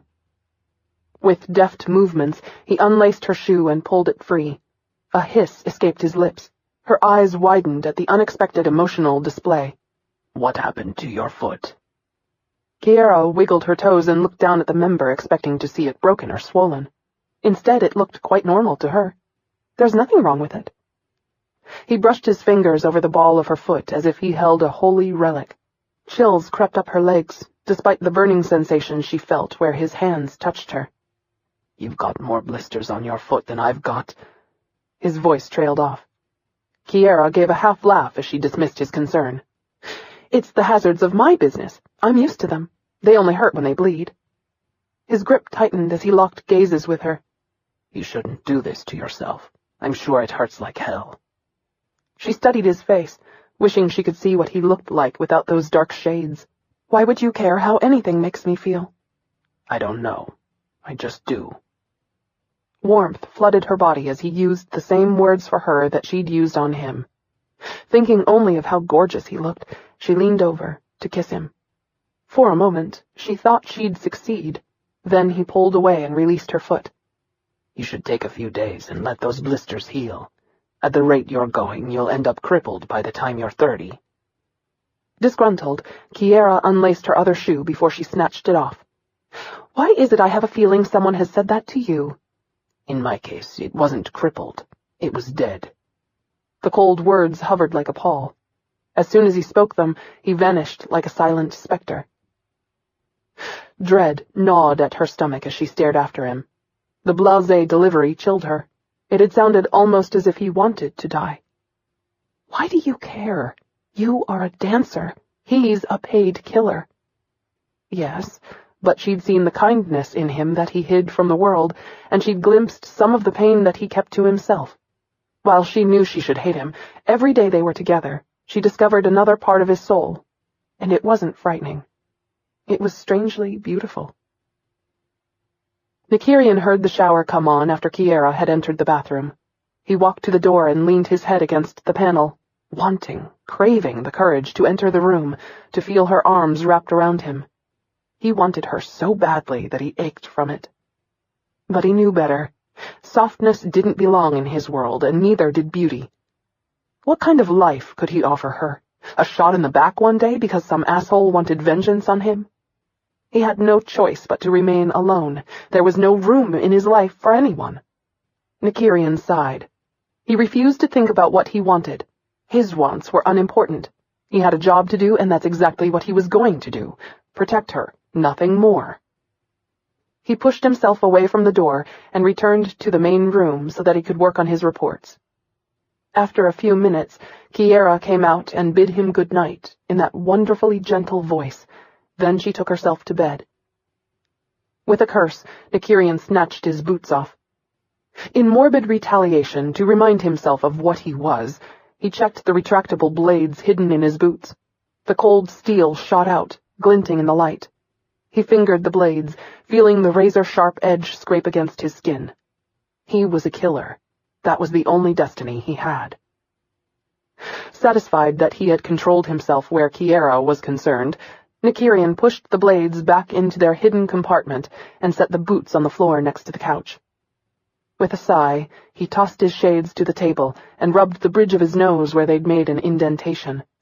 He should be used to wearing them, but honestly, he hated the necessity. He'd learned a long time ago that his eyes disturbed anyone who saw them. It was just easier for everyone to keep them covered. Kiara's bed squeaked under her weight as she shifted position. His cock twitched in response.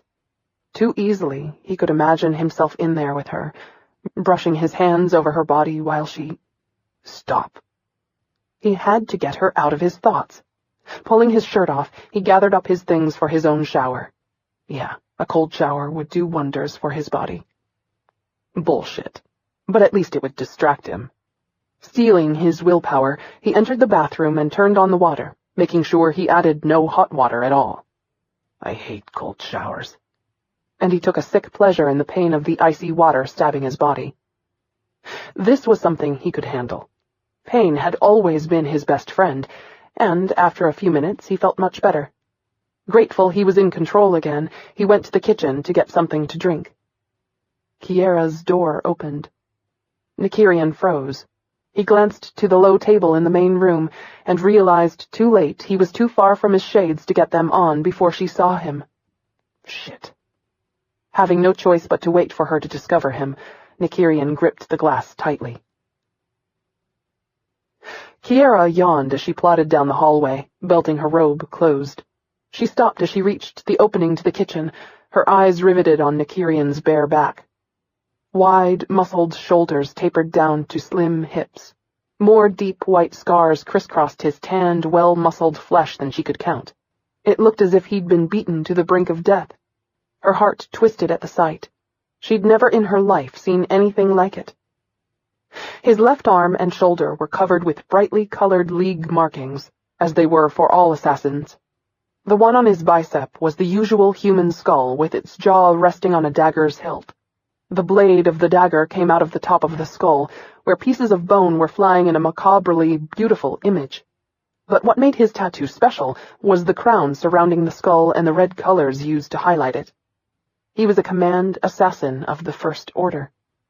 Holy saints. That was the hardest rank to achieve, and only the most lethal of them, less than 1%, ever held it. Yet against all common sense, she wasn't afraid of him. Her gaze returning to his scars, she crossed the room, longing to touch him and to soothe the skin puckered by welts. Her hand reached out, but she stopped it before she made contact with his flesh. He wouldn't like that, and he was too old for her to coddle. "I was thirsty," she whispered in an awkward apology. Without facing her or making a single comment, Nykyrian pulled a glass down and handed it to her over his shoulder. As she poured her juice, Kiara realized he was missing his shades. She was so surprised by that fact, she forgot what she was doing. Juice spilled over the rim of her glass, soaking the sleeve of her robe and splashing up against her feet and legs. Gasping, she plopped the glass and juice down on the counter and reached for a towel. "I'll clean it up," he growled. Kiara's hand trembled as she tossed the towel back to the counter. She tried to see his face, but he turned away.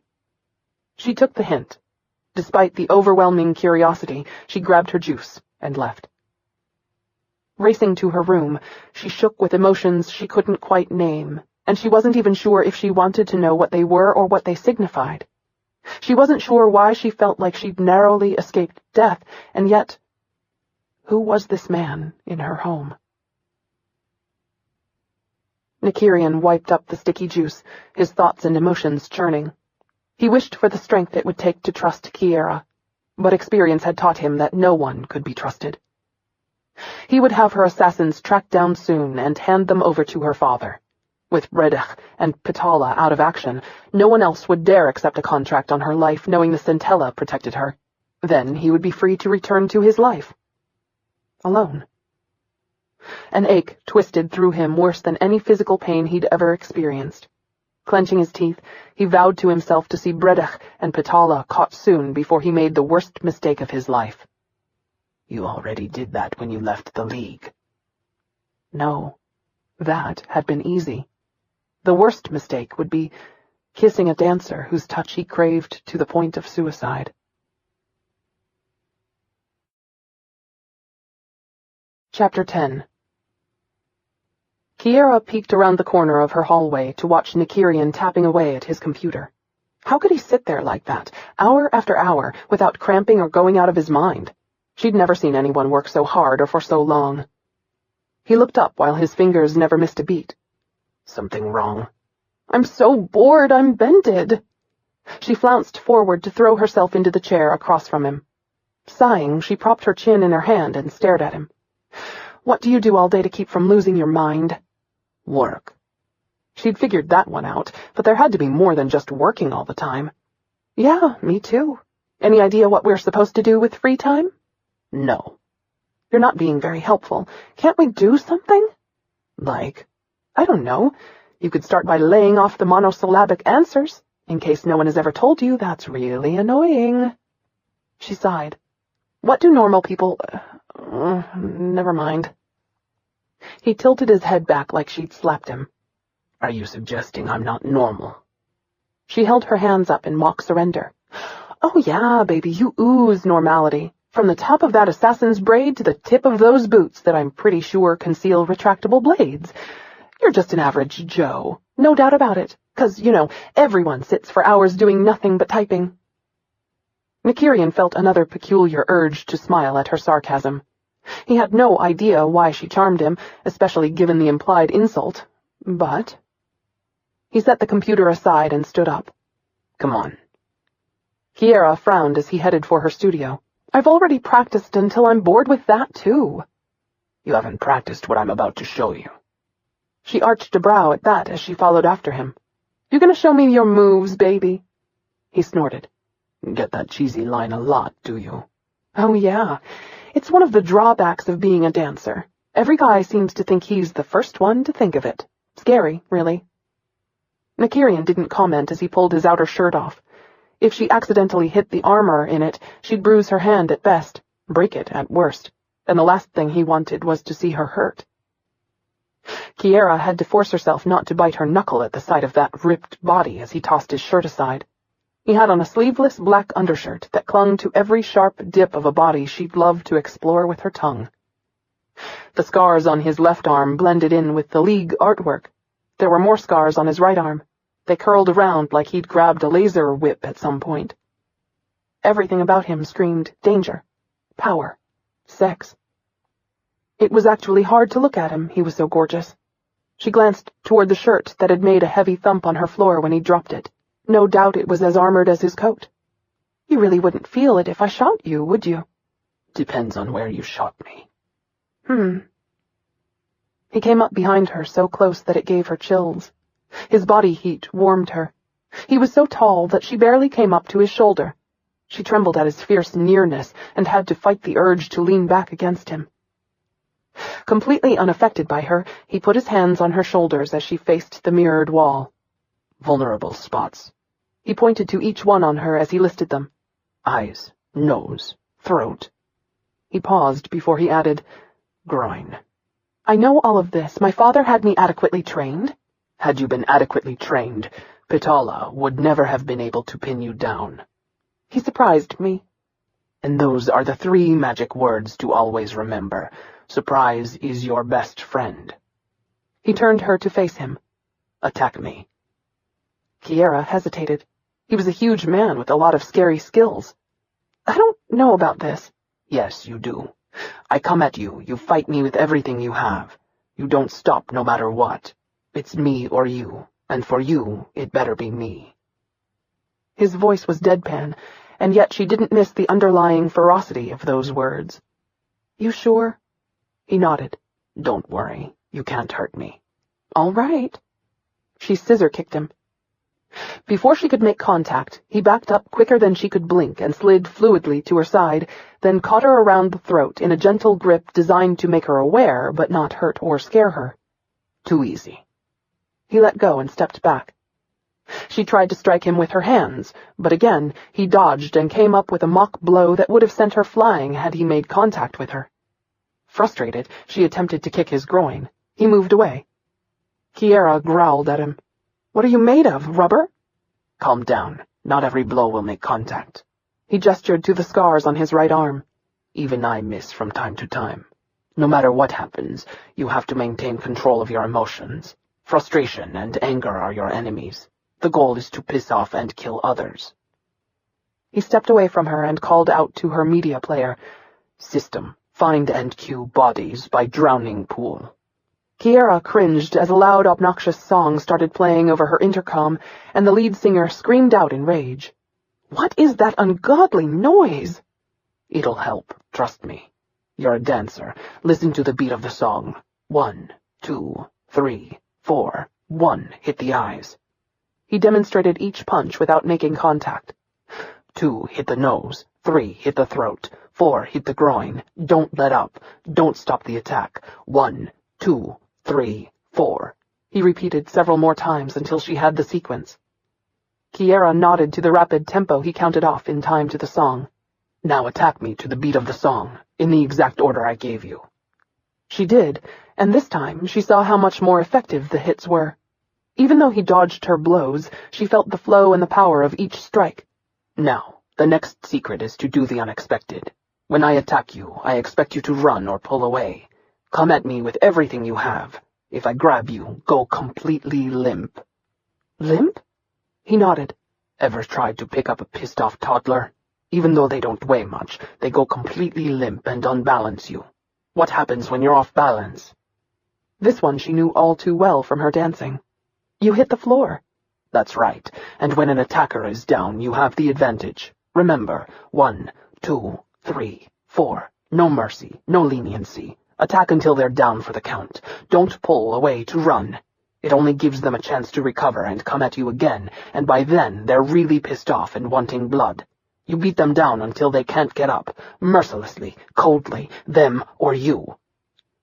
There was no mistaking the deadly earnestness of his emotions on this point, and she never wanted to be on the receiving end of that venom. "You are one scary man." "And I'm alive, even though I should be dead." He did have a point with that. "Now attack." Kiara threw herself against him. The instant her body slammed into his, he stepped back instead of staggering, but it was still impressive. "Sweep the legs, gouge the eyes, hit the nose. You can crush the average windpipe with only 5 pounds of pressure, 3 pounds to tear off an ear, even less to blind someone completely." "You are gory." "Yes, but you will survive if you listen to me. Human bodies are frail, and some aliens are even more so." "What about the ones who aren't?" "Everyone is vulnerable in the eyes and throat. If they can't see you, they can't attack. If they can't breathe, they can't attack. If they bleed, they can die. Never met a species yet that didn't breathe or bleed. Eyes are tricky. Not all races have them, but most of those who come at you do." Kiara nodded, and they went over and over the moves until she was hot and sweaty, and most importantly, had them programmed into her muscle memory. Winded from the exertion, she realized he hadn't even broken a sweat. How did he do that? She leaned back against her bar, panting, as she watched him retrieve his shirt from the floor. She ground her teeth at the sight of his well-rounded butt cupped by his leather pants. Damn, he was hot. "Do you ever dance?" she asked, trying to imagine how good he'd look. "No." "Never?" He shook his head. "Everyone should dance, Nykyrian." She took his hand, intending to show him, but the moment she did, he hissed at her and jerked away. Shocked by his unexpected reaction, she stepped back. "Don't ever touch me." The hostility caught her completely off guard. "I'm sorry. I didn't mean to offend you." He didn't respond as he left her alone in the room. "System, stop," she said, ending the music he'd trained her to. Curious about his reaction, she went to the main room where he was retrieving his computer. "Nykyrian, you need to get ready for your party tonight." His order stunned her. "You're going to allow me to attend?" "For an hour, per your father's request. He said it was something you couldn't afford to miss."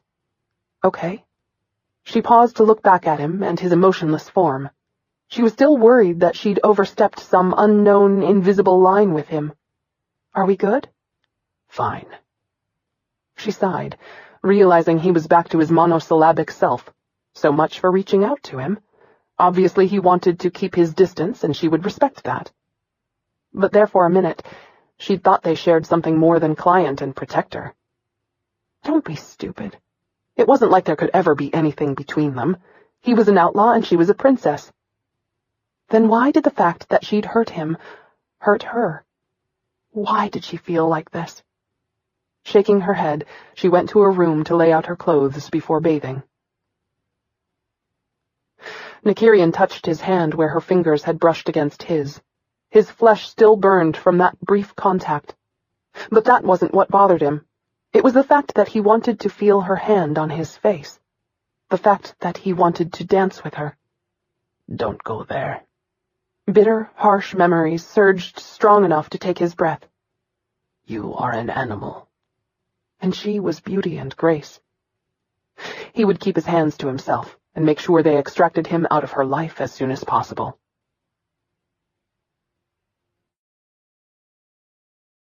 Chapter 11. Kiara smoothed her dress with her hands, double-checking to make sure she looked fine for the party. Tayana had warned her a group of promoters would be there, and a disillusioned promoter could damage her career as much as death. In the dancing business, image was everything. Opening the door to her room, she went down the hall to find the most lethal group ever imagined assembled in her main room. All in black, all armed, and all looking like they were hunting for blood. Jane, Hawk, Darling, Sin, and Nykyrian. She frowned at their collective fierceness. "What's going on?" Nykyrian shrugged his coat on. "Protection detail. But don't worry, we won't cramp you at the party. We know how to blend." Sin snorted at that. "Yeah, baby, you blend." Nykyrian shoved at him. Kiara bit her lip to keep from smiling at their good-natured ribbing. Though, to be honest, Sin, Darling, and Jane did all look like sophisticated socialites, especially Sin. His eyeliner and piercings gone, he looked better than human. He looked absolutely stunning. And with his hair pulled back into a sleek ponytail, he had an air of refinement to him she would have never guessed he possessed. Nor would she ever suspect him of being one of the most notorious thieves in the United Systems. He stepped forward to offer her his arm. "I'm your escort for the party. Anyone asks, we met at an art show." She arched a brow at that. A notorious outlaw with facial piercings at a hoity-toity gallery. The image was preposterous. An art show? He nodded. "Klassen opened a new one 2 weeks ago, here in Wex's on 5th. It's featuring his bronze period. Not as impressive as his gold, but worth visiting anyway. You can really see how his talents progressed from the early work to what he does now. It's the finely patterned brushstrokes, though, that really mark the bronze. You can see him developing his technique." "Oh, gah!" Jane moaned, pulling out her blaster and aiming it at Sin's head. "Can I shoot him now before he bores us all to death with his friggin' art shit?" Sin disarmed her. "You're such an uneducated plebe. And happy that way, not to mention much less boring." She grabbed her blaster from his hand and holstered it underneath her dress. Kiara took Sin's arm. "You really do know your art. I'm impressed." "Please don't encourage him," Darling begged. "He really will bore you with it all night if you let him." "Shut up, all of you. Uncultured baboons." Nykyrian led the way to the door. "All right, children. We're going out in public now. Let's all play nice and try to stay out of trouble." Jane made a kiss at him. "Yes, Dad." They surrounded Kiara as they made their way downstairs to a transport. Jane, dressed in a short, tight black dress, drove with Darling riding shotgun. Nykyrian and Sin rode in the back with her. Hawk had remained behind to watch her flat.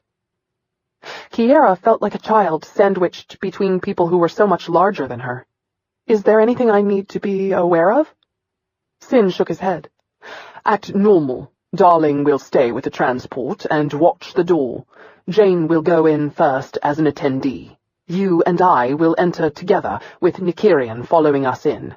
Nykyrian, should anyone ask, is my bodyguard. That way none of the people you deal with will be the wiser about what's going on." "Thank you for that consideration. Really." "No problem." Kiara glanced up at Nykyrian, who seemed oblivious to everything, and yet she knew better. Nothing ever escaped his notice. "Oh no!" she gasped as she realized what she'd just done. They all looked at her. She felt sick at her own stupidity. "I forgot Tiana's present back at my house. Oh, I can't believe I was so—" She stopped as Darling held it up for her to see. She smiled at him. "Thank you.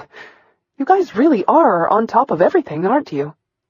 Darling flashed a charming grin. "It's what we do, Princess." He winked at her. A few minutes later, Jane pulled up across the street from Tiana's high-rise. She got out and headed inside while they stayed in the car, and Darling set up surveillance. Kiara sat forward as he programmed small probes that he released onto the sidewalk. They skittered like bugs in different directions. "What do those do?" Darling pulled out a slim, tiny laptop and entered information into it.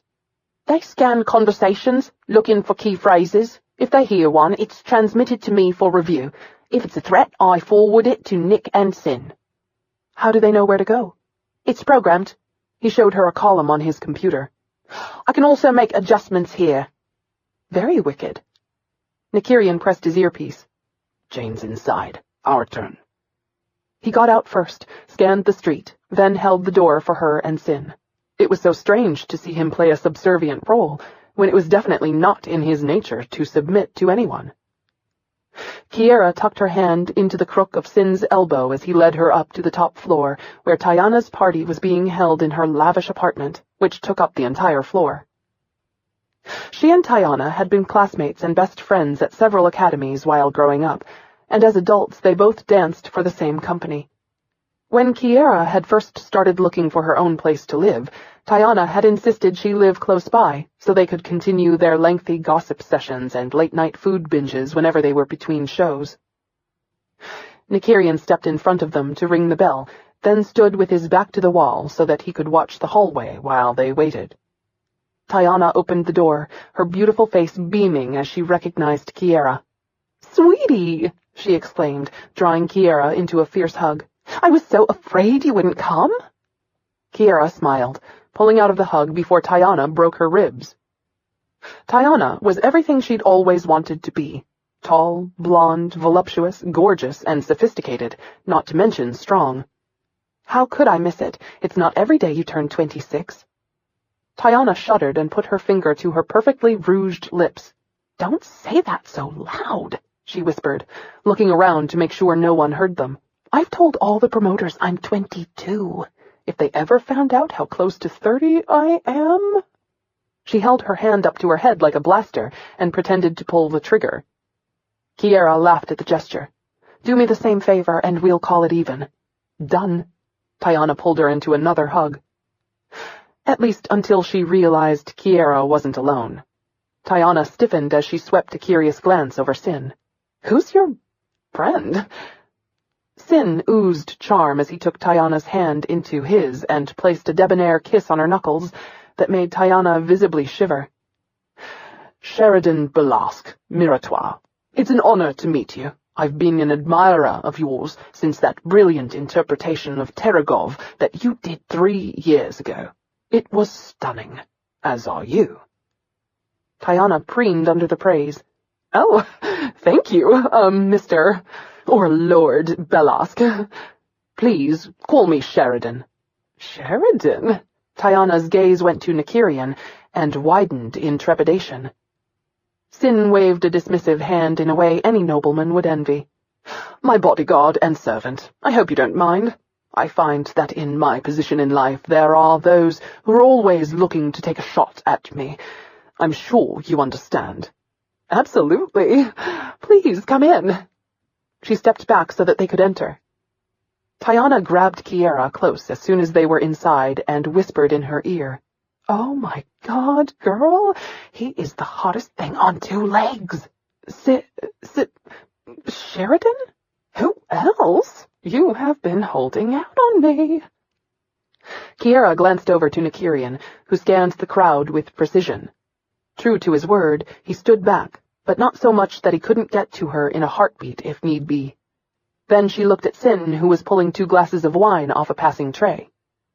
Yeah, he was choice, but compared to Nykyrian, he just didn't compete, in her mind. Kiara smiled as he offered her a glass. She handed the present to Tiana before she took the proffered drink. Thank you. Tiana shook the box. Let me guess. Clothes? Kiara rolled her eyes. I hate it when you do that. Tiana laughed. That's what friends are for. Let me go toss it on my loot pile. I know I'm going to love it. You always have the best taste. She looked around the huge crowd. I think you know everyone here. If not, just give me a wink and I'll introduce you. She then pulled Kiara to her and whispered in her ear, Paulus is here and he's drunk off his arse, so be warned. Tiana wandered off in the crowd. Sin gave her a wicked grin. He's not the only one flagged off his arse. He drowned the wine in one gulp before he grabbed another glass. Why do you do that? 'Cause it's easier to keep a buzz going when it's in place than to have to start from scratch once you're sober. Not to mention, if you keep drinking, you don't have to contend with a hangover. Kiara shook her head at his reasoning. Sin scanned the crowd with the same precision Nykyrian used, except she noticed the way his gaze would pause on particularly nice jewelry as if mentally calculating its value, as well as pause on any attractive woman and her assets. So who is this Paulus dick? Kiara cringed in distaste. He's a walking nightmare. His father made a fortune with their media company before becoming an art sponsor, and, as a result, Paulus thinks he should have the privilege of sleeping with any dancer who catches his eye. I can tell you love him. Yeah, like a boil in my nether regions. Sin laughed out loud. Nether regions, huh? I'm going to have to remember that one. Kiara searched the huge gathering for friendly faces. So much for Tiana's comment that she'd only invited a few friends and associates. It looked like everyone Tiana had ever spoken with was here. She glanced back at Nykyrian. At least he was a friendly face. Well, given his lethal glower as he watched everyone around him, maybe friendly was stretching it a bit. But he was familiar to her. She sipped at her wine while Sin downed another glass, then moved on to something harder. Kiara! Kiara spun around to face Elfa Dakuta, her understudy and worst enemy. Ugh, did she have to be here? I should have stayed home. Had she known Elfa was invited, she would have. And even though she wanted to snatch every strand of dark hair out of the woman's head, she had to be nice to the little toad. Hi, Elfie, she said, using the nickname she knew the backbiting woman hated. How are you? Elfa gave her one of her notorious fake smiles. Just fine, sweetie. I can't tell you how sorry I am you had to pull out of the show. I feel just terrible about it. I'll bet. So how's the show going? This time, Kiara suspected the smile might be real. Great. Absolutely great. They say that it's making even more money now than when you were the star. Probably because they weren't having to pay Elfa the same amount of money, she hoped. Elfa's eyes drifted to where Nykyrian stood with his back to a wall. Didn't you come in with that Andarian over there? Kiara tightened her grip on her glass, wanting to toss it in Elfa's face. Yes, I did. A scheming look crossed Elfa's face. The promoters might not like that. Andarians are a controversial thing. Kiara detected a hopeful note under the girl's tone. Have you been hooked up with him for long? Sin stepped forward with a snide grin. She's not hooked up with him, love. He's my bodyguard. I, on the other hand, am the one she's here with. A calculating look darkened her eyes as she took in the expensive shoes and suit Sin wore. Her smile turned flirtatious. And you are? One of the reviewers who wrote that you were a piss-poor substitute for Kiara and that the entire system is saddened by the loss of her from the show. I was just telling her that if she doesn't return soon and they leave your clumsy ass in, the show will be closing prematurely, for sure. Elfa's nostrils widened. You're a pig! Oink, oink. Furious, she stalked off. Kiara tisked at Sin, even though she was grateful for what he'd done. You are so wrong. Always, my love, always. I hate conniving, insincere people. My father used to say you have friends for a reason and friends for a season. That bitch there is definitely the kind you have for a reason, and that is only if it's serving her. Kiara saluted him with her wineglass. It amazes me how quickly and accurately you and Nykyrian sum people up. Terrifies me what you must think of me. There's only one word for you. She cringed at the thought. And that is? Naive. This time she scoffed at the preposterousness of that. Hardly. Trust me, princess, you are what we affectionately call a snap. Snap? Easy to fool and to lead astray. But don't worry, it's not an insult by any means. I envy you that ability to look at people and not see the ugliness inside their souls. I'm not as blind as you think. He downed his glass of whiskey. Yes, you are. Otherwise you wouldn't be talking to me. You'd know better. She swept an appreciative gaze over his tall, handsome body. It was so hard sometimes to reconcile these people with the reputations she knew they carried. You're not as bad as you think you are. Trust me, this suit hides a lot. Perhaps, but I still remember the man who refused to leave me for dead on that ship. You could have saved yourself, but you didn't. I was too drunk to know better. She shook her head. Keep lying to yourself, Sin. I know the truth. No, love, that you most definitely don't. The truth would horrify you. The gods know. It horrifies me most days, and I'm the poor sap who lived it. He knocked back another drink. She opened her mouth to speak, but her words were cut off by the sound of another dear friend. Ooh, honey, leave it to you to show up with the 2 finest pieces of ass at the party. Her face heating up exponentially, Kiara cringed at Shera's words as Sin laughed, then moved to a more discreet distance so that they could talk. Shera, finally a friendly face in these shark-infested waters. Girl, you know it. Shera pulled her into her arms for a quick hug. Her dark skin was a stark contrast to Kiara's paleness. Beautiful and sweet, Shera was the first friend she'd made at her dance company. The head costume designer, she was always good for a laugh and quick pick-me-up. Now don't wrinkle me. Shera pulled away. Some of us have to work at looking good. Kiara laughed. Please, I've seen you in the morning. You always look gorgeous. She squeezed Shera's hand. I'm so glad you're here. Shera popped a piece of shrimp in her mouth as she surveyed the crowd. Like I had a choice. Tiana threatened my life if I missed this one. Turning serious, Shera pulled Kiara off to the side, away from Sin and the nearest group of people. Please tell me you're making a sandwich in your bed at night with those 2 men. Kiara shook her head at her friend. No. Are you insane? If I had that, I'd be at home doing a serious sheet dance. Shera looked over at Nykyrian and made a purring noise. You think he wants a drink, and a little me in his lap? I don't think he's interested. Shera's look turned serious and predatory. Oh, honey, I'm willing to find a way to make him interested. For some reason, the idea of Shera coming on to Nykyrian seriously irked her. Kiara narrowed her eyes at Shera. You are incorrigible, and he told me he has a boyfriend. Shera made a noise of supreme aggravation. Figures, and I always say incorrigibility is good for the soul, but sex is definitely better. She glanced back at Nykyrian. Any chance he might be a switch hitter? Kiara rolled her eyes as she refused to comment. The last thing she needed to do was encourage her near-nympho girlfriend. Seriously, though. Shera looked back in the direction Elpha had disappeared. I wanted to warn you about your understudy. Kiara's laughter died instantly. What?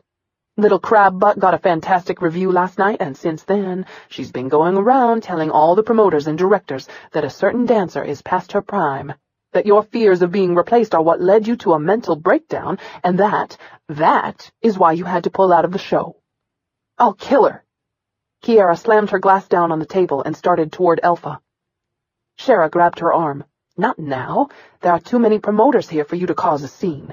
If you start something, she'll tell them you're too temperamental and impossible to work with. You'll prove her points. Kiara clenched her fists at her sides, wanting to jerk every strand of hair out of Elpha's head. Shera patted her arm. Let it go, little sister. Beat her where it counts most. On the street and at the box office. I promise you her paltry review was nothing compared to the ones you get." Shara's laugh returned. "Besides, think of this. I had to let your costume out 2 sizes to accommodate her fat ass." In spite of herself and her anger, Kiara laughed. "Did you really?" Shara nodded. "She's shaped like a pineapple, lumps and all. And red isn't that girl's color. Looks ghastly on her." She shouldn't take comfort in that, but it did make her feel better. Calmer now, Kiara retrieved her glass from the table and reluctantly allowed Shara to drift off. Sin had vanished, and she no longer saw him in the crowd. Looking over to Nykyrian, who stood a full head taller than anyone else there, she smiled at him as she recalled Shara's words. He was definitely the best-looking man at the party, even with those shades obscuring the majority of his face, and she would like very much to do a sheet dance with him if he would only cooperate. "Ah, there you are. Diana told me you were here." Kiara cringed. It wasn't Paulus, it was worse. Wickman, her own show's promoter, the one man she couldn't afford to be rude to no matter what. "Hi." She smiled her prettiest smile for him. Wickman took her hand and placed a sloppy kiss over her knuckles. "I was so disappointed you pulled out of the show." She wondered if he thought that lecherous look on his face was becoming. "I'd so hoped to become better acquainted with you." For the first time, she was grateful for her kidnapping that had kept her away from him. She tried to tactfully withdraw her hand, but his grip tightened. She admitted he was handsome, if he just didn't have that cold, calculating look behind his clear blue eyes. And at the moment, she felt like cornered prey. How was she going to extract herself from him without offending him? Fretting, she looked up to see Nykyrian moving toward them. A smile curved her lips as he stopped next to them. "Princess, Tiana was looking for you. She said it was extremely urgent." Anger clouded Wickman's eyes at the interruption. He turned around, then took a step back as he realized the size and width of Nykyrian. He gulped audibly. Kiara stifled her laughter at his reaction. No doubt he'd assumed Nykyrian would be another dancer he could intimidate and send on his way. Kiara sidestepped him. "If you'll excuse me, Wickman, I better go see what she needs." She didn't wait on his response. Instead, she led Nykyrian away through the crowd. "Thank you for that. How did you know to come over?" "The look on your face said it all. Not to mention I read lips and I didn't like what he was saying to you." Grateful for his intervention, she ached to kiss him. "I owe you." Now he looked uncomfortable. Without a word, and to her great dismay, he moved away from her to drift back into the crowd. Kiara wanted to stamp her foot in frustration. How could he be so kind one moment, then aloof the next? Needing a moment alone to regroup with herself, she started toward the balcony. Just as she reached it, a rough hand gripped her elbow. Kiara was tempted to cry out, but assumed it was just another promoter, until she heard a voice that made her blood run cold. "I knew we'd meet again." Her heart pounded. Pitala. And he was here to kill her.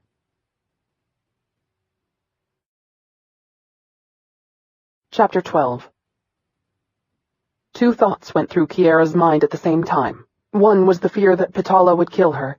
The other was the fear she would live, and this episode would end her career. She felt a sharp jab in her ribs.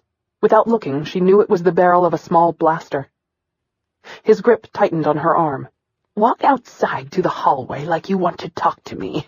No sudden moves or warnings to the others, or I pull the trigger and spray your guts all over your friend's apartment. Then I open fire on everyone here and they can join you in hell." Kiara nodded, her heart lodged in her throat as she shook all over. She looked about for Nykyrian, Jane, and Sin, but they seemed to have vanished. There was absolutely no sign of any of them. What kind of protectors were they? Sweat beaded on her body as she moved to do what she'd been told to, even though it galled her. Nykyrian's instructions went through her mind, but he hadn't covered what to do in this kind of situation. As Pitala had warned, he could open fire and kill half the people here, including Shara and Tiana. No, she couldn't be responsible for innocent deaths. She was the target, not them. This was her destiny. Kiara prayed her legs didn't buckle and that no one approached them. Glancing sideways, she noticed Pitala was dressed in an expensive suit, his hair slicked back. To the casual observer, he would pass for either an aristocrat or a wealthy promoter. No one would think anything of her leaving here with him. "Help me?" Fear choked her as tears gathered in her eyes. Fiercely, she bit her bottom lip to keep from screaming or begging for help. She wouldn't embarrass herself or hurt anyone else. Kiara neared the door. A trickle of sweat ran down her temple. If she crossed that threshold, she knew Pitala would kill her. If she struggled inside Tayana's apartment, everyone would see. The promoters, the directors, everyone. Then they would be next on his hit list. She heard Tayana's laughter above the chattering crowd. It was her best friend's birthday. She wouldn't let it be the last time Tayana drew her breath. With that final thought, she opened the door. Pitala shoved her into the hallway, then slammed the door shut behind him and threw her to the ground. Her entire body trembling, she looked back to see Nykyrian grabbing Pitala's blaster from his hand. He slammed Pitala back so hard it dented the wall. He brought his own blaster up and held it under Pitala's jaw. "Listen to me, you bastard. I'm only going to say this once, and I will speak slowly so that even you can understand. Kiara is under the protection of the Centella, and I'm getting really tired of seeing your face around her. If you harm her, threaten her, even look at her again, even a fucking picture of her, you're going to have a visit from Nemesis. And when he gets through with you, your own mother will have to run what's left of you through a DNA sift to identify your remains." Even Kiara cringed at the threat. Nykyrian's lips curled into a ferocious snarl. "You'll find your partner down the hall locked in a storage closet. Take him and leave. And if you value all the pieces of your body remaining in their current positions, you'll revoke your contract on her life tomorrow and never hunt her again." He clicked back the release of his blaster. "Do you understand?" Sweat covered Pitala's face. "My retraction will be posted tomorrow. I swear it." Nykyrian replaced the latch on his blaster. "Good." He shoved Pitala away from him. Kiara watched the assassin hurry down the hall away from them. She looked up at her savior, her breathing labored, her head light in panic. Nykyrian holstered his blaster, then held his hands out to her. She grasped it with her shaking hands, and he gently pulled her off the floor. "I'm sorry we didn't help you sooner, but I didn't think you wanted your friends to know what was going on. Darling warned us Pitala was coming in, so we thought it best to let him make his move to extract you from the party, and then deal with it out of sight of your colleagues." Before he could move away, and before she could stop herself, she put her arms around him and hugged his lean waist with all the relief coursing through her body. She was alive, and, once again, he was the reason. Kiara leaned her cheek against his chest, listening to the soothing sound of his strong, calm heartbeat.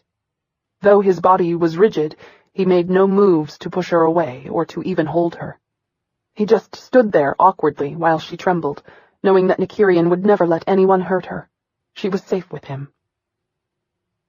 Nykyrian reveled in the feel of her arms holding him close. He put his arms around her, trying not to hurt her in any way. Since the only person he'd ever hugged had been her, he had no real reason of how much pressure to apply or exactly where to put his arms. So he loosely enclosed her as her scent stirred his body to a level of desire he'd never before tasted. Her arms tightened around him, and she leaned her head back to look up at him, her eyes bright with gratitude. Unconsciously, he moved to kiss her, then caught himself just before he complied. That would be disastrous. Her breath fell against his lips, and it took all of his self-control not to complete the one thing he wanted to do most. "We have to get you home," he said, pulling away. Kiara nodded as she tried to calm herself. Without a word, he led her down the hall, checking every few steps to make sure Pitala wasn't still hovering. Sin joined them at the lift that Jane had secured and was holding for them. Kiara was strangely numb as she followed, her thoughts drifting over the entire party and the assault. Maybe she was just getting older. Maybe it was the fear of what had happened with Pitala during the party for all the promoters to see. That must be why she didn't enjoy herself today, when she normally would have had a good time.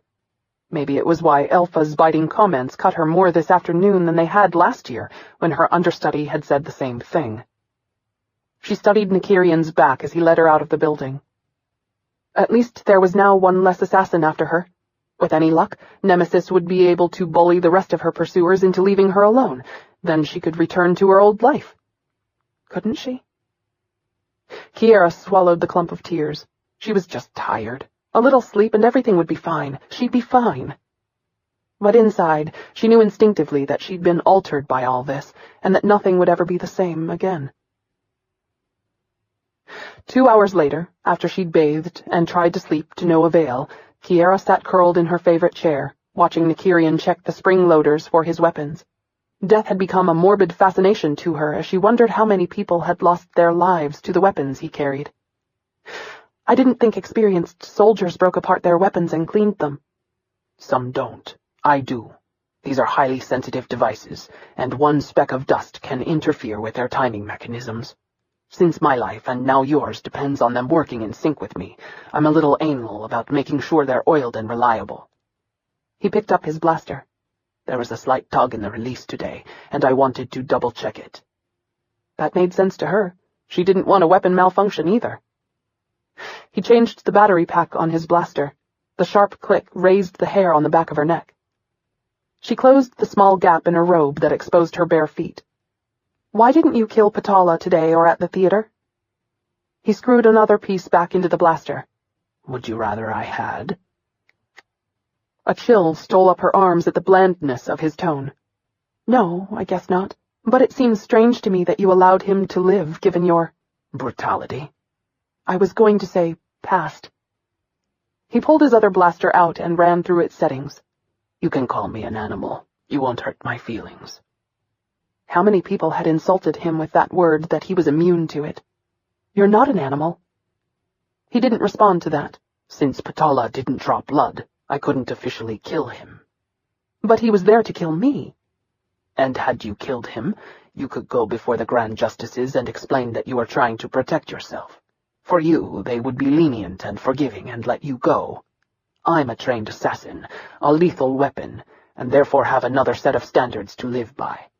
Unless I was bleeding and could prove he was coming at me with grave intent, and that I really did have to use deadly force as the only means to protect myself, I would be executed immediately for his death, which would be fine by me. Except I wasn't there alone today. She frowned. I don't understand. I'm an outlaw, Princess, with a staggering price on my head, and a death sentence waiting should I ever be taken. So while I can kill anyone who pisses me off, and it won't affect the outcome of what the League will do to me if they catch me, Sin and the others don't have my death sentence hanging over their heads. Had I killed Patala without blood being drawn, they would be considered accomplices to his murder, committed by me, and a death warrant would be issued for them. As it is right now, they only have jail sentences if they're caught. No offense. I'd like to keep it that way. And if one of them had killed him? They are licensed tracers and assassins. As such, the First Blood law governs them too, because they're trained. Unless they have a death warrant for the person, they better be bleeding when they kill them or they're screwed. She let out a tired breath. I didn't realize how complicated the laws were. You're a civilian. There's no need for you to know. Perhaps, but what a way to find out. I can't believe that a government can take out a contract on me and have me killed with immunity while my protectors could be executed for keeping me safe. It just doesn't make sense. Welcome to the League, Princess. The bureaucrats are idiots, and so long as a government pays a high enough fee, they can make the laws that govern all of you dumb enough to subject yourselves to them. But not you? I only follow the law when it impacts those around me. She watched him put the blaster back together, his hands running through the procedure with practiced ease. It was a strange ballet, mesmerizing. When you decided to quit the League, how did you do it? Did you just tell them no thanks, or what? He grimaced, slamming a piece of the grip back into its firing position. Why do you want to know? She shrugged, an image of the promoters running through her mind, and how they'd react if she told them to go roast their parts like she'd wanted to many times in the past. Because of the courage it took for you to do so. Most people would rather suffer through a bad situation than take the steps needed to free themselves, especially if they knew that by freeing themselves it would make them hunted. I just want to know how you did it. Did you walk up to your boss and tell him to stuff it, or did you go quietly? He set the blaster down on the table between them. I'm not completely suicidal, and it wasn't something I'd ever planned to do.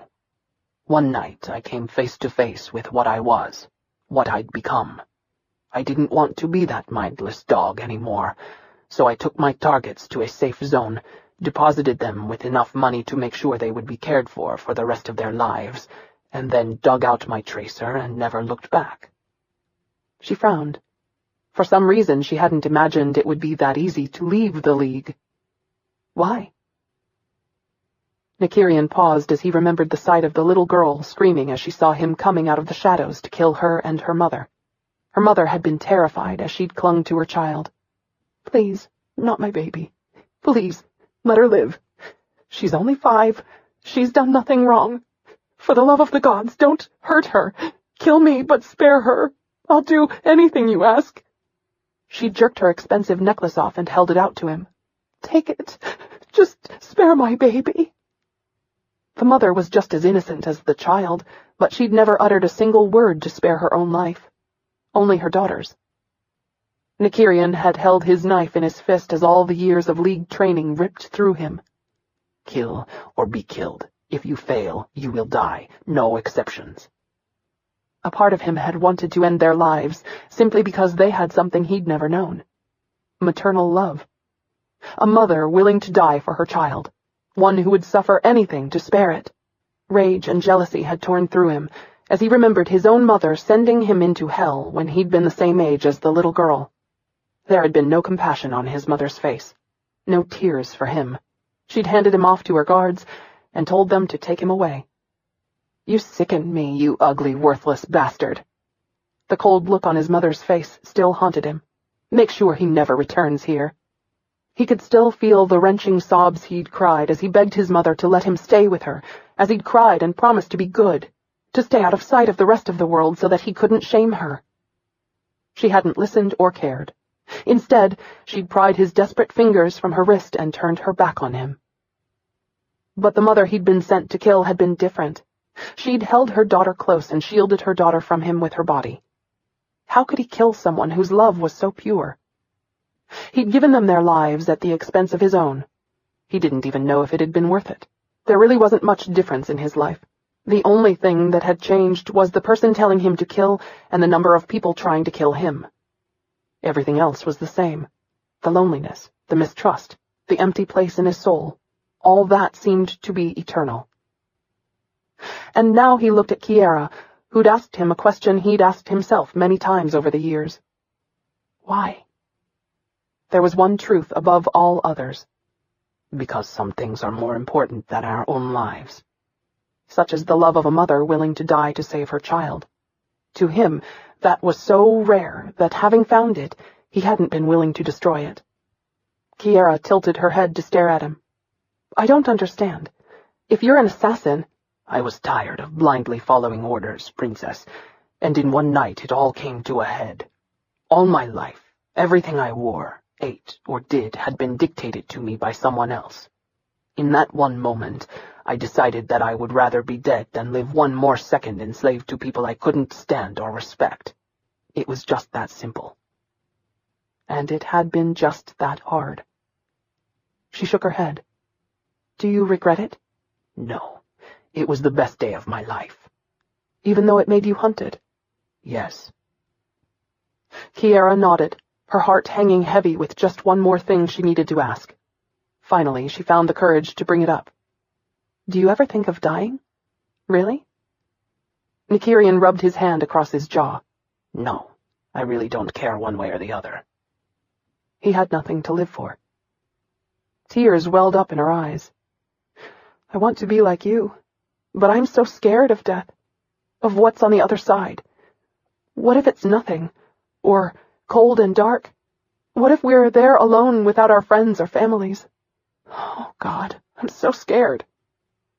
Covering her trembling lips with her hand, she ran down the hallway to the safety of her room. Nykyrian sat on the couch, looking down at his weapons on the table. "That is my life now, Princess," he whispered. And she was right. It was hell. He heard her sobs through the wall. They were the same soul-wrenching ones he'd cried when his mother had abandoned him, the kind that came from the darkest part of the soul, where all the pain of the heart lived. "Leave her alone. She's nothing to you." But unlike him, she wasn't used to hurting alone, to knowing no comfort. His gaze went to the photos of her with her parents and friends, the happy smiles and the hugs. She was a creature of the light, one used to comfort and warmth. Damning himself for the weakness, he got up and went to her room. She lay curled into a ball, her sobs racking her body. She held a pillow to her stomach as she let out all the fear this day had laid at her feet. Nykyrian remained silent as he pulled her against him and offered a comfort he didn't really understand. Kiara held him close as she tried to put her fears behind her. But she didn't want to die. There was so much she still wanted to do with her life. She wanted to be a mother. She wanted to travel more. Why did they have to hunt her? Why? She didn't want to be raped and killed. And yet, in the arms of a killer, she had never felt so protected, or safer. She didn't know how long she cried, but when she finally pulled away, the material of his shirt clung to his chest where her tears had fallen. "I'm sorry." She sniffed and wiped the back of her hand over her cheeks. He moved her hand and wiped the moisture away for her. "Feeling better?" Kiara nodded. "This isn't like me." She reveled in the feel of his warm, strong hands moving over her icy cheeks. "I know you don't believe me since I burst into tears every other minute, but I swear I'm stronger than this, and I hate that you've seen me so weak and emotional. I swore I'd never cry again, that no one would make me do this. Ugh, I am pathetic." "Don't apologize. Everyone cries sometime." Kiara couldn't imagine him doing that, no matter how much pain he was in. "Do you?" "Inside I do." "I don't believe you." "Yeah, well, I am lying, but I was trying to make you feel better." Kiara laughed through her tears. "You did. Thank you." She stared at him, wishing she could see his whole face. In so many ways, he was a complete stranger, yet they sat now like old friends or even lovers, and she'd shared things with him that she'd never shared with another living soul. In spite of his ferocity, he was amazingly easy to talk to. He didn't appear to judge her. Rather, he accepted her with all the evil, emotional baggage that came along with her, and that was rare enough that she fully appreciated it. And right now, she ached to kiss his lips. But she knew if she tried, he'd push her away again and end this peaceful moment. She desperately didn't want it to end. "What do you think is on the other side?" she asked, wondering what he believed in. "I hope nothing. No voices, no sound. Just me and the darkness forever." That would be hell to her. She couldn't stand darkness and silence. "Doesn't that thought scare you?" "No. It would be peaceful, I think." "But don't you want to see your loved ones again?" Nykyrian looked away from her innocent face. How naive she was, thinking such a childish thought. In his world, things like that didn't exist. Loved ones were just the first to betray, the ones whose treachery hurt the most. "I don't have any." By the scowl on her face, he could tell she couldn't accept what he was saying. "No one? What about your friends?" "They wouldn't miss me long." He knew that for a fact. All of them were used to loss, and while they might have an occasional twinge whenever he crossed their thoughts, they would never really mourn him. They'd move on with their lives as they'd always done. He wasn't angry or bitter about that. It was just the way of things. It was the way of them. Kiara shook her head in denial. "Not even Nemesis? Surely your boyfriend would miss you?" He snorted bitterly at her question, like he'd ever given a shit about himself. "I assure you, he'd care least of all if I died tomorrow." "You don't really believe that, do you?" "There's not a lot to miss, Princess. Trust me." Kiara still couldn't accept what he was telling her. How could no one mourn him? Surely someone loved him. They had to. There wasn't a day that went by that she didn't want to cry over her mother, to have one more moment to hold her, to feel her mother's gentle touch. And he had no one who would hold that painful place in their hearts for him? Not out of selfishness, but out of love, out of respect and care and the knowledge that the universe would be missing a vital part if he were no longer in it. Don't you ever socialize with your friends? Drink? Have dinners? Sure, when we're working. That wasn't the same. Gah, what a horribly lonely life. Aching for him, Kiara reached up to touch his face. The moment she did, he set her aside and stepped away. No one's going to harm you, Princess. On my life, I'll keep you safe. Then he was gone faster than she could blink. Kiara's heart pounded at the audible sincerity behind his words. Her cheek burned from the memory of his gloved fingers touching her skin. There was so much more she wanted to say to him, to ask him, but she didn't know how. He was such a dichotomy. In 1 minute he pulled away and snapped if she dared to even touch him, then the next he held her like a treasured love and comforted her tears. How could such a man not be missed by anyone? It made her want to hold him close and show him that not everyone was callous. Kiara drew a trembling breath, wishing for the nerve it would take to strip her clothes from her body and go out to the main room where Nykyrian stayed. Shera had done that to gain her last lover, and had told Kiara it was a never-fail ploy to be used when she really wanted someone. But she could never do anything so bold. She was a coward. Sighing, she leaned back on her bed, imagining what it would be like to have Nykyrian by her side, making love to her, soothing her fears all night long while he kept her safe. He was still on her mind when she finally drifted off into a fitful sleep. When Kiara awoke, she knew instantly something had changed, but she wasn't sure what. She grabbed her robe and belted it before she went to see what made her feel so strange. As soon as she entered her main room, she understood. Nykyrian was gone, and Hawk sat on her couch munching what was left of her friggles. He gave her the most menacing glare she'd ever received. "Something wrong?" he barked. How could anyone look so fierce while relaxing? Was there some course they all had taken to tell them how to do that? Or did it just come naturally? No. She gave him a shy smile, then lots of space as she went to dress. Kiara took her time, wishing she'd stayed in bed and slept through the hulking Andarian's guardianship. The last thing she wanted was to spend a day with his threats and taunts. Oh well, she'd suffered worse. Maybe. When she returned to the main room, Hawk had a plate of muffins waiting for her. She lifted a questioning brow, shocked by the gesture. "They're not as good as Nykyrian's, but they won't kill you either," he said gruffly, as if being friendly with her embarrassed him. She picked one up. "I thought you hated me." He shrugged and flipped stations on her viewer. "I hate overprivileged people in general. You just happen to fall into that category. No offense, but Nykyrian said you weren't a total bitch, so I'll trust him until you make him out a liar." Kiara shook her head. "You seriously lack social skills, don't you? Basically. Kind of pride myself on that, too." Because it weeded out those who didn't care about him. Kiara paused as she remembered her therapist telling her that when she'd gone through a nasty period of repelling anyone who came near her.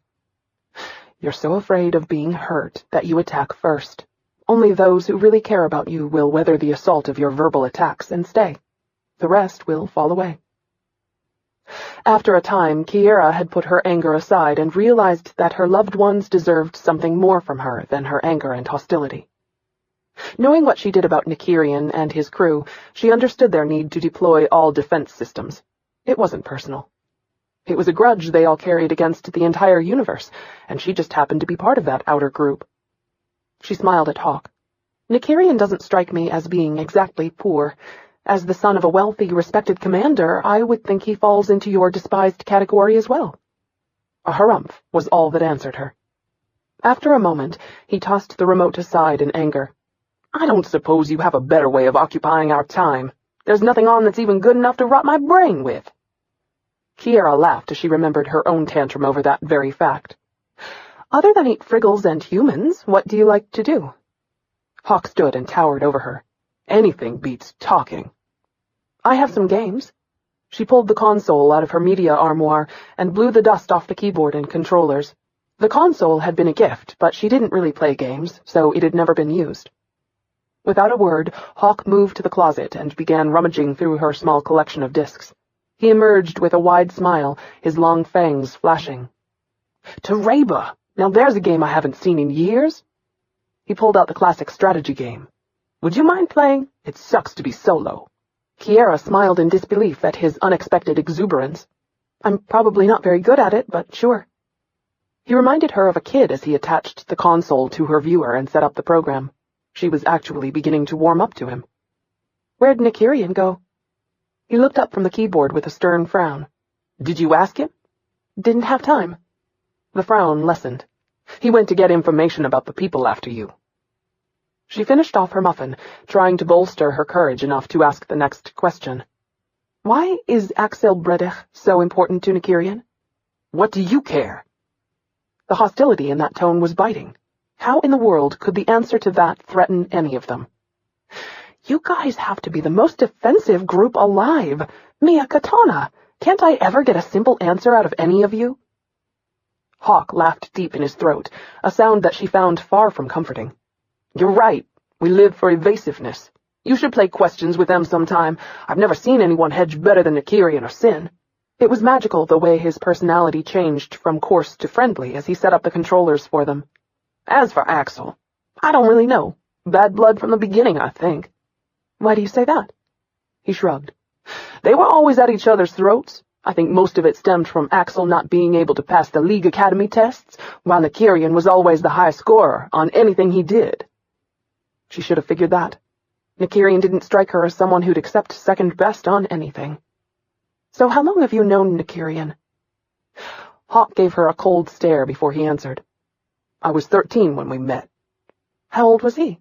No idea. She stared at him. You don't know Nykyrian's age? Nope, no one does. I'm sure Nykyrian does. No, I don't think so. The rumors in school said that he was sent to a human orphanage when he was a toddler or infant and raised there. Hell, he didn't even have a name when we met. She had to force herself not to roll her eyes. You're joking now. He shook his head, his eyes burning with deadly earnest. No, he didn't have a name until he'd been commissioned as an officer into the League. They require a name for all officers, and so he picked one then. His academy records only held an approximate age range, and his name was listed as Unknown Andarian Hybrid. Kiara felt sick. Are you serious? I saw the file myself. Everything in it was listed as unknown. Parents, planet of origin, name, age. It was pathetic, really. She was ill with the thought of not knowing anything about herself or her parents. No wonder Nykyrian was so cold. You met him after he joined the academy? He nodded. What did you call him if he had no name? We didn't. None of us interacted with him at all. Well, not entirely true. There were a lot of kids who picked on him because he came to the academy with a training collar already in place. But what they called him isn't fit for mixed company and doesn't bear repeating. Stupid fuckheads. If that was his idea of an acceptable insult for mixed company, she had to hear what they'd called Nykyrian that he wouldn't repeat. But it said a lot for Hawk that he'd broken from the pack and become friends with someone the others had alienated. Most kids, herself included, didn't have that strength of character at that age when peer acceptance was so important. She'd like to think better of herself, but it would be a lie. She was better now, but as a kid... How did you two become friends? There was shame in his eyes before he answered. The rotten bastard saved my life. One of the pods we were practicing in malfunctioned. It crashed and caught fire. I was trapped inside and my leg was pinned by the wreckage. No one would help me. They were too afraid of getting hurt. Even the instructors. They were too busy keeping everyone back while I baked and burned. Nykyrian shoved past them and broke me out, then carried me to safety just before the pod exploded. He still has scars from where the glass tore into his back and the gash he took to his right forearm when he pulled me out. She knew that scar. And you were friends after that? Not really. Nykyrian refused to speak to anyone in those days. I tried to thank him, but he just ignored me. Then how did you become friends?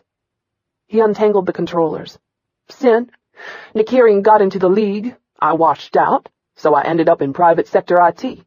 There was this one hacker son of a bitch who kept breaching my security no matter how good I made it, and I had to meet him. It turned out to be Sin. And Sin, for a human, is a hard man not to like, especially back then when he was sober. His humor was infectious, and it wasn't until I'd known him for about 2 years that I found out Nykyrian was his best friend. She wondered why Nykyrian had let Sin into his life when he seemed so determined to keep everyone else out. So he talked to Sin? Like I said, Sin is a hard man not to like. There had to be a lot more to this story, especially given how reclusive Nykyrian was. How did they meet? I have no idea. They're not real big on sharing." He definitely wasn't kidding about that. She was actually stunned that Hawk was being so chatty. Which made her wonder what other personal tidbits he might give her, and there was one in particular she was dying to know about. "So, have you ever seen Nykyrian's eyes?" "Yes." "Do they look like yours?" He froze, then shook his head. "Look, I've already spoken too much. Nykyrian is an extremely private person, and I owe my life to him. He's saved it more than that one time, so I'd rather we played a game and passed the time with only meaningless bullshit until they get back." Kiara nodded, even though her mind spun at what she'd learned. Nykyrian had been abandoned without even a name to call his own. What kind of parents could have done that to him? No wonder he didn't like being touched. What was that called? Disassociation? She'd have to look it up later to make sure. It was something about infants who were refused by their mothers, infants who weren't held and nurtured. They never felt connected to anyone else, and it left a lifetime of scars on them. She couldn't imagine the horror of what Nykyrian had been through, and her heart ached at the past Hawk described. She wondered if Nykyrian knew answers about his past that he preferred not to share. Hawk held the controller out to her. She took it, and remembered what Nykyrian had told her about himself the night before. No family, no friends, nothing. Even though she suspected Hawk would die for him, Nykyrian still felt alone in the world, isolated, abandoned by everyone, and that broke her heart. Why do you care? He's just a bodyguard. But it wasn't that simple. She'd seen inside his heart, and knew Nykyrian to be so much more. Like Hawk, she owed her life to him, and somehow she was going to give him a life too, one filled with trust and kindness. Surely he deserved that after all he'd done for them. Nemesis might not care about him, but she was learning to, and somehow she wanted to give him the friend he deserved to have. Any man who could accept a callous lover could surely accept a well-meaning friend who only wanted to help him. But the real question was, would Nykyrian ever allow someone that close to him?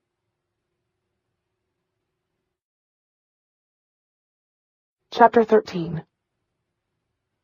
Kiara and Hawk were watching a comedy when Nykyrian returned.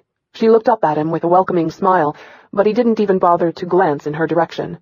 He dropped his backpack by the door and just stood there like he was dazed or thinking heavily about something. Disappointed, she shifted her gaze to Hawk, who offered her an apologetic shrug before standing. "Well, I guess it's time for this babysitter to evaporate."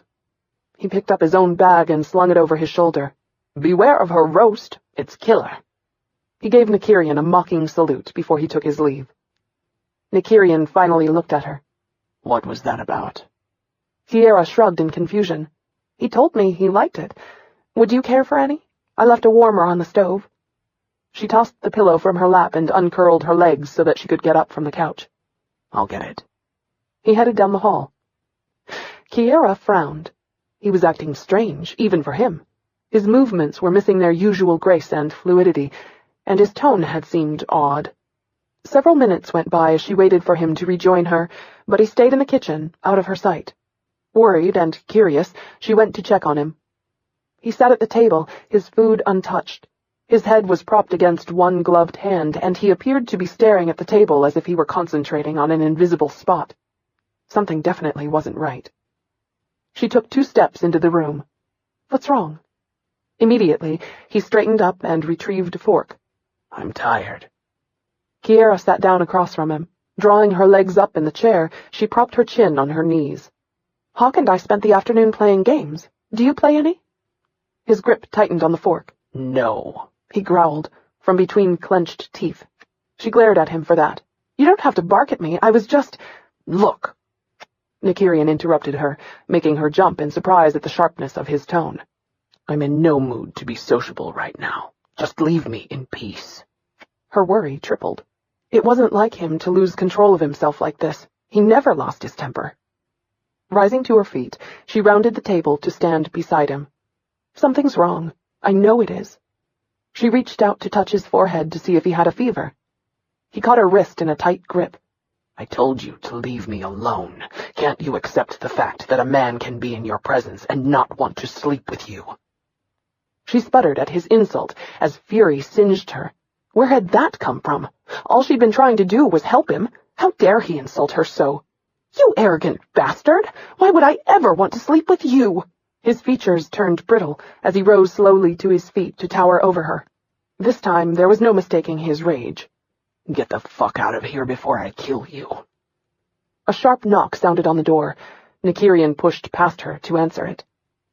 Kiara stayed in the kitchen, gripping the counter as a multitude of emotions tore through her. Rage, indignation, but most of all, hurt. Did he really think her a whore? Why would he think such a thing? That one undeserved and wholly unjustified insult made her wish she were big enough to give him the beating he deserved. So much for trying to be nice to him. What an asshole!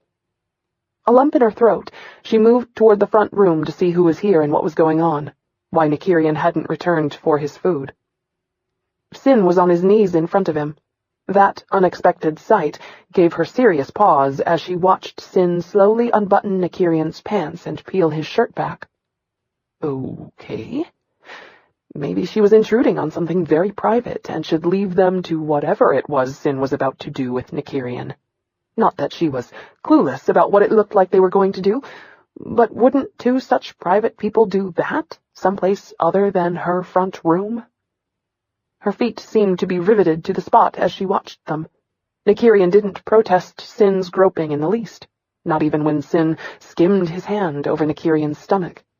Instead of snapping at Sin, he just looked down at him while Sin lifted his shirt up to expose more flesh. Sin cursed before moving away to pull his pack closer to him. Kiara went cold as she realized Sin's hands were covered in blood. "How'd you reopen the damn thing?" he barked at Nykyrian. "I told you to be careful, you idiot. You're lucky you haven't bled out." "Stand down, asshole. You keep making commentary like an old woman and I'll put your rank ass in a dress." Sin glared up at him. "You better take a different tone too, Dick. Remember, I'm the one about to have my hands on that wound. You snap at me and I'll have you crying on the floor like a little girl. And I'll have you lying dead at my feet." Kiara stepped forward. At her movement, Nykyrian looked at her over his shoulder and bared his fangs. "Get out, now." Kiara narrowed her gaze in anger at so much hostility, when all she'd wanted to do was help. "Fine. Just keep your blood off my carpet." She turned and went to her room. Sin sucked his breath in sharply between his teeth. "That was a harsh thing to say to you. And here I thought I was the only one you pissed off to that extreme." Rising to his feet, he pushed Nykyrian toward the couch. Nykyrian didn't say anything as he lay down and tried to hide how much the wound was hurting him. It took all of his concentration to remain conscious through the throbbing, heated agony splitting his side. Breathing was getting harder by the heartbeat. God, how he hated being shot like this. He felt like his guts were boiling, like his skin was crawling over sandpaper, off his body. He tensed as Sin struck a tender spot while trying to stop the bleeding again, but didn't comment. He thought about what he'd said to Kiara and wished he could take it back. Truthfully, he hadn't meant to insult her. She'd only been trying to comfort him. But he wasn't used to kindness, and he'd never known how to deal with it. Sin was right. I am an asshole. He could use the pain as an excuse, but that was all it would be. An excuse. He clenched his teeth at his stupidity. What did it matter? It was better if she hated him. And yet the thought of her hatred shredded his soul. Sin rummaged through his bag. "I'm going to give you some Synethol." Nykyrian hissed at him. "Don't even waste that sound on me, you shit. I know you hate it, but it'll help you heal a lot faster, and this is one time I can't afford for you to be nursing a wound, and neither can you." "You've got guts taking that tone with me." Sin scoffed. "What are you gonna do, oh great wounded one? I'm the one with the injector." He clicked the trigger to prove his point. It was now Nykyrian's turn to scoff. "I could have that in my hand and shoved up your ass before you could even blink." Instead of being angry, Sin grinned. "Probably. Just make sure you put me totally out of my misery. I don't need anything else to cripple me. Now shut up and take it like a man." "I fucking hate you." Sin laughed as he screwed the vial of medicine into its chamber. "Of course you do. That's why you're the one lying shot, and I'm doing the tending. If you really hated me, I'd be dead right now, and you'd be healthy. Nykyrian looked away as that one simple truth hung between them. Sin rolled back the sleeve of his shirt. Exposing the crook of Nykyrian's elbow, he positioned the injector over the skin. "I'll stay over tonight so that you can try to sleep in peace. Don't worry. If anything happens, I'll pump your ass full of adrenaline, 'cause I'm not going to fight alone while you sleep in a chemically induced coma." Nykyrian snorted at that as Sin pressed the trigger and the needle bit into his flesh. Like Sin was afraid of fighting. He could scrap with the best of them and come out on top. Hell, he was better at fighting and surviving than half the assassins Nykyrian had worked with. He felt the thick syrup moving like fire through his bloodstream. When the capsule was empty, Sin pulled back and tossed the injector back into his bag. He pulled out a small green container and held it toward him. "Here, I'll swap you." Taking it, Nykyrian opened the case to grab his retainer and put it in his mouth before he handed Sin his shades. He hated wearing that damned retainer whenever he slept. Another thing the humans had done to him. Images and memories sifted through him as he felt himself involuntarily relaxing. That was what he hated most about meds. They lowered the barriers he kept around himself and made him feel all the things he kept buried deep inside. He had no resistance. Most of all, they made him think about things he didn't want to. He looked at Sin, who now had 2 heads and 8 eyes. "Tell me something, Aridos. What was it like being married?" Sin paused at a question Nykyrian had never asked him before. Damn, the drug was taking effect fast. But then that was part of his friend's human Andarian metabolism, and it was why Nykyrian couldn't be left alone tonight. Both human and Andarian drugs could have unexpected complications with his unique genetic makeup. One simple shot of an antibiotic could kill him, and painkillers could burn out his insides. That memory made him wince. Sin started not to respond, but the look in Nykyrian's eyes was too sincere and too raw. His friend wanted an honest answer, and he owed him too much to brush it aside snidely. It was good. He swallowed against the painful knot in his stomach as he admitted something he'd tried his best to bury. Even on the days when it was bad, it was good. At least until the end. He pulled out his flask and uncorked it as he remembered the last days of his marriage. The anger, the fights, the accusations and insults. But it was his wife's hatred that he couldn't escape from. To have gone from being her entire world to her nightmare in a matter of minutes. "I wish to the gods you'd been killed! Why are you alive, you lying, filthy bastard?" The worst part, he couldn't agree more with her. Why couldn't he purge that misery from his memory? In a life marked by harsh brutality, those last few days of his marriage stood out as the ultimate in suffering. "And they wonder why I drink. You still miss them?" Sin took a deep drink and tried not to feel the stab of pain that continually hammered his soul, and the truth that haunted him constantly. Every fucking day. Yes, Mara had been shallow at times, and pretentious, but she'd given him the things he'd never known in his life. Tenderness and respectability. She'd given him normality, and there for a time he'd known what the word home meant. Most of all, she'd given him a beautiful son, and together they'd made a family. Until his past had come home to roost with a vengeance. He cursed silently over that vicious stab. Disgusted, Sin looked back at Nykyrian. "Actually, that's not true. I don't miss what she became when she found out about my past. I miss the woman I married, the one I had Padden with. Gods, she used to look at me like she could eat me up, and hold me at night until I forgot about my past. Best of all, she made me feel safe. No matter how bad the day had kicked me, her touch made it all better. She was the only shelter I've ever known. And to have had it so brutally ripped away. There were times even now when his soul screamed from the pain of it all. Nykyrian pinned him with that harsh stare of his that seemed to be able to penetrate all the way to his bloodied soul. "I'm sorry about what happened. It wasn't your fault, Aridos. The gods know you did more than your part to protect me from it. Life just is, and the gods have their plans for us. We're powerless against them. In the end, we are what our pasts have made us, and we live the lives the gods have chosen for us." Nykyrian scowled at him. "You never deserved what happened to you. How can you still believe in your gods after all you've been through?" That was the question of his life, and yet he'd never allowed his faith to waver. "We all have to believe in something sometime." Nykyrian scoffed. "I only believe in me."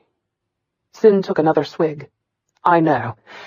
Go ahead and call me a fool. I've been called a lot worse." "You're not a fool, Sin. We're both just seriously fucked up." Nykyrian closed his eyes. "Tell Kiara I'm sorry for what I said to her." His speech was extremely slurred as the drug finally took him under. Sin frowned as he checked Nykyrian's vitals to make sure he was all right. It was the first time he'd ever known Nykyrian to apologize to anyone for anything. Damn, what had he said? Shaking his head, he rechecked Nykyrian's bandage. A red stain was already creeping back through the white cloth. Again? That thing was going to be messy. Just as he pulled back, Nykyrian's nose started hemorrhaging like a slashed carotid artery. Sin cursed as he tilted Nykyrian's head back and did what he could to staunch the flow of blood. He quickly retook the vitals. They were still relatively strong. The drug didn't seem to be eating anything, but something was causing his nose to bleed like this. He just didn't know what. Damn it, he hated giving Nykyrian anything. No one ever knew how his body would react to it, and it was a gamble every single time. After a few minutes, Sin stopped the bleeding and had Nykyrian resting quietly. Grateful Nykyrian was all right for the moment and pissed over the needless injury, he shook his head. Sin and that little dancer had almost cost Nykyrian his life tonight. That knowledge ate at him. In all his life, Nykyrian had been the only person he could rely on, the only one who'd ever tried to help him. Yes, he had other friends, such as Kylan Dagan, who made him laugh and were good drinking buddies. Kylan, who would be with him, locked up in jail, laughing over whatever antics had landed them there. But Nykyrian was the one who'd get them out and make sure no one touched them for the deed. More to the point, Nykyrian was the only one who knew about his entire past and didn't condemn him for it. And Sin had damn near gotten him killed. He ground his teeth as he cleaned the blood from his hands and clothes. With short, angry strides, he walked down the hall to Kiara's room. He pounded on the door, using the wood as a good scapegoat for his mood. "Come in." Sin heard the pain in her voice and hesitated, all the anger instantly draining out of him. He'd always been a fool for an upset woman. It reminded him too much of his sister and the courage she used to show. "You have to learn to smile through your pain, little brother. Sometimes it's all we got." But what cut him deepest was the day when his sister had refused to smile another smile through her pain. Clenching his teeth and violently pushing that thought away, he opened the door. Curled up into a small ball on the bed, Kiara looked about as pitiful as anything he'd ever seen, and given the daily misery he'd experienced growing up on the streets, that said something. "I need to get some blankets or a sleeping bag or something." She drew a ragged breath before she spoke. "Are you staying over tonight?" He nodded. She went to a closet across the room from him. Despite his normal code to enter no one's threshold without an invitation, Sin joined her. Kiara handed him a pile of blankets and 2 pillows. Nykyrian never asked for any. Yeah, well, he doesn't ask for much, and he probably hasn't slept since he's been here anyway. She looked shocked by that disclosure. That's not possible. Oh, yes, it is. He can go up to a full week without really sleeping. And not have a psychotic episode? Sin shrugged. With him? Who could tell? Her expression less than amused, she turned back toward her bed. Sin cursed under his breath as he felt his stomach twist. He really couldn't stand to see a woman suffer. It ate at him like acid. Don't look at me with those doleful eyes. Geez, you remind me of a condemned man heading for execution. I can't stand that look. A single tear fled down her cheek, which shredded the last of his resistance. He groaned and dropped the blankets. Come on. He led her to her bed. Tell me what happened before I got here." She gave him a startled, hurt look. Sin felt like a louse as he sat down on the mattress. Hell, he hadn't done anything wrong. Why should he feel awful? "Nykyrian wanted me to tell you he was sorry for whatever he said. Knowing him, it was probably brutal, but don't take it to your soul. When he's wounded, he blurts out all sorts of stupidity. He really doesn't mean it. It's just his way of communicating. Sucks to be on the receiving end of it when it happens, but really, pay no attention to it." She wiped away her tears. "I hate to cry." Her voice was laced with venom, but he could tell it was directed at herself and not him. She looked up and met his gaze. "What happened tonight? How did he get hurt?" His anger built as he remembered their mission. "We went to meet with an informant. Unfortunately, some of Bredich's dogs beat us to him. By the time we got there, the informant was dead, and the bastards had taken the guy's kid as a hostage. Since I was with Nykyrian, one of us had to get wounded before we could legally take the buggers out." She gaped. "He let them shoot him?" "Yeah, so that I could get the kid to safety while he took care of the others. I shouldn't have gone with him. It's not like we don't know the risks when I'm around, but I thought we were just going to talk to the informant and come back. And when it comes to questioning people, I have a lot more finesse than High King let's beat the shit out of them until they answer us. The non-violent art of interrogating someone is totally lost on Kip." Her expression lightened only a tad. "Will he be all right?" "Definitely. I've seen him through a lot worse than this." She tilted her head to look at him with a probing stare. "You two been friends that long?" "A few decades." This time, he saw her brain working on that. "How did you meet?" His anger returned. He wasn't about to give her anything she could use against Nykyrian. How they met was none of her damned business. "I'm not that drunk, woman. I don't answer personal questions about my friends." He got up and moved to the door. "I'll see you in the morning." Kiara sat on the bed, stunned by Sin's quick departure. She had no idea why her question had upset him. All she'd wanted was to understand the two of them. But obviously they liked hiding in the shadows, and tonight she was too tired to pursue them. Nykyrian woke first to find Sin asleep on the floor, right next to the couch where he'd slept. On his side, facing the door, Sin had one hand resting on his unholstered blaster and the other on his flask, which he cuddled like a baby under his chin. It saddened him what had become of the man who'd once been so full of life and hope. In one heartbeat, and because of one asshole, Sin's entire life had been stripped from him. For that alone, Nykyrian gave him latitudes he would never allow someone else. Tempted to snatch the flask, he knew Sin would most likely shoot him if he tried. "Next time, buddy, that shit gets tossed." Silently, so that he wouldn't wake him, Nykyrian stepped over Sin's sleeping body. The pain in his side had ebbed to a dull ache. Damn, next time he'd let them shoot Sin. But he knew better. He'd never let one of his men get hurt in his stead. As he reached the bathroom door, Kiara's bedroom door opened. Before he could think to avert his eyes, she saw them. Shit. Kiara's mouth dropped as she finally saw what Nykyrian really looked like. Holy crippin' flips. With his white hair down and flowing around his broad shoulders, he was gorgeous. The eyes staring at her were nothing like she'd imagined. They were clear and the lightest, prettiest shade of green she'd ever seen, with just a hint of a brown band around the outer edge of the iris. His eyes were human, and they were beautiful. Her throat tightened in happiness. Those eyes gave her the first true glimpse of his soul.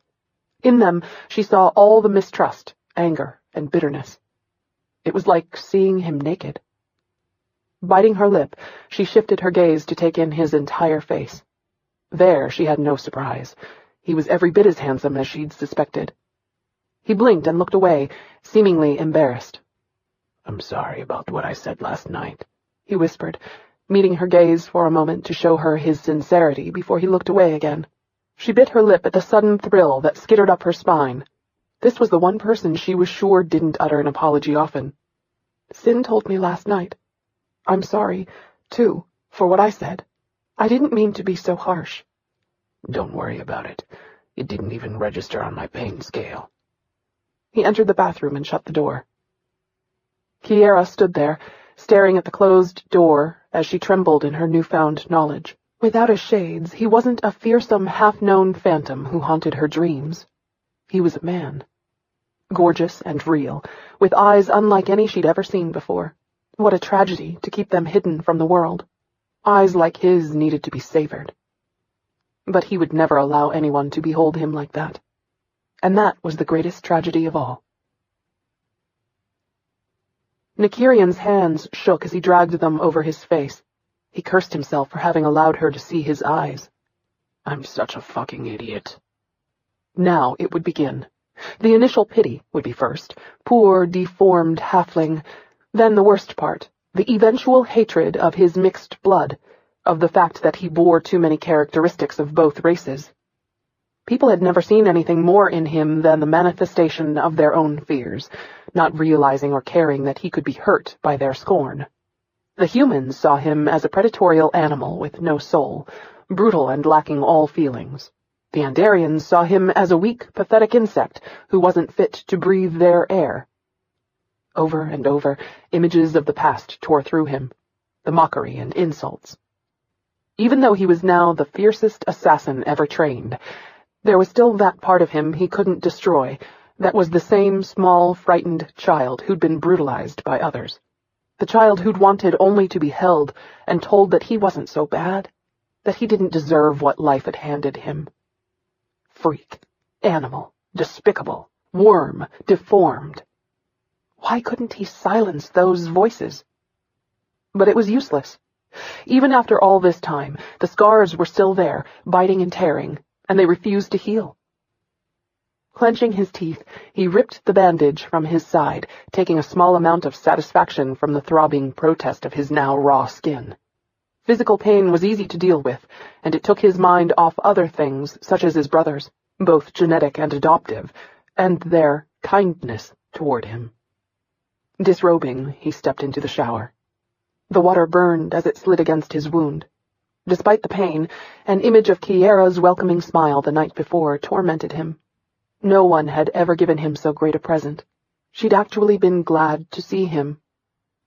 For the first time, he understood what had possessed Sin when he'd asked Mara to marry him, and he wanted Kiara to look at him like that forever. But it was a stupid dream. He was garbage, and she deserved a man to love her, not some half-formed animal wanted by every known government. She was only a client. That was all she'd ever be. He would make sure of it. Kiara smiled at Nykyrian as he joined her in the kitchen, but to her chagrin, his dark shades were back in place. His long white hair was still wet and pushed back from his handsome face. She handed him a plate. "I've seen your eyes, you know. You can dispense with the shades now." He didn't comment. She filled a plate for herself and sat across from him. "How do you feel?" Like I've been shot, he replied dryly. "Gee, I wonder why." He glanced up at her, then quickly looked back at his food. I'm surprised you're speaking to me after what I said to you last night. I really am sorry for insulting you. You didn't deserve it. Kiara was still stung by the words, but she wasn't willing to hold them against him when he'd been hurt. "My father tutored me well on amnesia. He always said it was a necessary ingredient for any friendship." Nykyrian sipped his juice. Your father is very wise. "Good day," Sin yawned, stretching as he entered the kitchen. "What smells so good?" "Forsamian tarts." Kiara returned his smile. Sin walked over to the warmer and pulled a couple off. After tasting one, he turned around and winked wickedly. "If you want a man in your life, love, call me any time. Oh, man, these are good." Kiara laughed, amazed at how handsome he was without the eyeliner ringing his eyes or hoops in his ears or nose. He really could stop traffic, but even so, he paled in comparison to Nykyrian's angelic features. "Don't you have a hangover?" Nykyrian asked. Sin licked his fingers.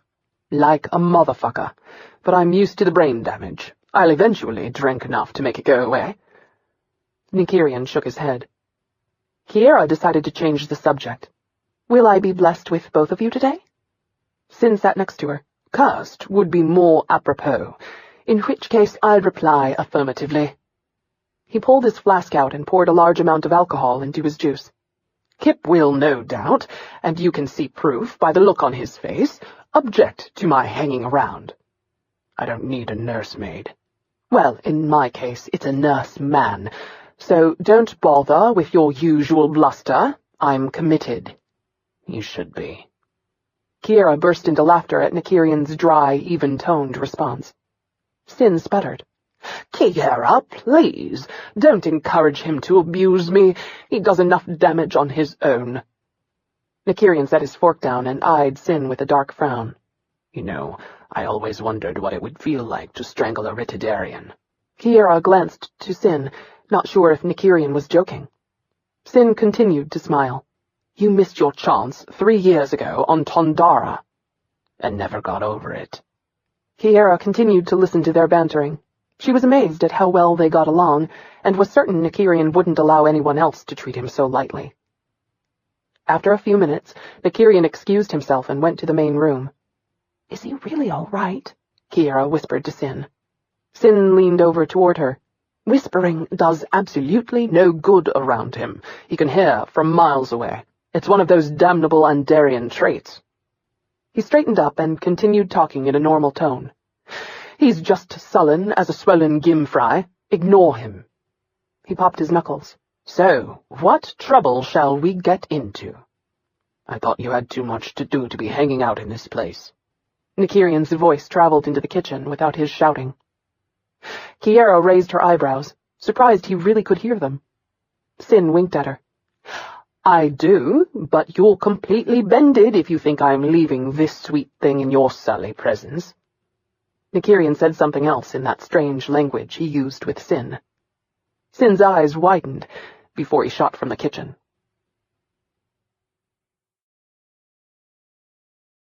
Chapter 14.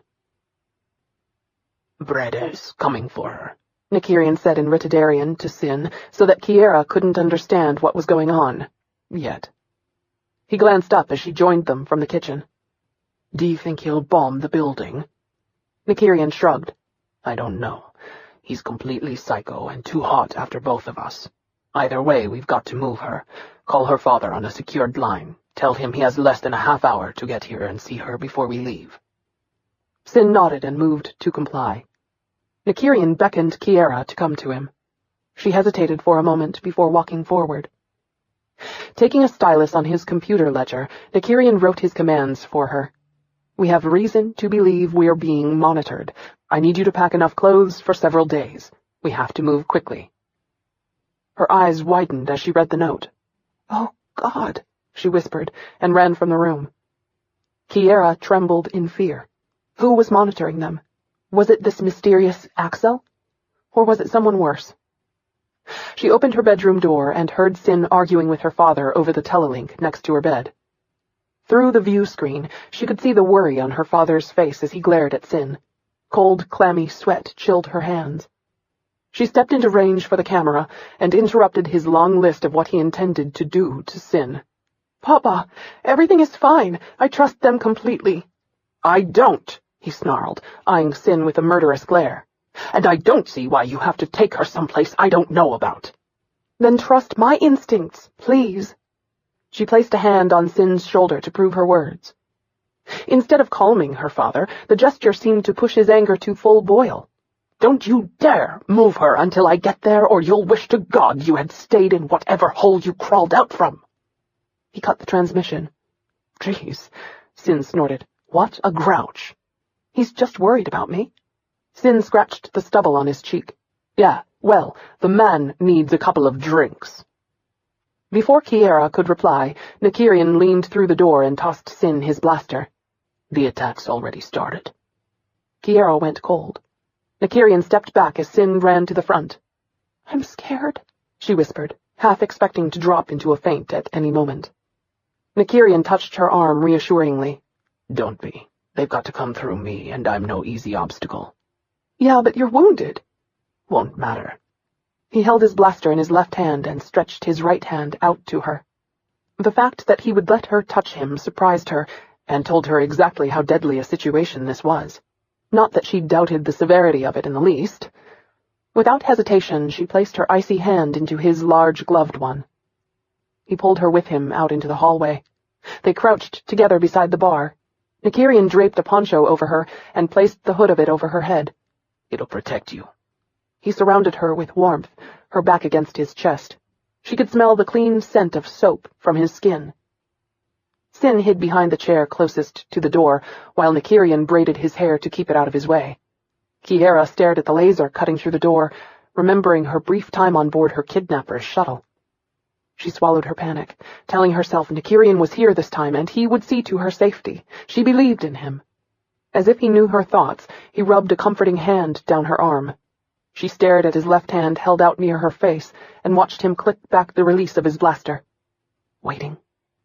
The hissing of the torch grew louder. "When they come through, be prepared to run," Nykyrian whispered to her, his warm breath stirring her hair and raising a chill on her cheek. She nodded. "Meet me at the rendezvous," he shouted to Sin over the sound of her door splintering.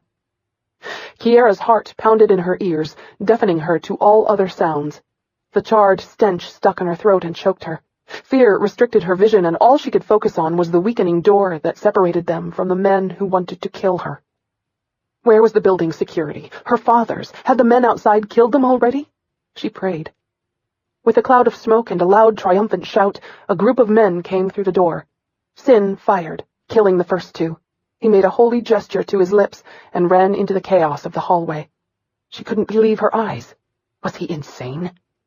The sound of insults, curses, laser fire, and blaster shots echoed. Nykyrian wrapped his right arm around her waist like a safety belt, then pulled her to her feet. "Stay under the cloak." She trembled in fear, praying she wouldn't trip and cost them their lives. Nykyrian held her against him, his body shielding her from the blaster's fire. She stumbled against him as he led her into the smoke-infested hallway. He fired his blaster. His arm tightened around her. In spite of her fear, she wanted to see what was happening. "Don't look," Nykyrian said calmly before pulling her behind him. He spun around and fired at something behind them. He led her down the corridor, away from the lift. Kicking open the stairwell, he scanned the stairs, then pushed her through the door. He pulled a device from his pocket and used it to seal the door closed behind them. "Wait here. I need—" "Don't leave me!" Kiara locked her hands on his forearm as the horror of her mother's death poured through her. "Please!" Nykyrian's throat tightened at the sound of fear in her trembling voice. Taking a deep breath, he took her in hand and led her down the stairs and into the landing bay in the basement of the building. Kiara's entire body was shaking so badly that she was terrified of falling on her face. Nykyrian, on the other hand, looked as if he were just out for a stroll. "How can you be so calm?" He shrugged and continued leading her behind the docked shuttles and parked transports. "Either we'll make it, or they'll kill us. If they kill us, they can't torture us. It's a win-win situation." She didn't find that funny at all. Then, she heard them. They were calling to each other as they swept the area, looking for her and Nykyrian. Nykyrian covered her lips with his finger and motioned her into the shadows of the landing bay. As the assassin several yards away moved on out of range, Nykyrian removed his finger from her lips. "Listen," he whispered in her ear, pulling her close enough so that the sound amps the assassins would be using wouldn't pick up his voice. "I have to leave you alone. Just for a few minutes, I promise. I have to clear the sentries from my ship, or we'll never make it out of here, okay?" She rubbed the chills on her arms. "I'm scared." "Don't be." He handed her a small blaster. "If I go down, Sin will be here in a matter of seconds. You won't get hurt. I swear it." He touched the comm link in his ear. "Sin, location." Nykyrian nodded in response to whatever answer Sin gave him. "Stay here. I'm about to do something you can't be a part of." Clicking it off, he reached his gloved hand out to cup her cheek, with a tenderness he'd never shown her before. "Courage, Mutara. They won't take you today." Then he was gone. Kiara crouched down behind the fighter, straining her ears to hear what was going on. Footsteps returned, and she pressed herself deeper into the shadows. After a second, she found a hidden spot that allowed her to watch as Nykyrian flipped himself onto a transport. Nykyrian took a second to tuck his coat into the clips that would keep it out of the way of his reaching for his weapons. He removed his earpiece and slid it into his front pocket. He couldn't afford to have his hearing impaired in any way. With everything in place, he moved atop the ships as silent as the specter for which he'd been named. From his hearing, he deduced there were roughly 15 assassins in the bay. The most concerning for him were the 2 together by his ship and 1 roaming about to his left. He ID'd the targets and his ship, then glanced back to where Kiara was hiding, as he made the necessary mental calculations on time, distance, and how many he'd have to kill to get out of this alive. Time to do business. He rolled off the ship and came to a standing position between the 2 assassins. One spun to face him, the man's mouth falling open and moving spastically like a fish. The man gasped before bringing his weapon up.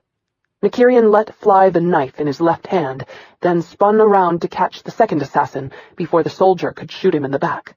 The throwing knives caught them both in the throat, piercing their necks completely and cutting off their windpipes, which ensured they wouldn't be able to call for help. Nykyrian took a second to make sure they were both dead and then drained their blasters. He retrieved his knives, wiping them clean on the bodies before he swept forward with them in hand. A chill raised the hair on the back of his neck. "I've got your bitch, freak!" Nykyrian clenched his teeth in frustration at a voice that had haunted him in his youth. It wasn't Axel. It was worse, his much more demented younger brother. "Turn yourself over to Axel, and I might let her go." "Yeah, right," resetting his blaster for a stronger and smaller shot. "And I'm a one-legged dung dealer." Damn, how had Arist found her? His hearing was not what it used to be. Nykyrian skirted around the ships until he was where the idiot stood, his blaster aimed at Kiara's head. Her face was a mask of complete terror, but her eyes were dry. That look tore through him, and he hated the little son of a bitch for making her feel like that. Arist jerked in a nervous circle as he looked around for Nykyrian. "Hybrid, you have 1 minute before I spray her brains all over the pavement." "Nykyrian, run!" Kiara shouted bravely. That was almost enough to make him laugh. He'd never run a day in his life, and he damn sure wasn't going to run from the maggot holding her. Arist tightened his grip around her throat. "Another word, Harita, and I'll snap your neck." Kiara let loose a dry sob before she regained control of herself. Nykyrian knew he had 1 chance and 1 chance only. "You want a piece of me, Ari?" Arist spun around, looking for the direction it came from. "Where are you, hybrid?" He moved before he answered that, to keep Arist from pinpointing his location.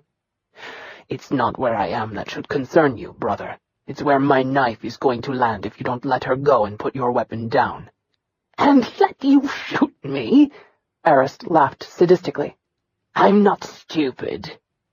"About as smart as my boots," Nykyrian muttered, doubting his own intelligence for letting the imbecile get the drop on him. "Send me your blaster, or I'll kill her right now." Arist really was an idiot. Did he think a blaster was needed, or that he only had 1? Damn, the money spent on academy training had been seriously wasted on that piece of shit. No wonder the League had tossed his ass out. Might as well humor the punk. Nykyrian slid his blaster across the floor. The hollow, piercing sound of metal against pavement grated against his sensitive ears. Arist laughed in triumph. "Laugh it up, lardass. It's one of the last sounds you're going to make." A wave of inevitability settled over him. Nykyrian had always known it would come to this one day. In all honesty, he was surprised it had taken so long to get here. Now it wasn't his life they threatened, it was Kiara's. For that alone they would die. He'd done his best to avoid killing them out of respect for... hell, if he really knew.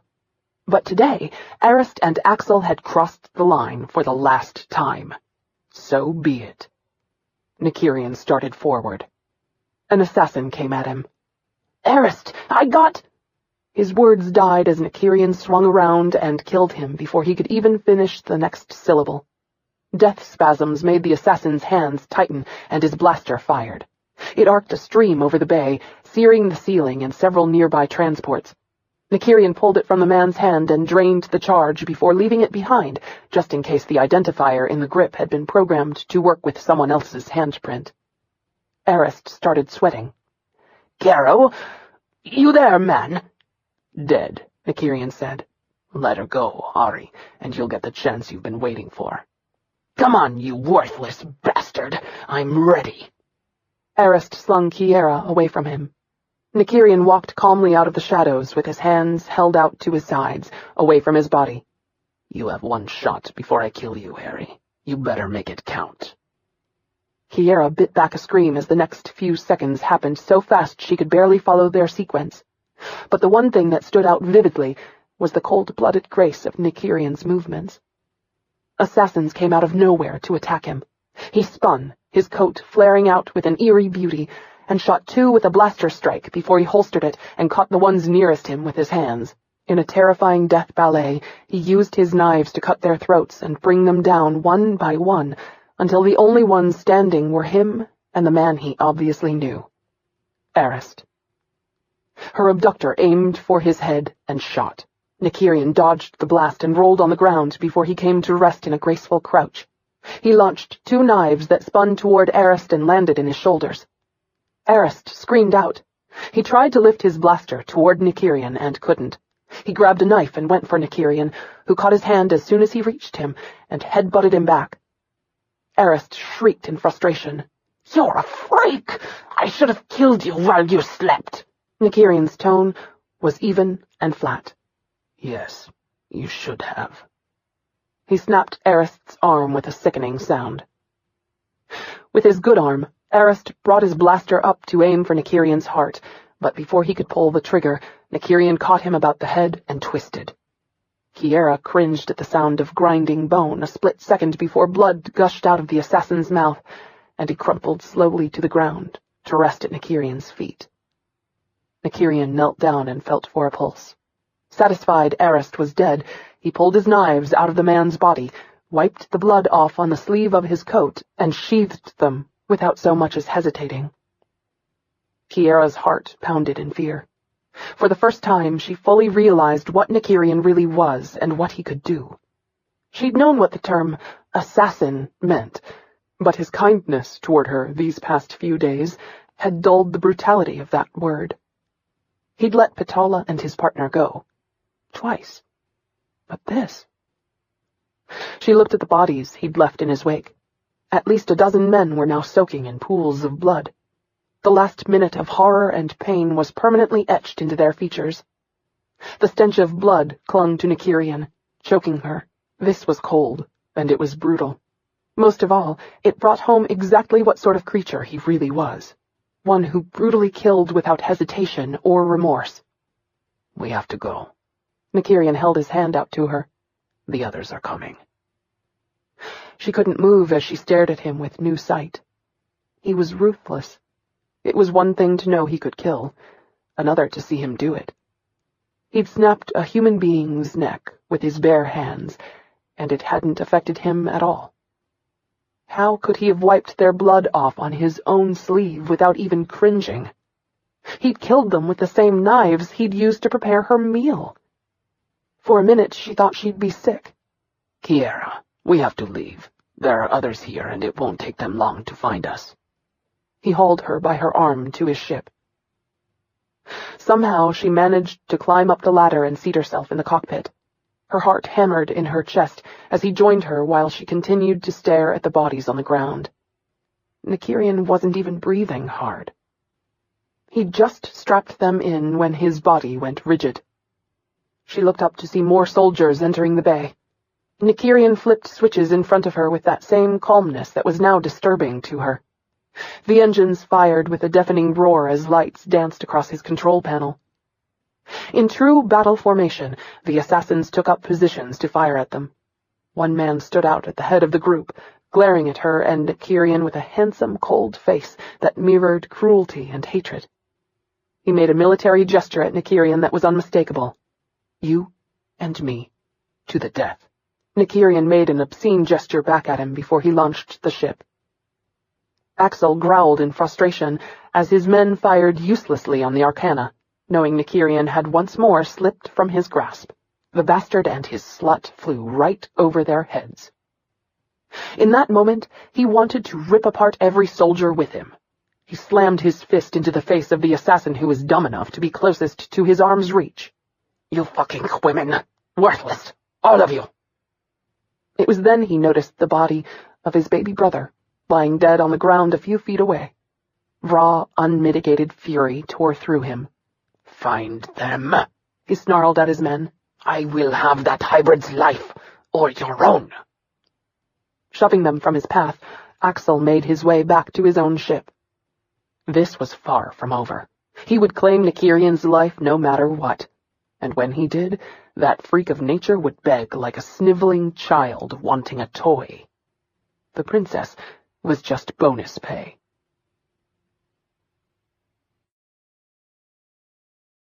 Chapter 15. Kiara trembled in shock and fear.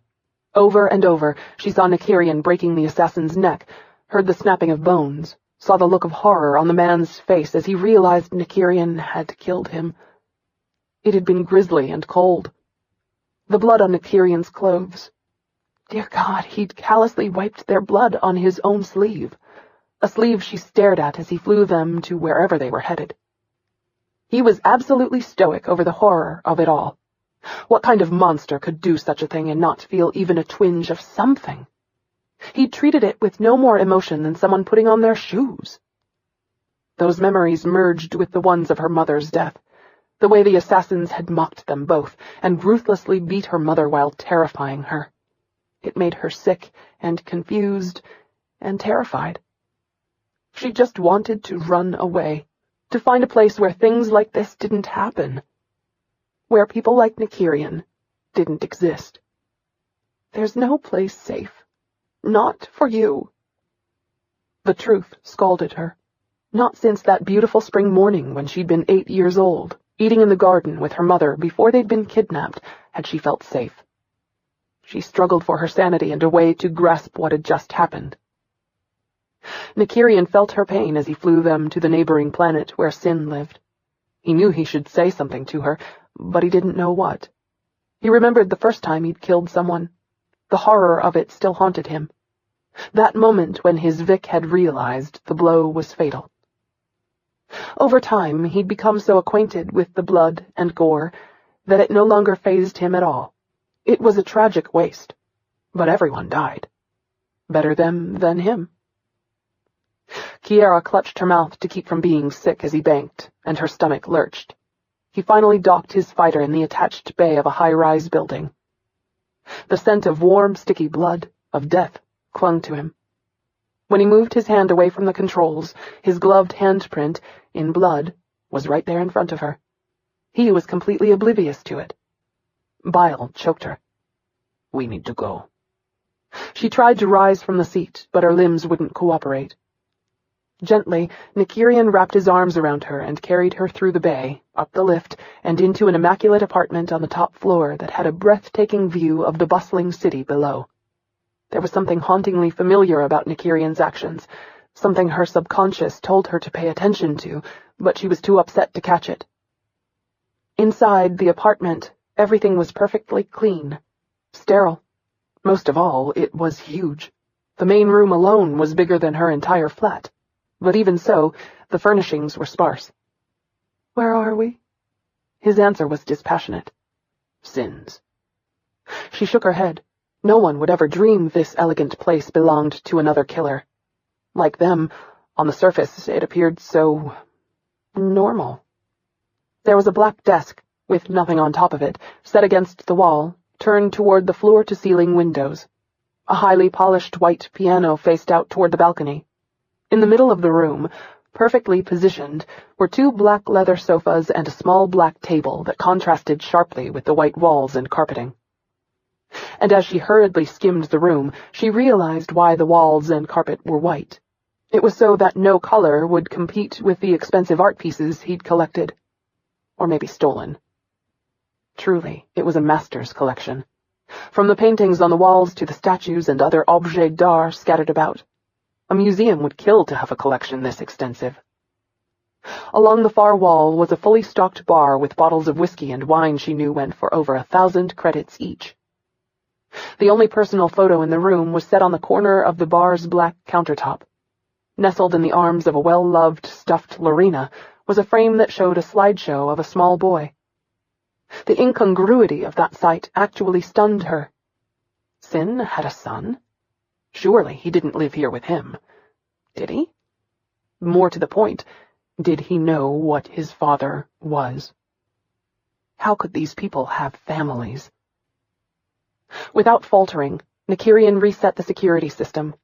The latest and most expensive system made. A DNA skimmer that wouldn't allow anyone inside unless the scanner recognized them. Proof that the man who lived there was as fierce and dangerous as the one holding her. Kiara wanted the strength to push Nykyrian away, to bathe the smell of blood from her body. She wasn't sure if she'd ever feel clean again. He took her straight to the bathroom and sat her down on the floor before the toilet. Raising the lid for her convenience, he stood back as she unloaded all the contents of her stomach.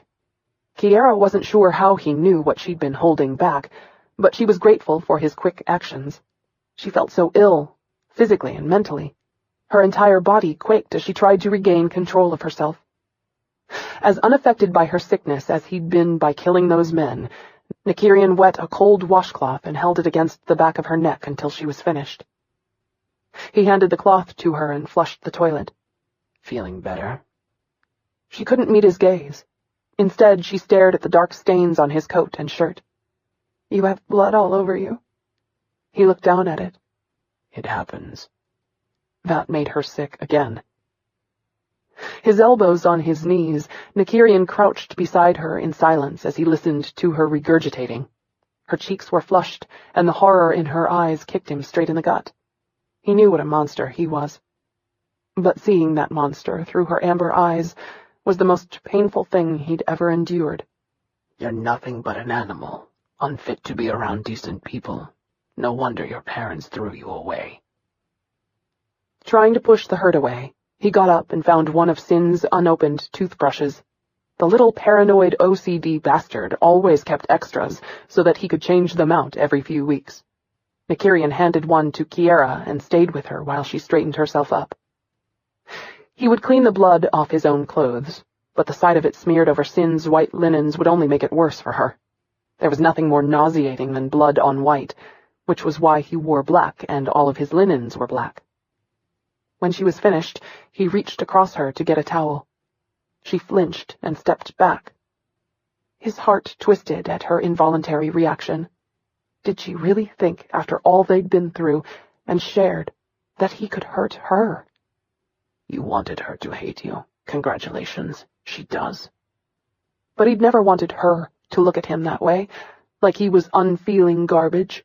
Just because he didn't show his feelings, it didn't mean he didn't have them. You should be used to it by now. Everyone had looked at him like that at some point. Even Sin. I am what I am. What they'd made him. Nothing was ever going to change that. He moved away and watched as she pulled the towel he'd been reaching for to her.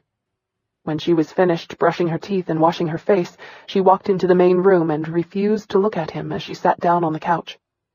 God, how he wanted to comfort her, but she'd never allow that now. She'd looked straight into the beast inside him, and like everyone else who'd seen it, she'd never be the same with him again. The door opened. Nykyrian spun about at the sound, his blaster leveling at the body in the doorway. Sin held up his hands as the red dot lay steady on his forehead. Whoa! Friend! He tapped his chest twice. Really good guy. 'Member me? Nykyrian holstered his blaster. You should have used the link, asshole. Didn't think about that since I was entering, my house. Thank the gods you're not like Darling. Shoot first and then sort it out after we're all bloody. Sin dumped his pack by the bar. Whatever you did to Axel, you got him screaming mad. He sent his men all over looking for you. I heard he already beat 2 informants to death trying to find out where you live. Sin paused as he noticed Kiara sitting on the sofa, as if she were in shock, while she stared silently into space. Is she all right? Nykyrian shook his head, his guilt mounting. He moved to stand beside Sin so that Kiara wouldn't hear him, and spoke in Ritidarian to make sure that even if she heard, she wouldn't understand. I killed Entrust in the bay before we left. Right in front of her. She's coping with it about as well as you could hope for with a civilian. He paused before he spoke again. Don't let me forget I owe you a toothbrush. Sin paled. You okay? He gave his friend a dry stare. When has death ever bothered me? Besides, it was a payday long overdue. He looked at Kiara over his shoulder. I have some things to do. Get her to the safe zone. Sin inclined his head. Kiara heard Nykyrian leave, but she didn't bother looking up. Right now she was trying not to be sick again. Here. She jumped as Sin handed her a glass of bricka, a very potent alcohol. I don't drink that stuff. Today you do. The sugar in it will help with the shock, and the minerals will help with the nausea. He pressed it into her hand. Without further argument, she tossed the scorching liquid down her throat, where it burned a path to her stomach. She gasped, her eyes watering. Good girl. She handed the glass back to Sin as new fears washed through her. How many people have you killed? He shrugged before he took the glass over to the bar and set it down. I didn't think about it. How can you not? He avoided looking at the picture of his son as he reached for a bottle of whiskey and poured it into another glass. Because if I hadn't killed them, they would have killed me. No offense. My life, suck-ass though it is, means more to me than theirs. He took a deep swig. I leave the world alone, and I figure if someone is dumb enough to put me in their targeting sights, then they deserve what they get. She shook her head. On one hand, I agree with that. But to take a life... I just don't understand how someone can do it without feeling anything. Nykyrian took them down so fast they had no chance whatsoever. Sin sputtered as the anger tore through him. How dare she judge them so? She, who'd lived her precious life full of love and doting while people like them risked their lives to keep her safe.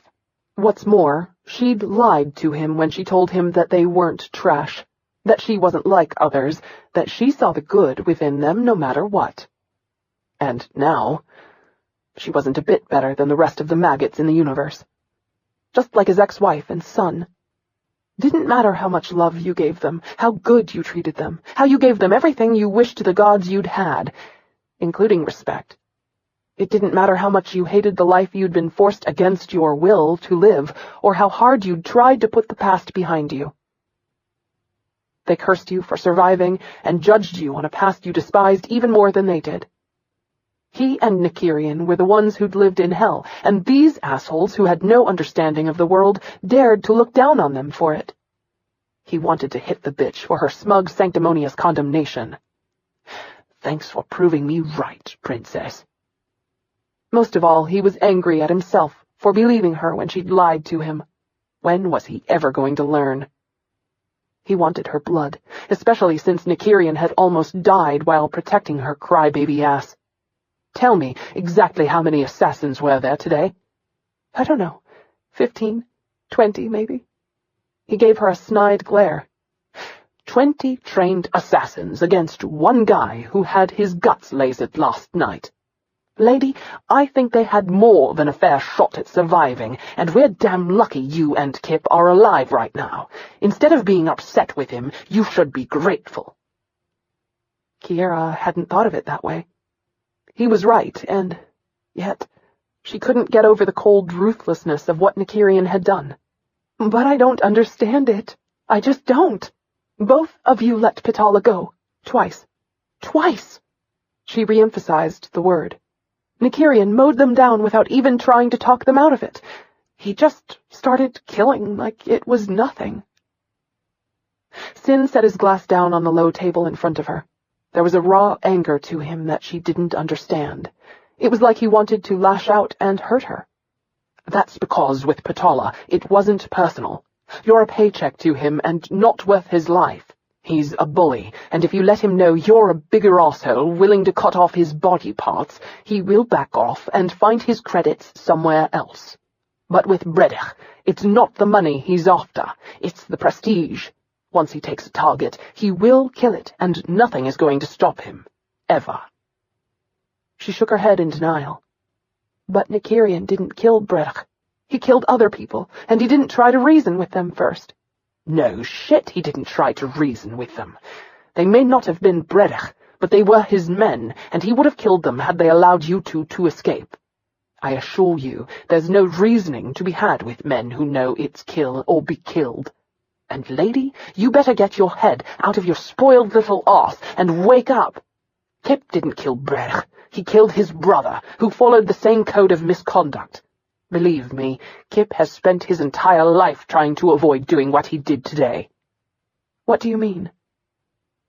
He gave her a bitter stare that sent a chill down her spine, one that only increased with his next words. Axel Brech's birth name and Arist's last name are the same.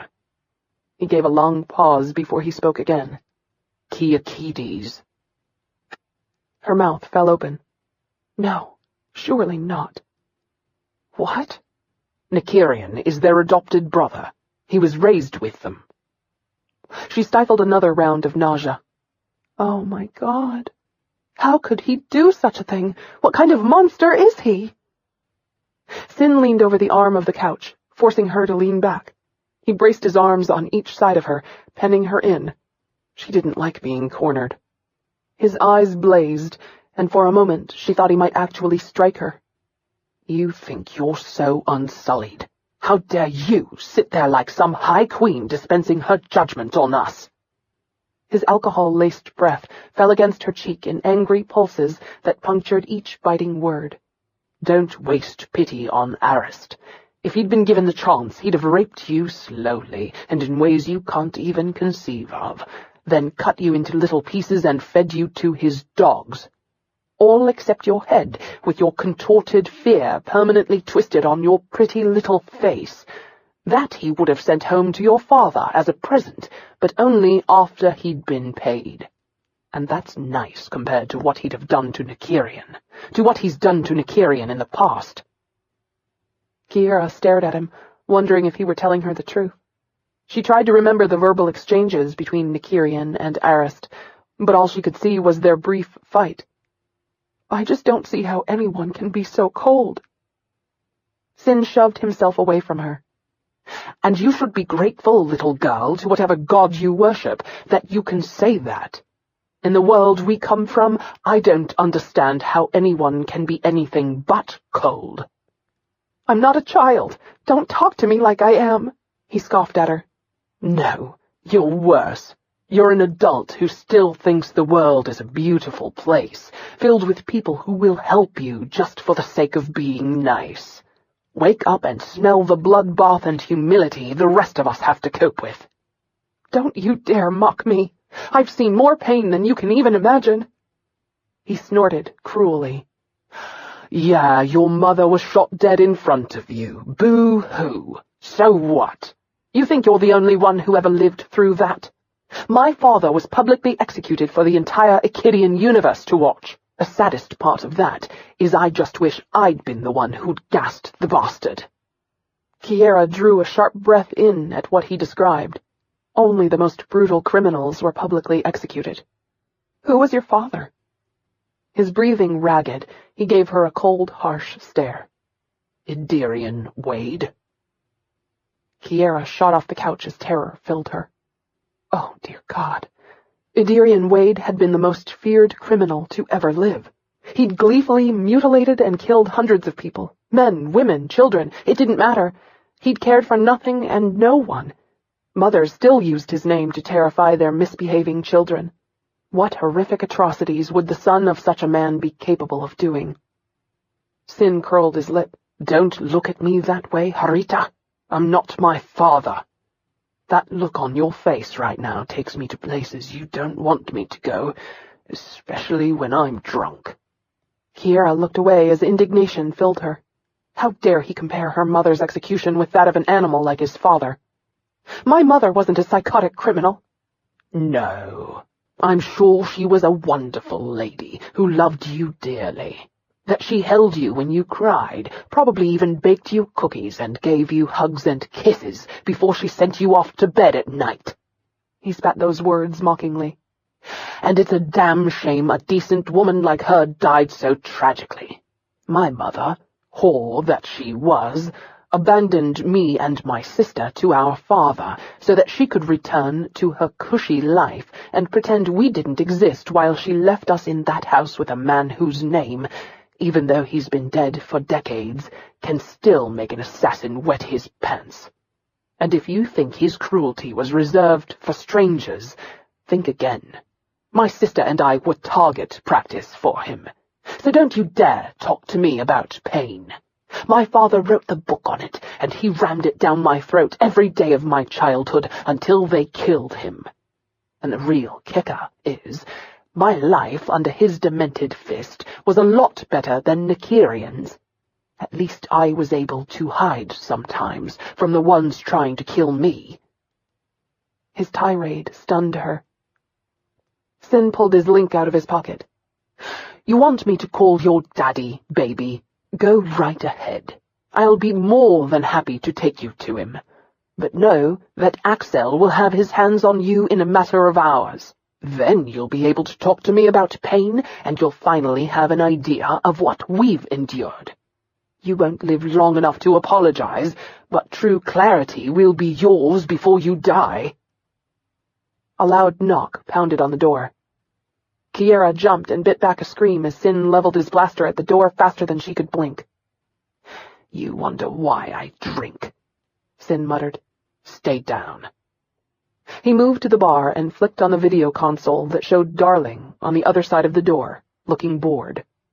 Sin holstered his blaster. Crossing the room, he opened the door and hauled Darling into the apartment by the front of his shirt. "Hey!" Darling snapped, shoving him back. "What the hell are you doing?" Sin locked the door. "Axel's after us. You're lucky he didn't shoot you while you were jacking off in the hallway." "Nice language in front of the lady, bud. Thanks for the image. But at least it explains why Nykyrian was edgier than normal." He looked at her and nodded a greeting. Kiara had to force herself not to react to the black eye, marring the exposed side of Darling's face. His eye was red and the whole cheek swollen. There was blood crusted around his nose, and the center of his upper lip was also scabbed over. Sin grimaced as he took Darling's chin in his hand to study the bruises. "What the hell happened to you?" Darling gave him a droll stare. "What do you think?" Sin cursed. "I swear I'm going to kill that bastard someday." "Get in line." Sin sighed as he released him. "What was it over this time?" "Dumbass thinks I'm dating the man whore of all time." Sin scowled in incredulous disbelief. "Dagon?" "Yeah," Darling said with a sarcastic laugh.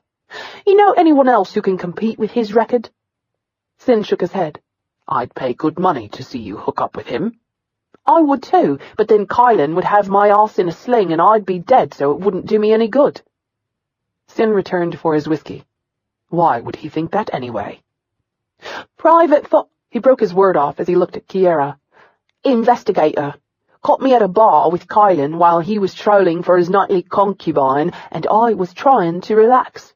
The photo he took was of Kylan leaning over to whisper something to me, and I have to admit, it's pretty damning to anyone unaware of the fact that I don't have the proper anatomy to entice him. Of course, Arturo wouldn't believe it was innocent, so here you go." He gestured at his face. Sin lifted his hair to look at the other side of his face. "Did you see a doctor?" "Yeah, it'll heal." "Did your mom say anything?" "Clean the blood out of the carpet before it sets." Darling cleared his throat. What could she say? Better me than her. Kiara was horrified by what he described, and by his face she could tell he wasn't exaggerating. "Anyway, Nick sent me here to get those files you've been working on for him." Sin's scowl deepened. "Why?" "As if he'd tell me. I don't even know what I'm getting. All he said was to grab and upload the data since you weren't supposed to be here." "Then why did you knock?" "Just in case you were home. I don't want to get hit again, and my peripheral vision is seriously compromised right now. So, if you copped one of your notorious right hooks at me, I wouldn't see it coming in time to duck." Sin let out a tired breath. I'd never hit you, Cruel. I only fantasized about strangling you. You're a sick bastard to waste a perfectly good fantasy on that. Sin laughed. It's in the safe in my room. The red drive. He met Kiara's eyes. And on that note, I hate to be rude, but I've got to get Her Highness, he sneered the word, to safety before you know who figures out where I live. Unlike Kip, my address isn't that hard to find. Lock the door and don't forget to reactivate the scanner. Done. Sin held his hand out to her. Are you staying with us, your queenship? Kiara hesitated. She was terrified of them, but they had saved her 3 times now when her father's people hadn't. No matter what her personal opinions about them, this did seem the safest course of action, at least as long as she wanted to stay alive. Please don't let me regret this. Swallowing the lump of fear in her throat, she took his hand, not really sure if what she did was for the best. For now. Sin pulled her to her feet, and they headed toward the door. He led the way through the building and to his ship. His hand stayed on the grip of his weapon, ready to pull it out in a heartbeat. He kept his head low as if listening and watching. Something that made her more aware herself and drove home to her exactly how tenuous her safety was. She'd never seen Sin this nervous, not even when they were about to be blown to pieces. Unwilling to distract him, Kiara didn't speak again until they were safely tucked inside Sin's 2-seated fighter and out of the planet's orbit. What happened to Darling's face? His voice dripped sarcasm as it echoed from the speakers in her helmet. It got hit. Repeatedly. She rolled her eyes. By whom? His boyfriend? He scoffed. Cruel isn't stupid enough to hook up with someone who'd beat him, and if anyone ever made that mistake, he'd hand their heart to them. You know, Nykyrian style. She cringed at his cruelty in reminding her of what Nykyrian had done. Then what happened to him? He flipped a switch, then begged. You know anything about the Caranese? Not much. Yeah, well, they're a strange race. Their male children aren't considered adults until they're 30. 4 more years for Darling. In the meantime, he falls under the guardianship of his uncle, who can't stand the fact that Darling isn't interested in women. Anytime he catches Darling associating with men, Darling gets a visit from his fists. She winced at that. Why does he tolerate it? His uncle happens to be their Grand Counsel. Darling causes any trouble or pisses him off, and he can have him put in jail or a mental facility, which he's done in the past, or have him executed. If he tries to leave, Arturo has him dragged back in chains. Believe me, we've tried to extract him from there many times. It always backfires on Darling. Kiara sighed. Sin had been right. She couldn't fathom their backgrounds, the brutality and horror. Her mother had died trying to keep her safe, and her father wouldn't hesitate to do the same. The worst thing her parents had ever done was yell at her. What about his mother? Can't she do something? On Karen, women have no authority and are considered perpetual children. While she loves Darling, there's nothing she can do, and so long as she stays out of it, Darling's younger sister and brother are left alone. If she interferes, it goes worse on Darling. Not to mention, she then becomes the one abused. So Darling has told her to do nothing and let the beatings fall as they may. As he said, better him than his frail mother. She ground her teeth at the injustice of that. So he pays the price for all of them? Yep. The world sucks, doesn't it? But that knowledge made her even more curious about Darling's friendship with them. If his uncle is so controlling, how is it he works for the Centella? His uncle doesn't know that. The man's a bit thick. He thinks he's hired Kip to guard Darling, and that we're keeping him out of trouble. But if he's hired private investigators, they report what they find, and if there's one thing we're all good at, it's manipulating things. No one knows what goes on inside the Centella. You mean falsifying documents? You say tomato, I say tomato. Aren't you afraid I'll report this? You have to live first, and even if you do, you have to find the real files to prove the existing ones are false. Trust me, you won't. She stared at the back of his head. What about Nemesis? What about him? How does he figure into all of this? Do you really think I'm going to answer that? No, she didn't. So she switched to something she might have more luck with. Where are you taking me? Kip's house. Kiara couldn't have been more shocked had Sin turned around and shot her. I'm surprised he'd allow me near it. Me too. Sin shifted in the seat. She frowned in confusion. Then why are you taking me there? Because he told me to. You always do what he tells you to? Absolutely. With that simple statement of loyalty, she remained quiet and watched the stars zoom past outside as she thought about everything she'd seen and learned today. It wasn't even noon yet, and she felt battered and weary. How could so much happen in such a short period of time? And how much worse would it get? She was almost afraid to ask that question, even in her head, for fear of the powers that be dumping more down on her. But in spite of it all, she found herself relaxing a bit as she tried to come to terms with the two polar extremes of the men around her. Fierce protectors and vicious killers. How could they be both? It didn't take long to reach Nykyrian's planet. Kiara stared at the swirling orange and yellow mists. It seemed so peaceful and isolated, an untouched piece of heaven. Sin landed outside a floating house that was almost as large as her entire housing building. He docked in the bay and pressed a button. We have to wait for the bay to pressurize, and a breathable atmosphere to mix. She didn't say anything as she glanced about the bay where another fighter was parked. The engine to it was in pieces around it. From the condition of the fighter and the way everything was laid out, she figured it must be a long-term project of Nykyrian's, and it made her wonder if he'd restored the fighter he flew too. The bay itself was large enough to accommodate 6 ships, and aside from that organized mess where he was working on the other ship, everything was sparkling clean and unbelievably orderly. After a couple of minutes, Sin lifted the hatch and helped her down. As soon as he reached the door and gave a palm scan, he held her back. Careful. He opened the door. Expecting a booby trap or alarm, she was stunned as they were bombarded by a huge lorina. The animal jumped up on her, licking her cheek with its large, rough tongue. 3 more danced around them. I hate these things. Sin pushed them away from him. They think they're lap pets. Down, eyes. He extricated himself from the smallest one. Down. Kiara smiled, petting the one licking her arm. Are there just the 4? Yeah, believe me, 4's plenty. Come on in and make yourself at home. There's no telling when Kip'll return.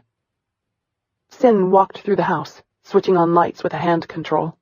This is the kitchen, he said, showing her the huge gleaming white area to the right of the door. It was a chef's dream, with an industrial steel stove, huge cooling unit, and a full array of gourmet pots and pans hanging from hooks in the ceiling. His knives were lined in perfect symmetry along the wall on a magnetic strip. Sin moved toward the shining black staircase. Kip's room is up those stairs. He held up his remote to show the controls to her. Everything in the house is wired to this. You can lighten the ceiling to see the sky, and the same for the upstairs wall where Nykyrian sleeps. He held down a button, and sure enough, the ceiling became transparent to let her see the bright stars twinkling in the heavens. How absolutely beautiful. Sin led her through the main room that was flanked by a media room on one side and an exercise room on the other. A study and computer rooms were in the back, along with 2 bathrooms, 2 more bedrooms, a massive library, a weapons room, and a tribal court. Everything was pristine and top of the line. No expense had been spared in building or maintaining the house. This is an impressive place, she breathed, awed by the heated marble floors and gold leaf trim. I didn't realize he had so much money. Sin shrugged. Murder's a profitable business. Kiara stiffened at his obvious dig at her. Why are you being so cruel? Honestly? Because I believed your bullshit lies when you spewed them, and I don't often make that mistake. I should have listened to myself and known that in the end, you're just like every other sanctimonious arse out there who dares to call us callous and unfeeling. She felt struck by his unwarranted condemnation. I never lied to you. Of course you did. You said you could see the real us, that we weren't as bad as we claimed. But you didn't. And just like everyone else, so long as we risk our lives to protect and save you, we're okay. But the moment we have to make a choice, not ours, the moment you see what our pasts have made us, you're horrified by the truth and hate us for it like we had some kind of choice in what we are. Everyone has a choice. He scoffed coldly. No, Princess, they don't. Choices aren't always up to us. Life and circumstances can shred even the stoutest soul. No matter how pure and untainted you think you are, I promise you that you, too, can be shoved into the darkness just like we were. She didn't buy his excuses. Everyone had control of what they did. It was the one principle her father had raised her on.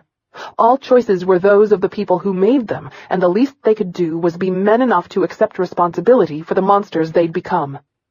Nykyrian left the League. He could stop killing any time he wanted to. And had he done that, Princess, you'd be dead right now, and so would I. His eyes blazed with indignant fury as he took a step toward her. Believe me, baby, no one ran harder or faster from their past than I did. And in one moment, one fucking whore brought it all home and laid it back at my feet. Even though I'd clawed my way out of the gutter, turned my back on everyone and everything I'd ever known and become respectable. Even though I'd buried my past so deep that I thought I was untouchable. It didn't matter. I was still shit to the world, and the moment the woman I'd sold my soul to saw me for what I was, she ruined me and left me with nothing except the drunken bitterness you see now.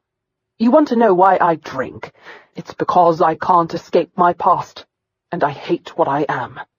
What I was forced to endure just to survive.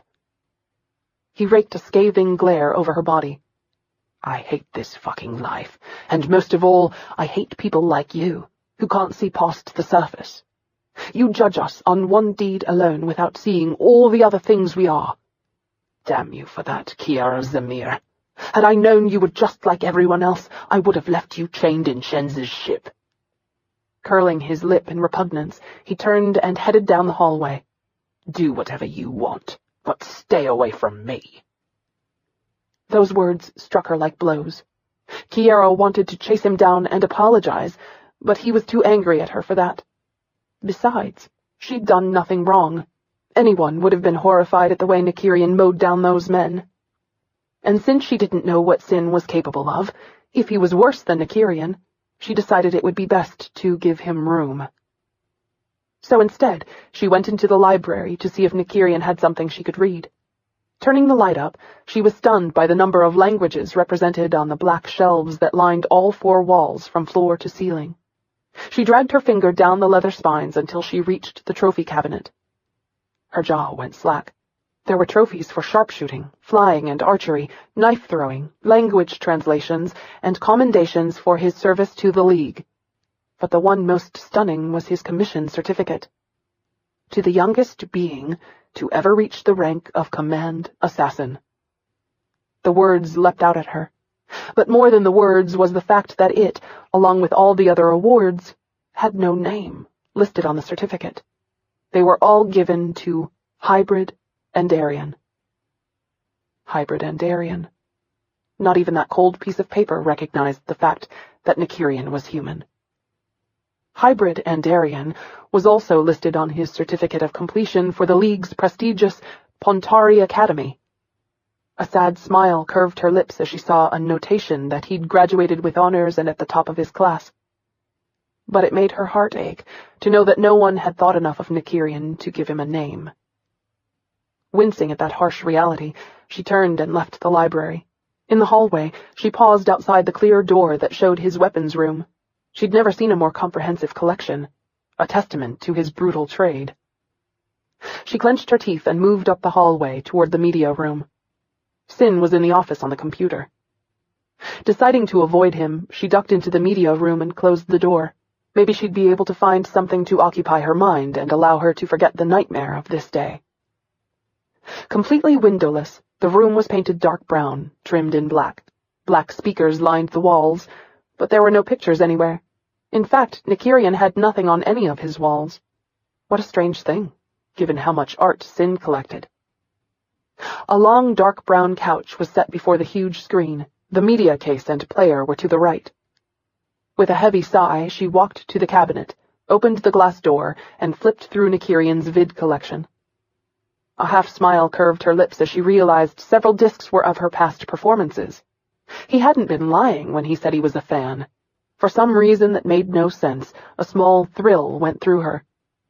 And since she couldn't stand to see herself perform, because all she could do was find fault with everything she did, she pushed them aside to see what else he had.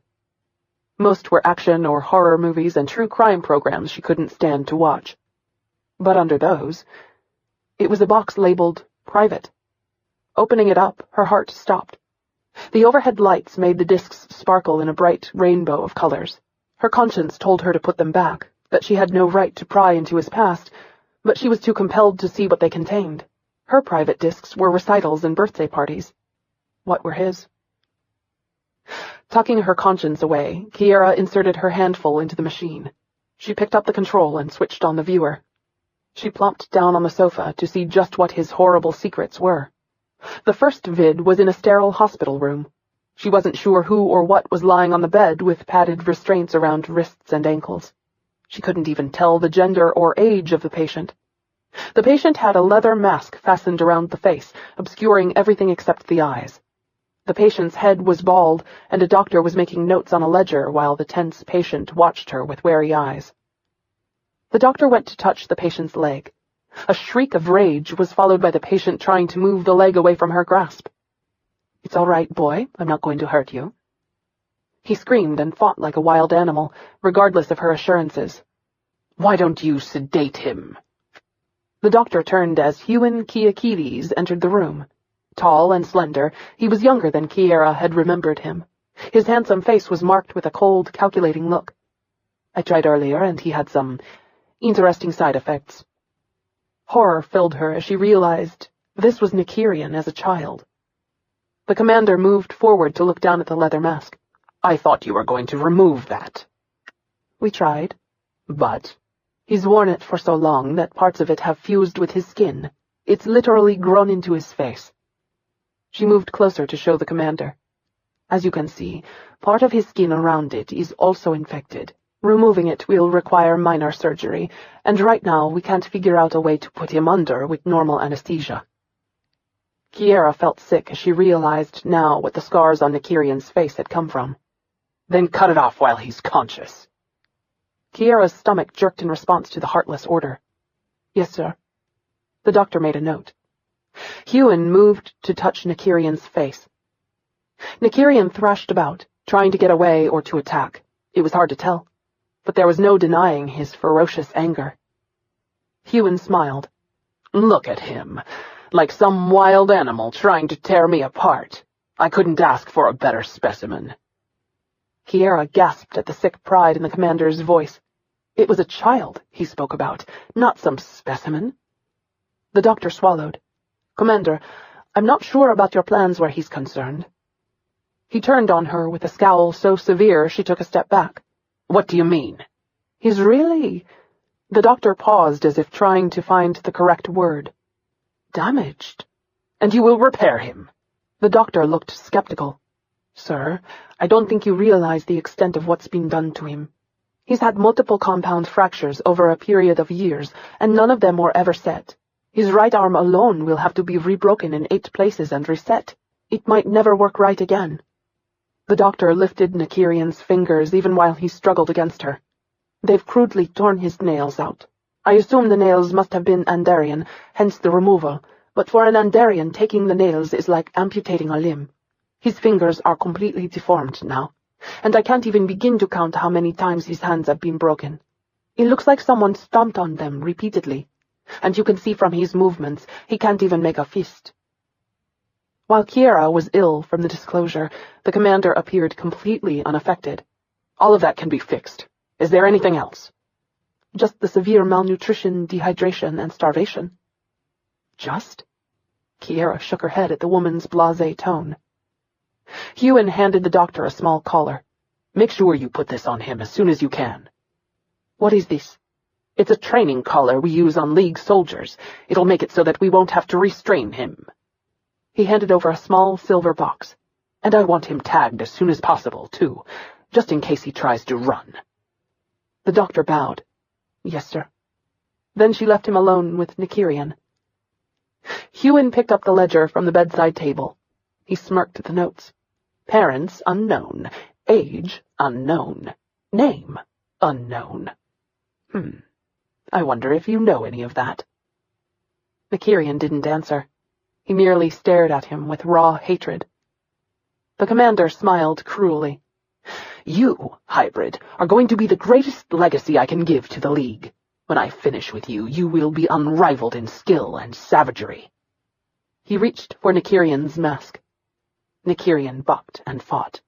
The commander laughed. "Just look at you. You're already halfway there." Cringing and unable to take it, Kiara clicked to the next disc. It showed Nykyrian in his mid-teens at school. He sat alone outside under a tree, reading from an electronic reader. There were other kids all around him, socializing and laughing. Dressed in plain black clothes and with his white hair cropped short, Nykyrian looked beautiful, except for the left side of his face, which was discolored from healing bruises. The scars on his face from the leather mask were a bit more prominent then than they were now. A boy was shoved down not far from him. "Come on, you little nautical! Give us your credits!" Kiara flinched at the harsh condemnation of the boy's manhood. The boy cringed, trying to escape.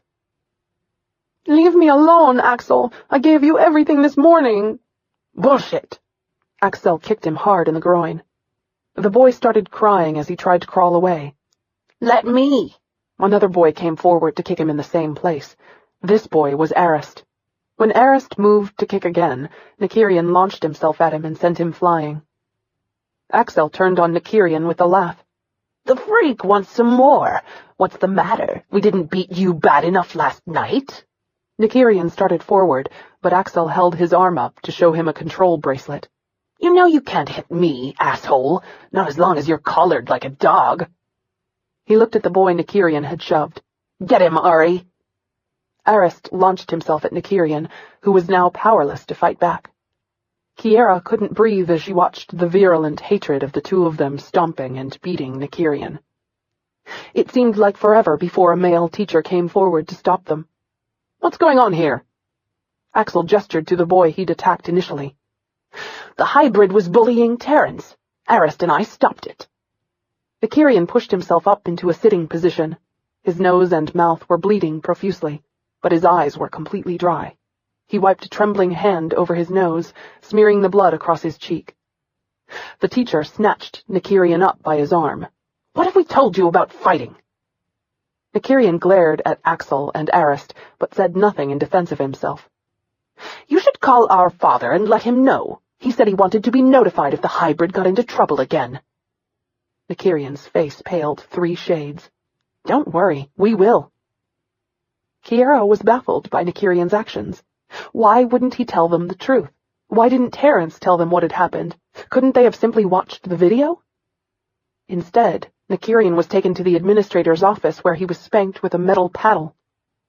And when the commander arrived, Nykyrian, still bleeding, was hauled to his feet by his hair. He didn't even grimace. The commander thanked the staff for letting him know what had happened. "Wait until I get you home," he promised Nykyrian, in a tone so threatening it raised chills on her arms. But it was the empty resignation on Nykyrian's young face that brought tears to her eyes. God, what more had he suffered? She clicked to another file. This one was also of Nykyrian in school. It was a camera shot of the Academy's cafeteria. Even though it was packed with students, Nykyrian sat alone in the corner with no one around him, eating a sandwich while he read from the same electronic reader set on the table in front of him. One side of his head had been shaved, and a row of stitches marked the skin from the top of his ear to his eyebrow. His right arm bore a cast and was held to his side in a dark blue sling. He looked terrible, and it was obvious from his slow movements and grimaces as he ate and read that he was in a lot of pain. As soon as he was finished eating, he rose and picked up his tray to walk it to the cleaning window. He'd only taken a few steps when Arist slid up behind him and hit him hard on his injured arm. Nykyrian gasped before the tray and its contents went flying. "Watch where you're going, freak!" Arist shoved at him, then laughed before he rejoined Axel at a nearby table. The pain on Nykyrian's face was searing as he knelt down to clean up the mess. A tall, slender Endarian boy came up to help him. It took her a second to realize that it was Hawk, as a young teenager. Nykyrian shoved his hands away.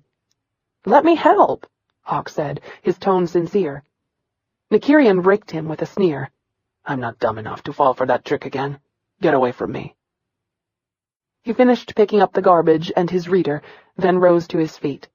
He gave a long, hard glare of hatred to Hawk before he headed to the window.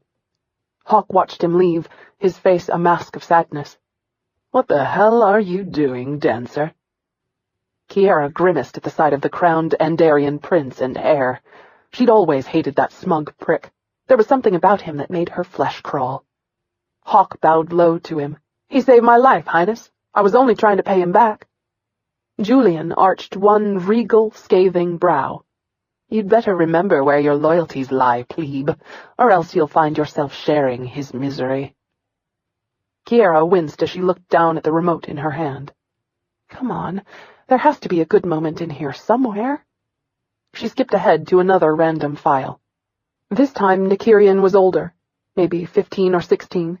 He was entering into an elaborate home with a beautiful older woman by his side. She looked vaguely familiar, but Kiara couldn't place her. Again his face was battered, and he held his one arm as if it was injured again. There were more bruises on his neck, and he looked as if he hadn't slept for days.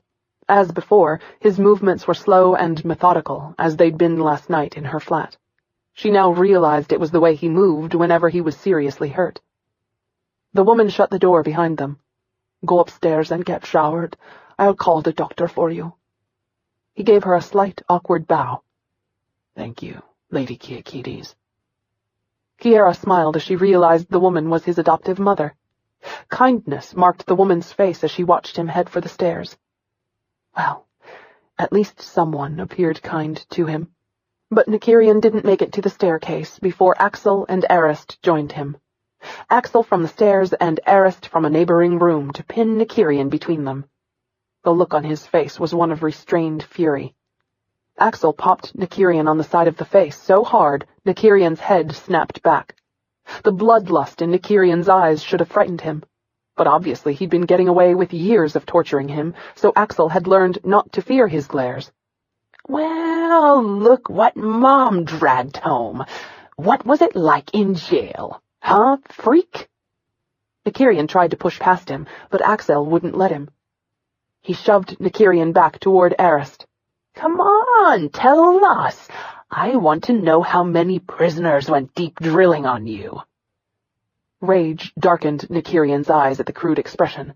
He lunged for Axel, but only managed 2 steps before he screamed out. Arist held a control in his hands and laughed. "I love your shock-collared dog. Bark for me." He twisted the dial. Nykyrian fell to his knees, panting and trying to claw the collar from his throat. "Ari, stop!" his mother shouted, trying to get it out of his hands. "Lock his limbs!" Axel shouted with a cruel laugh as he kicked Nykyrian in his injured arm. Fighting her, Arist did, and he turned the shock dial up all the way. For the first time, Kiara saw tears in Nykyrian's eyes as he lay on the ground, unable to move. The collar hummed evilly, leaving her to speculate on how much agony it was delivering to a boy who could do nothing more than take it. Finally, their mother wrenched it out of Arist's hands and turned it off. The moment she did, the commander came slamming through the front door. He glared at his wife as if he'd like to beat her. "I told you to leave him in jail. How dare you go behind my back like this?" "He's just a boy, Huon. He doesn't belong in a holding cell with hardened criminals. My God, you should have seen where they kept him, and naked, no less. That was completely unnecessary for a child his age." "He's not a child. He's an animal." The commander grabbed Nykyrian by his hair and hauled him to his feet as he started searching his clothes. "Where is it?" "I didn't take it, sir." The commander backhanded him so hard it split his lip and caused his nose to bleed. "Don't lie to me." He seized Nykyrian by the neck and drove his head back against the wall. 4 times. Kiara covered her mouth as a wave of nausea swelled at the horror. What had he done to cause so much anger? Nykyrian didn't respond at all as the commander slung him across the room. The force of it was so great that he tripped and fell through a glass door on the opposite side of the foyer. The glass shattered instantly, spraying fragments over Nykyrian. Blood covered him as he tried to stand. "Stop it, Hewin!" Lady Quikiades put herself between the commander and Nykyrian, who slowly pulled himself up. Panting, he leaned against the door frame with one bloodied hand. The commander raked her with a furious glower.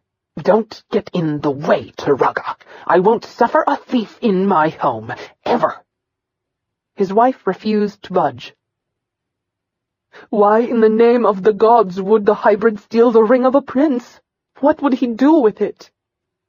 The hybrid. Not even she had a name for him. Kiara winced. "I don't care why he did it. I will not be embarrassed like this, not after I took his mongrel ass in and fed and clothed it." Nykyrian stared at the commander without a single tear, even though he was bleeding profusely. "I didn't take it, sir. I swear." The commander grabbed him, shoved him against the wall, and started searching through his clothes again. Turaga pulled her husband back. "He's already been given 2 full body cavity searches, and everything he had was taken and searched. They found nothing." "Why would the prince lie?" The commander turned to glare at Nykyrian. "Have you an answer?" "No, sir." Axel snorted. "The animal probably gave it to that girl he has a crush on." The commander turned to look at Axel. "What did you say?" "Ambassador Brill's daughter? I saw them dancing together when the hybrid was supposed to be on watch duty with her." There was no mistaking the terrified panic on Nykyrian's face, or the fury on the commander's. "Leave us!" Turaga cast a sympathetic glance at Nykyrian before she made her way to the back of the house. Arist and Axel looked smug and ecstatic as they made their way up the stairs. Nykyrian stood there with his gaze on the floor while he cradled his left arm against his side, his face impassive. It was as if he knew better than to beg for mercy, since there was no way he'd receive any. "Is that the truth?" Nykyrian swallowed. "She only wanted someone to dance with her for one song when she had to have an escort. She knew I wouldn't touch her inappropriately. It's the only time I was near her. I swear it." His voice quivered in panic. "I did my job, sir. I protected her and kept my hands to myself." His face contorted by rage, the commander went to the stand just inside the door where umbrellas and 3 canes were kept. He picked up the thickest cane and turned back toward Nykyrian, who stiffened in response. He beat the large silver ball against the palm of his hand. "What have I told you? I'm an animal unfit to be in human company." Those words tore through Kiara as she heard the emptiness in his tone. "And why do you have no name?" "I'm not worthy of one." The commander nodded approvingly. "Get on your knees." Nykyrian hesitated before he complied. He leaned forward so that he was on all fours while trying to keep his weight off the injured one. The commander brutally let fly the cane across Nykyrian's back. "What else have I told you?" Nykyrian's voice was taut with pain. "I'm only here by your good grace, and I should be grateful for everything you've given a freakish monster like me." He lashed him again. "And?" "I will do as I'm told. I will not bring disgrace to you." "Now repeat it all." Nykyrian did, but it wasn't enough to save him from being beaten again and again until he was no longer able to hold himself up. The commander kicked him over and put his foot on Nykyrian's throat. "I ever find you with a woman again, and so help me, I will finish what they started with you in your orphanage. I am not going to suffer another hybrid dog like you to live. If you ever show such a weakness again, I will geld you myself. Do you understand?" "Yes, sir." "Now get up and clean this mess. You have 20 minutes. He delivered one last kick before he left him there. Nykyrian was shaking as he pushed himself up. The commander's wife came in, but said nothing as she watched him clean the mess. "I can't call for a doctor for you. He won't allow it." Nykyrian inclined his head respectfully. "Thank you, ma'am." Her eyes were filled with misery as she brushed past him to head upstairs. Kiara wanted to cry for the sheer agony of his existence. Afraid of the next clip, she pushed the button and held her breath. This one stunned her so badly she dropped the remote. It was Nykyrian in his mid-20s, stark naked. He was in bed with a gorgeous woman. By their flushed skin and ragged breathing, Kiara could tell they'd just had sex. Lying next to the woman's side, Nykyrian rolled over to touch her arm. She shoved him away. "You can go now."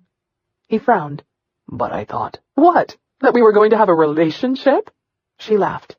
"I was morbidly curious what it'd be like to sleep with a hybrid. Now I know. You're more human than Andarian, and that's not a compliment. Now get out, and if you tell anyone about this, Commander, I'll ruin you. Remember who outranks you." There was no emotion on his face at all as he left the bed to dress. But his eyes. The hurt there made her want to cry for him. Kiara bent down to pick up the remote and flip again. This one appeared to go back in time. Nykyrian looked a few years younger than the last one, but it was hard to tell exactly how old. Maybe his late teens. His long hair was braided, and he was in full League uniform. He had that slow, methodical walk as he moved in the shadows of a dark alley. It wasn't until he walked under a lamp that she saw why. He was bleeding profusely. His face and body looked like he'd been on the bad end of a machete. Pausing, he leaned against the wall. Another shadow moved. Nykyrian spun on it so fast that Kiara couldn't even tell what was happening until he had a smaller teenager on the ground, pinned under one knee, while he held a knife to the kid's throat. The boy didn't even flinch as he stared up at him. "Do it," he growled. Dear God, it was Sin. Nykyrian sat back, releasing him. He pulled his wallet out and threw it at Sin. "Take it. You look like you could use it more than me, anyway." Sin scowled as he held the wallet to his chest and watched him in fear, as if he expected it to be a trick. Nykyrian moved away and sat down in the shadows. Sin rolled over, pushed himself to his feet, then started to run away with the wallet in his tight fist. He'd only gone 3 steps before he stopped to look back at Nykyrian, who now had his eyes closed as blood pooled around him. The debate in those dark eyes was searing. Finally, Sin slid the wallet into his pocket and went back to Nykyrian. When he reached for Nykyrian, Nykyrian pulled his blaster out and aimed it at his head. "Get out, rat." Sin knocked the blaster aside. "You're going to die if you don't get help." Nykyrian holstered his weapon. "I don't care." "Normally I wouldn't either, but you bastard, you did me a favor, and I don't let those go unanswered. You could have killed me, and you didn't. Now get up. I know someone who can help." Nykyrian, his head tilted back against the wall, just looked at him with a blank expression. "Just take the money and go." But he didn't. Instead, Sin helped him to his feet. "Come on." Nykyrian hesitated. "Wait, my tracer. It fell out of my wrist. I have to have it." Sin let go of him to pick it up from the ground where it lay covered in blood. "What are you doing?" Kiara jumped at Nykyrian's furious snarl, which came from behind her. She'd never heard such a sound from him before. He'd always been so calm, but now... She saw the blood in his cheeks as she turned to face him. Heat stung her cheeks at being caught in her snooping. Rushing forward, Nykyrian cut the power to the viewer. "How dare you!" She averted her eyes in guilt. "I just wanted to see what you were like as a child. I had no idea. I am so sorry." He ran his hand over his bicep as he continued to glare at her. Kiara could swear his hand trembled. "Don't you ever watch one of my personal files again. I swear to the gods I'll kill you if you do." He stormed from the room. Despondency, guilt, and pain for him consumed her as she sat there holding the remote in her hand. Now she understood only too well why they kept their pasts hidden. She'd only glimpsed a few scenes from his life. Nykyrian had lived and suffered through those, and who knew how many more. Not as a horrified observer, but as the recipient of the pain and hatred of the world. How much more was there, and how much worse did it get? No wonder he'd made the comment about his lover not liking him. Sin had been right. Her pain, severe though it was, didn't compare at all. She'd been sheltered by her parents, loved, cherished. Nykyrian had had no one, not even a name. I condemned him for killing someone who'd tortured him while he'd been powerless to fight back. Someone he'd never hurt, even though he should have beat Arist long before today, and the only reason he'd done what he had was to keep her safe. Having seen what he could really do today, she realized something. The fact that he hadn't tracked Axel and Arist down and killed them long before now for what they'd done to him, that was much more a testament of his character than what he'd done in the hangar bay. Regret tore through her. I'm so stupid. She'd seen his kindness, the way he'd held her when she cried, the way he'd tended her in Sin's apartment. He wasn't a monster. He was a man who'd been battered by everyone in his life. I won't be another one. Dragging a ragged sigh, she went to find him and apologize for everything. Kiara hesitated in the hallway just before entering the main room. Nykyrian sat at the desk, holding his head in his hands, looking more miserable than anything she'd ever seen. She glanced around for Sin, but he must have left. Hesitant over her reception, she moved forward and knelt beside his chair. I'm so sorry, Nykyrian. I didn't mean to pry. Nykyrian stared down at her apologetic face and wanted to curse. He couldn't believe she'd found his files. Bitter, agonizing memories tore through him. All the times in his life he'd needed someone to talk to hold him, flashed before his mind, and he felt like crying. What was the use? He was nothing but a piece of shit. But as he stared at the pain on Kiara's face as she watched him, he didn't see her scorn or condemnation. In her beautiful eyes, he saw the sincere caring he'd always craved. She looked at him like he was human. Something inside him shattered under the weight of her expression. How easy it would be to trust just this one person.